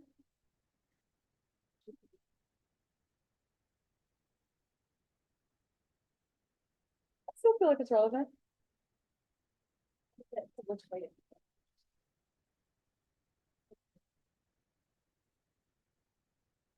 Okay, I want to propose a question to y'all. Who should be responsible for overseeing, because thus far I have been overseeing the interactions between BCUs and liaisons. I have been more direct in my approach where I just reach out to BCUs directly. And also, I elected y'all because I trust y'all to do this job. So I didn't feel like I needed to be as heavily handed. So, I mean, technically you do this, because we come to exec and we say how it's going. and Exactly. That's how we do this, Exactly. but you don't kind of oversee our functioning. If I'm not responsible for training you, who should? Great question. The first time my community is working. on this, so. Can I invite writers of committee legal back? The floor. All right, AJ Carlson, if you would like to give some input on this? About trainings? Yeah, no, about specifically who should train senators and how to be liaisons. Do we have liaisons anymore? Yeah. That's exactly my argument. So, Only if it's when I authored, the Canton River Act, we trusted that the liaison committee would satisfy the, constitutional responsibility of the internal vice president to create this liaison function. It was a, legislative workaround in a way. If you want to cut it, feel free to cut it. The thing that we have to just worry about if we're gonna do anything is we have to codify just to make sure that we're gonna have something that someone's responsibility, whether it be the Senate's responsibility, someone's responsibility to make sure that parties are being consulted and involved. The more eyes you have on it, the better. As we just learned, that's true every step of the way. So as long as there's something like that, where someone's working together, I think you can write it however you want. Senator Ganesh? Okay, I don't think Asian Council listened to what was being said. However, I will can I make a motion to strike? They must. You can, we are currently So in I a make the motion, motion. but you can recommend Okay, an amendment. okay, perfect. I would like to recommend an amendment to just strike they must also train the senators in how to be liaisons. Okay, You do everything else, you oversee it. how about we do this? We go about passing Senator Butler's motion as is, and then we can revisit this specific clause, and we can make that amendment. Senator Butler, how does that sound? Nice. All right, we're still in discussion. Senator Suk, question has been called. Do we have any objections? Consent. Do you have any objections to the consent? Seeing none, motion passes. Now the floor is open for your amendment. Senator.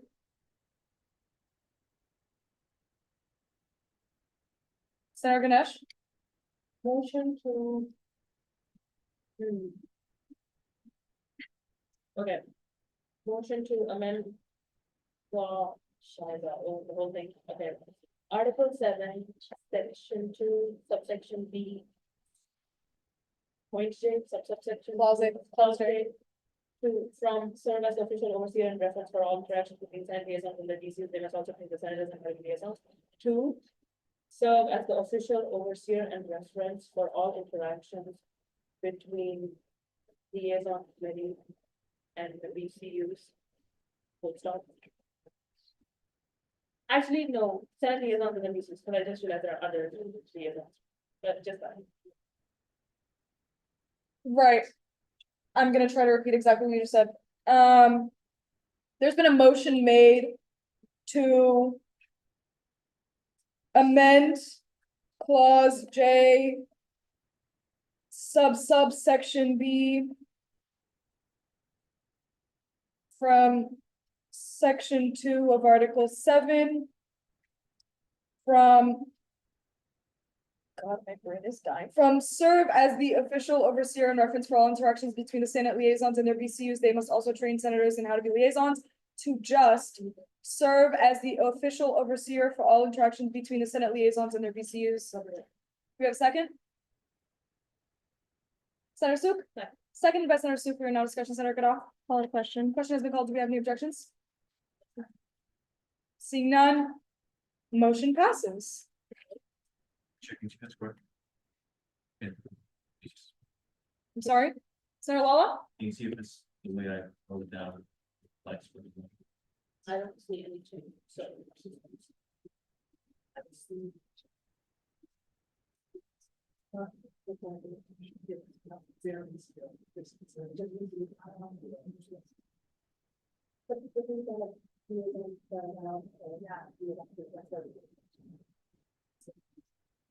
I got you.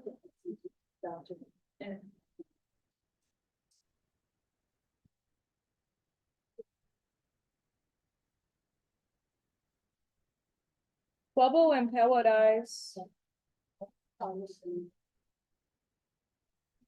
All right, until that's resolved, let's move on.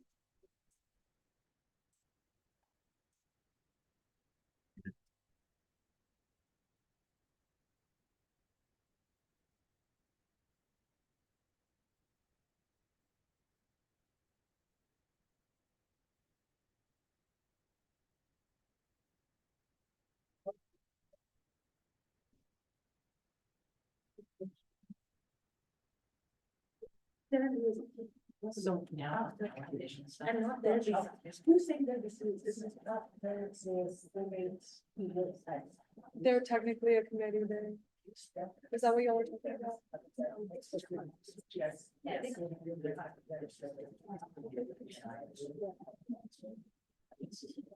I understand. Got it. That's the argument. You can just make another amendment. right? That's what the person wants to do, and then you just went on to something else.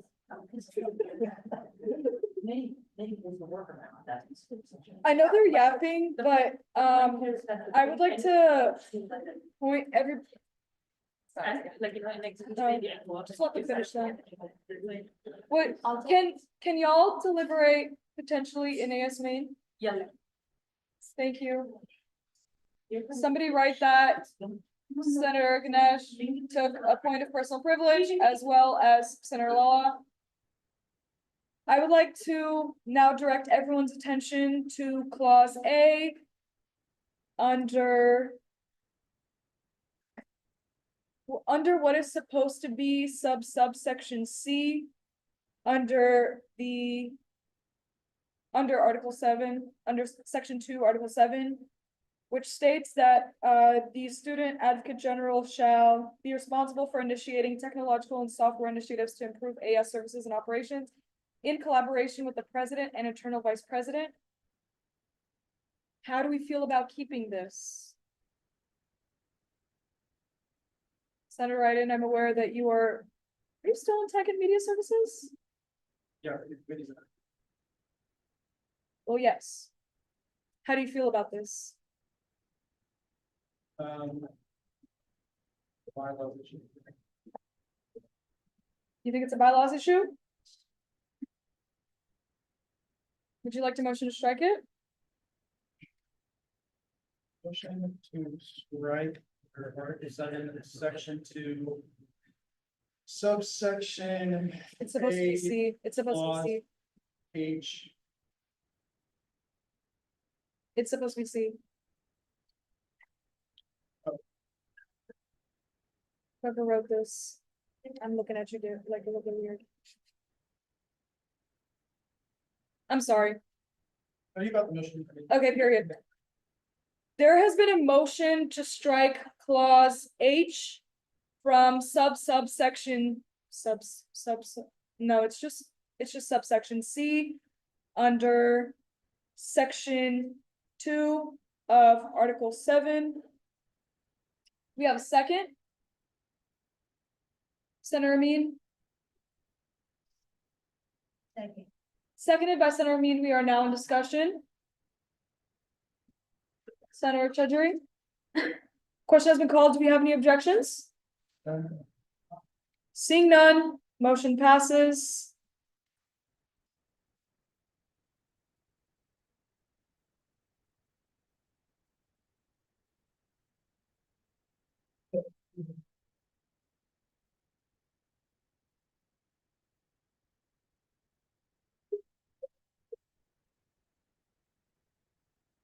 Let's go through everything. I'm down to go through everything.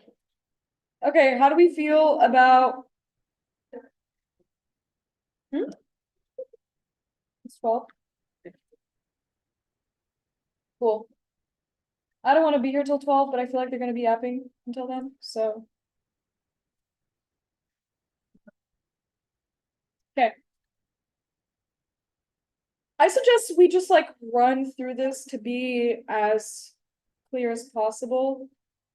Article 7 has been incredibly contentious, which I really appreciate looking into each of the executive officers' functions and powers as stated within the Constitution. I really appreciate everybody for putting in their effort and time into discussion. So under subsection A, under the president's duties, clause A will essentially remain the same as stated in legal code. So will clause B. Clause C is now changed from deal with all student affairs to more closely address what that means. And it is said, oversee and deal with all undergraduate student affairs, work closely with the offices of the Chancellor, Executive Vice Chancellor, Vice Chancellor for Student Affairs, Vice Chancellor for Administrative Services, and every other UCSB administrator and or campus department to advance undergraduate student priorities for policy and funding changes. Since that is an amendment made, I will leave it at that before moving forward. Senator Iden.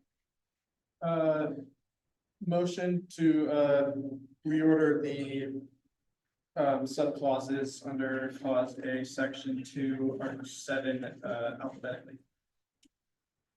All right, there's been a motion. Oh, so this is for all of subsection 1. Yeah, it's just out, it's out more out alphabetically. There needs to be a motion to read it. All right. There's been a motion to reorder the clauses under subsection A of subsection 1 of section 2 of article 7 in alphabetical order. We have a second, Senator Amin, seconded by Senator Amin. We are now in discussion. Senator Tajiri. Question has been called. Do we have any objections? All right, seeing no objections, we can now reorganize. Senator Ganesh? Don't hate me. I have another little thing that I just made. No one's hated, we're just tired. Thank you, sorry, love you. Motion to change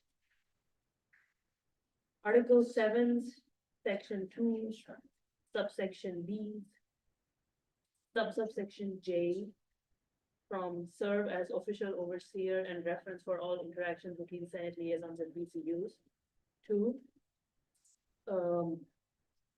aid in the liaisonship between BCUs and their liaisons. All right, a motion has been made to change clause J under subsection B, subsection 1, section 2 of article 7, from serve as the official overseer and reference for all interactions between the Senate liaisons and BCUs, to what? Serve To aid the liaison. to aid the liaisonship between BCUs and their liaisons. We have a second, Proxy Claro, seconded by Proxy Claro. We are now discussion, Senator Wang.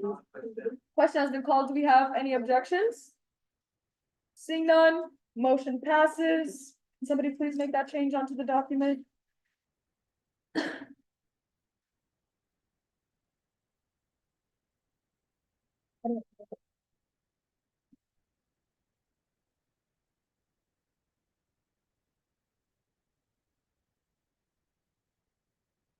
Personally, don't understand why this was changed. I think it is much clearer. But it's not my decision. I am discontent.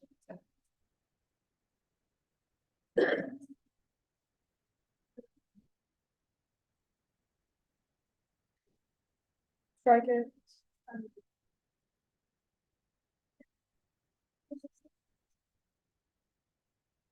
Sorry, Martinez? Thought you said something. Okay. All right, let's continue to go down the line, just to make sure we're on the same page. So now we're moving on into subsection B. Clause C or clause E. Serve as the primary representative for undergraduate students on all academic matters, work closely with the Office of the Executive Vice Chancellor and Academic Senate, together with elected senators to advance undergraduate needs. Temperature check, how we feeling?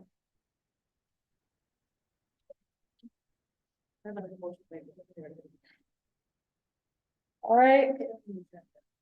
The next being clause E, under the same subsection B. Serve at, did I not read that? I read that. Clause G, supervise all departments, commissions, boards, units, committees, or other entities in the executive branch to ensure all entities fulfill their mission in legal code and that all representatives complete their expected duties. Temperature check. How we feeling? I don't want any surprises because I brought this up. Next, clause H, work to identify areas of improvement within the executive branch related to internal processes and efficiency. How we feeling about that? Period. Moving on to the next clause, clause I, be responsible for administering all payments, honoraria to all members of the association.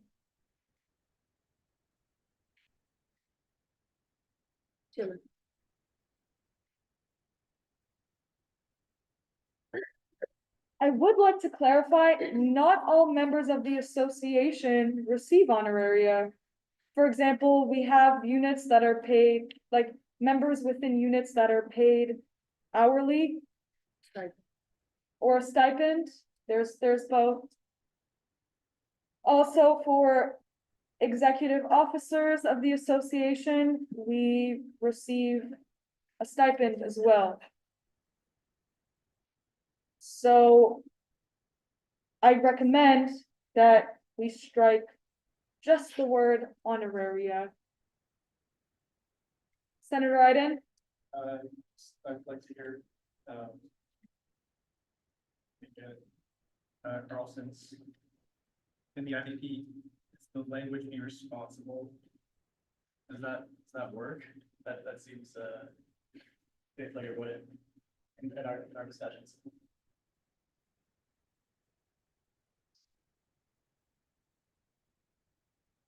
Oh. Honor is a special chair.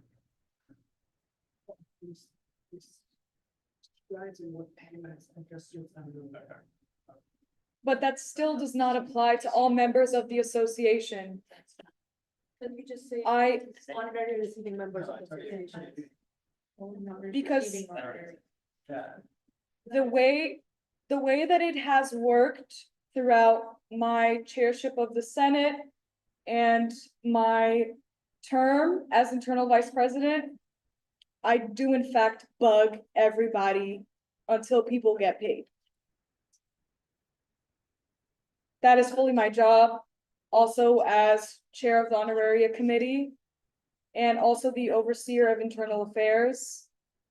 Senator Iden? Motion to strike, subclause I under subsection B, section, 2, Article 7. You'd like to completely cross it out? Yes. However, Yes. if it's already a responsibility within your office, I don't think I get to the constitution if that's anything, and also I'm not a fan of language, like you're responsible for administrating all payments. IVP isn't responsible for administrating all payments, it's the finance team, like, or like. And our executive director. Yeah, that's not. Yeah, So I was just trying to. which technically, I, as much as I can work with the executive director, it is up to the president to direct the executive director. T. You already do this, like. And I already do this. All right, there's been a motion to strike clause I under subsection B. I don't want to go through the whole thing again of subsection 1 of section 2 of Article 7. Do we have a second?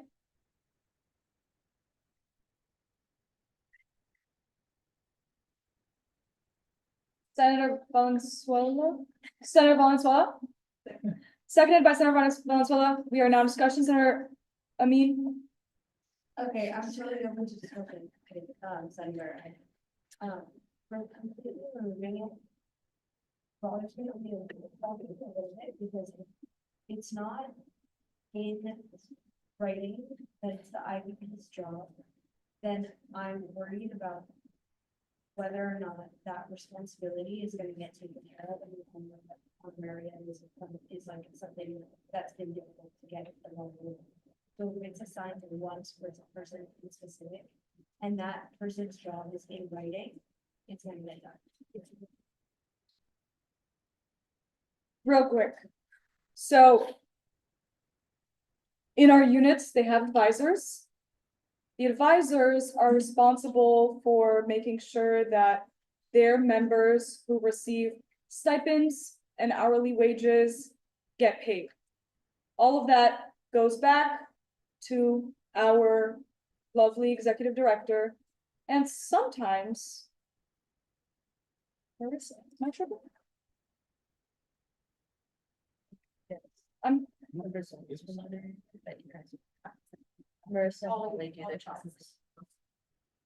not honoraria, I'm talking about hourly wages and stipends. I'm specifically talking about that. That does not go to your office? I guess, okay, so. Yes? So whenever we got payments for like What's your daily, name one more time? I'm Isabella, I'm. Hi, Isabella. Hi. Isabella works in Unit C. Yeah, I'm a retiree, have been taking it except for tonight, but, so essentially for stipend wages, such as those for KCSB or Daily Nexus who get paid, or no, TBL, who get paid per like story, we receive a stack of that in a requisition from Daily Nexus, and then a check is cut by our admin team. And then for hourly wages, that's through the university because we clock in and out on them. So that's university. Thank you. Thank you for clarifying. Really appreciate it. So it seems it is already codified that it is within my responsibility as internal vice president to review and approve honoraria and bring that to the Senate. So it makes it not only my responsibility as chair of the honorary committee, but also all of y'all's for approval. Yes, Senator Amin. Sounds like you're agreeing that it should be like. I'm more so agreeing that it should be cut because it's already codified.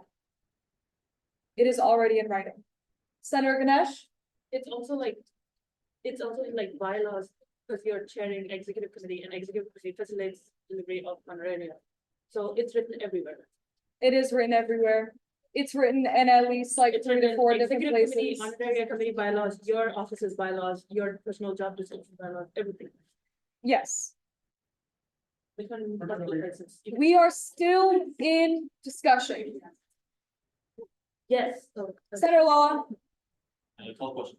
question has been called. Do you have any objections? Consent. Do you have any objections to the consent? No. All right, seeing none, motion passes to strike clause I from subsection B, from subsection 1 of section 2 of Article 7. God, I hate this. Almost there. We are so close to being done. And I really appreciate all of you for being here and all of y'all's time. So let's continue to run through this. K, oh, Oh, no. J has just been discussed. Nothing. Senator Ganesh, I promise. Mommy promise is the last one. Okay. Motion to amend, and Ali already has it. So motion to amend J from subsection B, from section 2, from article 7, from what we last wrote was. Or what did we last write? Last we wrote was aid in the liaisonship between BCUs and their liaisons. Amend that to aid in the liaisonship between BCUs and the Senate.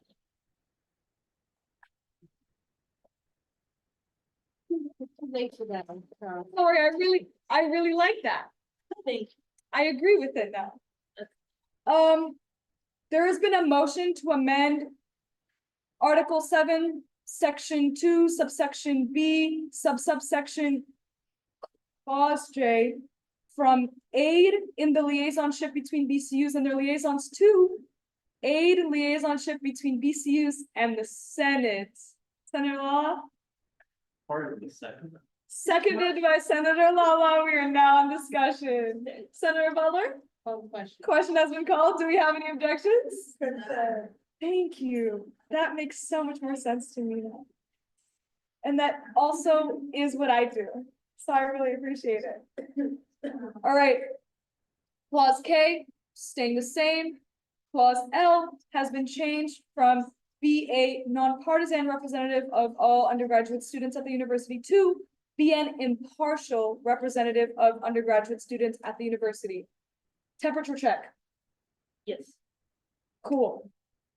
Now, moving into subsection C.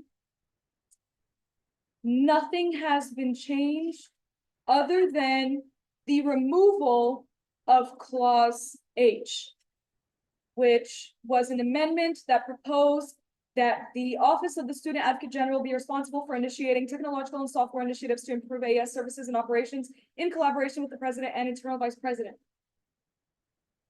Are we cool with that strike?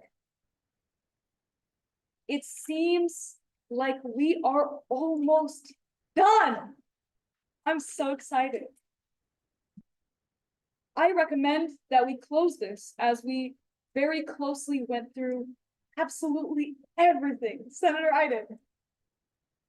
You guys have to edit the yes and no's at the top.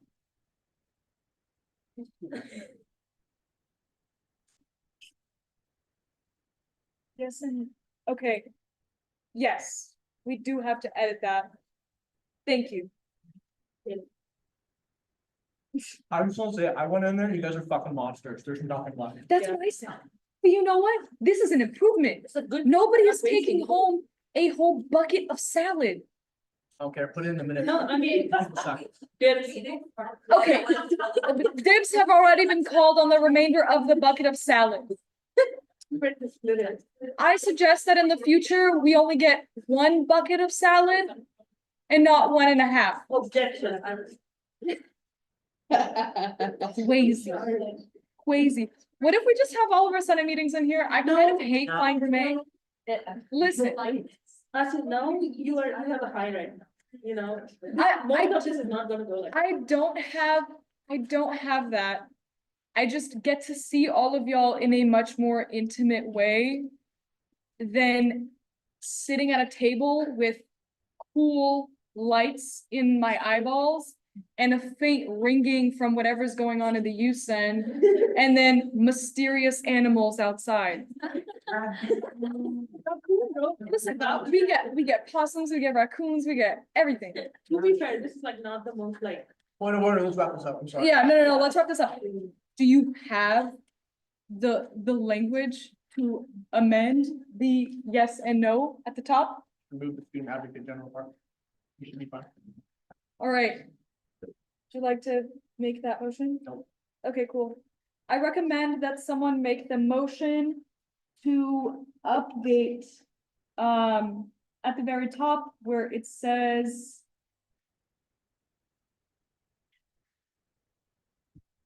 wait. No, we didn't. They didn't change anything to strike those changes. Oh, wait. yes and no at the top of this specific, okay, cool. Right on top of Article 7, there is the very specific ballot language that clarifies what a yes and a no is. I recommend that we strike from the yes and no portion, the mention of the student advocate general. Would anyone like to make that motion? To be clear, you'd be striking just the name of the student advocate general in the ballot language. Senator Lala? Chair, it seems like there's more to reword here than just student advocate general. Okay, figure that out. I'm gonna take a point of personal privilege. I'm yielding chairship to Senator Butler.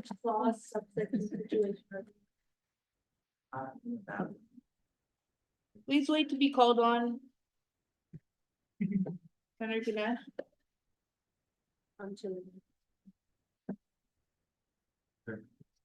Senator Walla? So strike the numbers. Okay, which of these, so the student advocate general, no, that doesn't apply. It seems like it will not redefine any responsibilities of the president, so that shouldn't be on there either. The IUP does stand because we're moving the, what is it, from nonpartisan to impartial. So what should we say here? This constitutional amendment slightly redefines responsibilities of the interim vice president? Like, is there a more accurate way of wording them? Senator Iden? I just, it's not about whether it's slide or not, it is redefining their powers and responsibilities. We could leave it as it is and just take out the student advocate general part, and that would, get.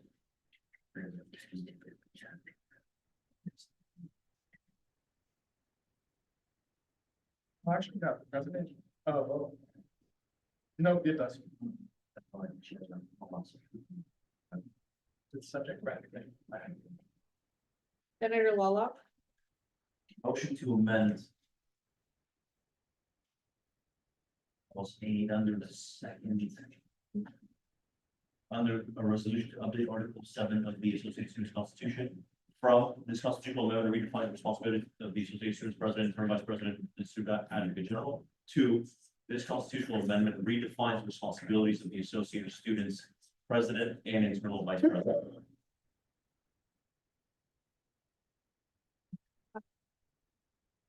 There's been a motion to amend.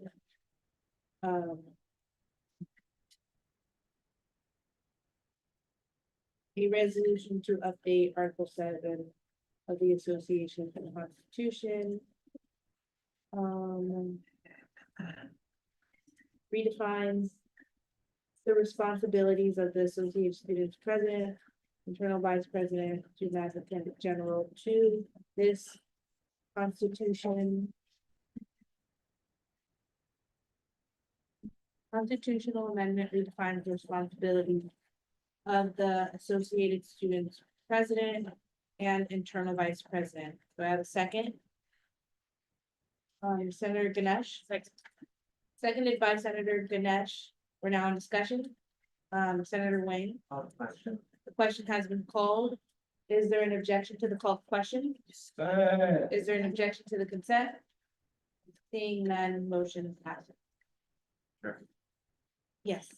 It's not clear to me whether this would also apply, I forgot to think about this one being like, whether this would also apply to a yes vote and a no vote. So if I could just remove that, or if I need to make another one. Yeah, I do think another motion would need to be made because, well, we didn't clarify. In the, It's a, sorry, well, did you say like no, like in the no portion? I did say the wording that was applicable only here, but I did say under clause A, which kind of implies that it A meaning like the A under the thing. Right. Kind of Okay. implies this would apply to all of them. I'll yield my chairship back to IVP Pinto for that, so they can make the determination based on that. The ruling. Bro, I don't even know what's going on. Are we in the middle of the motion or did that pass? Okay, Senator Raiden, Motion to amend the yes section, to state a yes vote is in favor of redefining the oversight powers and responsibilities of the president and internal vice president.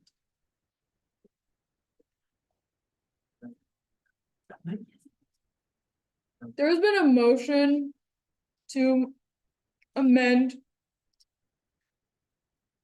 the ballot language under resolution to update Article 7 of the AS Constitution from a yes vote is in favor of redefining the oversight powers and responsibilities of the president, internal vice president, and student advocate general to a yes vote is in favor of redefining the oversight powers and responsibilities of the president and internal vice president.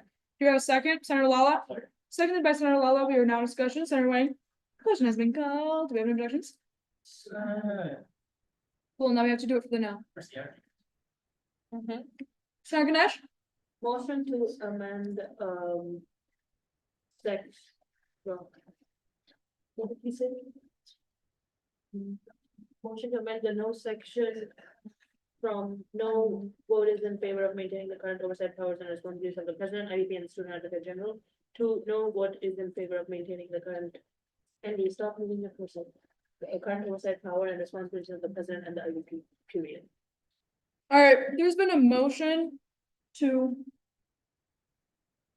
amend the ballot language under a resolution to update Article 7 of the AS Constitution from a no vote is in favor of maintaining the current oversight powers and responsibilities of the president, internal vice president, and student advocate general to a no vote is in favor of maintaining the current oversight powers and responsibilities of the president and internal vice president. Do we have a second? Senator Dolly?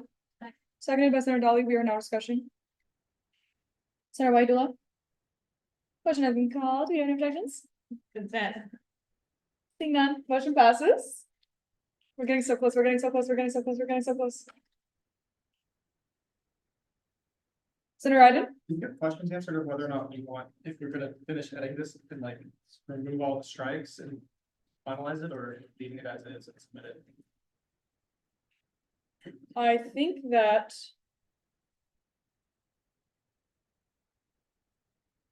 so all of the clauses still have not been properly organized under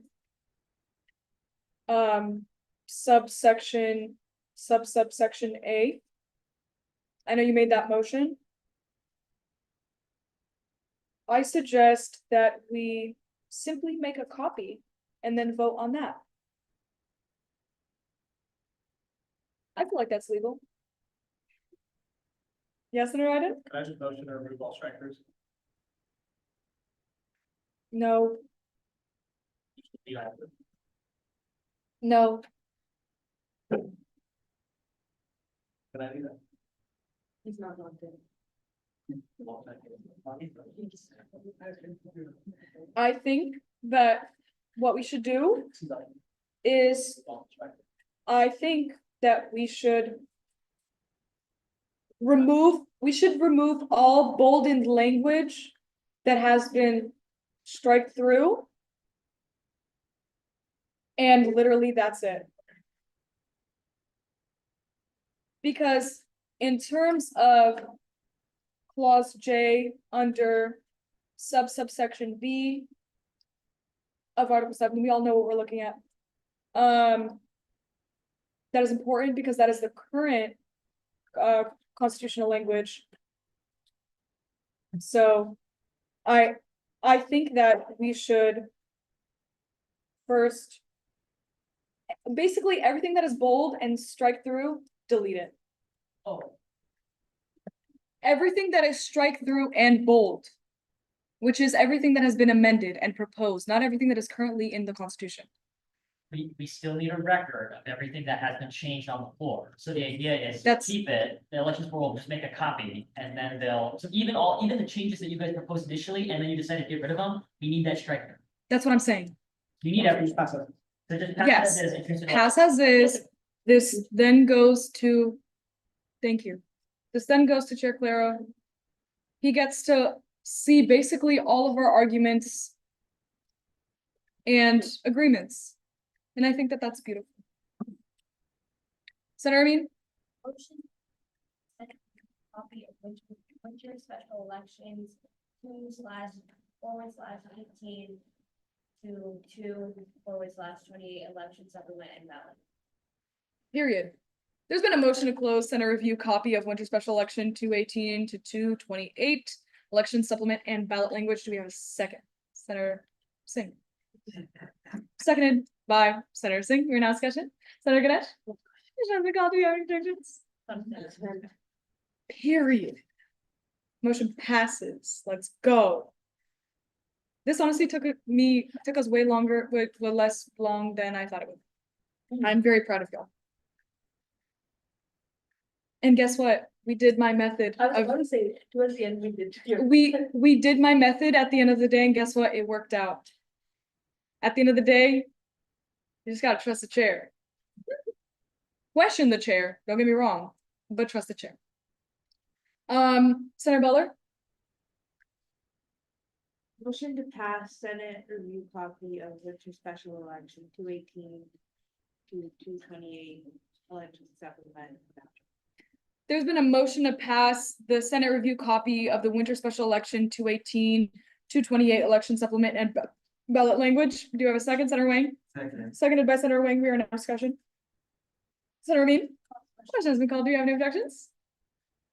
Seeing none, motion passes. I don't think we have to vote on this. I don't think we have to vote on this. It's not a piece of legislation, so we don't need to vote on this. All right, I'm talking. Thanks, Parliament. Yeah, close it and then reapprove it. We already approved it. But now we passed it. No, it's not a piece of legislation. We don't need to vote. Huh? Oh, yeah, you're good. You're good. You reapproved it, you're good. Yeah, we approved it. So is it something that you Yes. We are now into the acceptance of the agenda. I feel like people are confused. What is the confusion?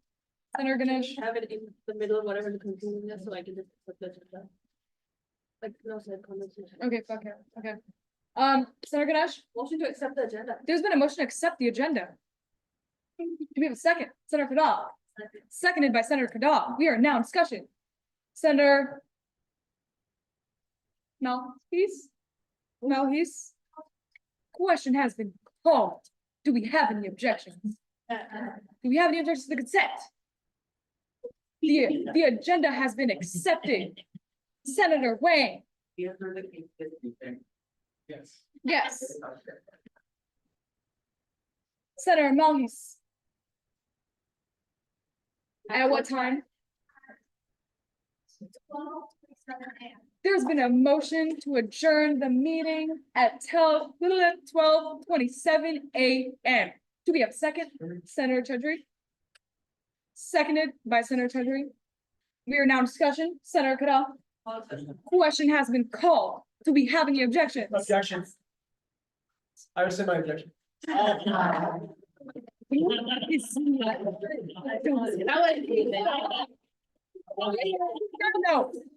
Do we have any objections to the consent? Any objections to the objections to the consent? I need to hear it twice. Right. Meeting adjourned. Thank you, everybody. We did that. Thank you. Thank you, Peter. We did that. Here. Thank you so much for coming out of your time.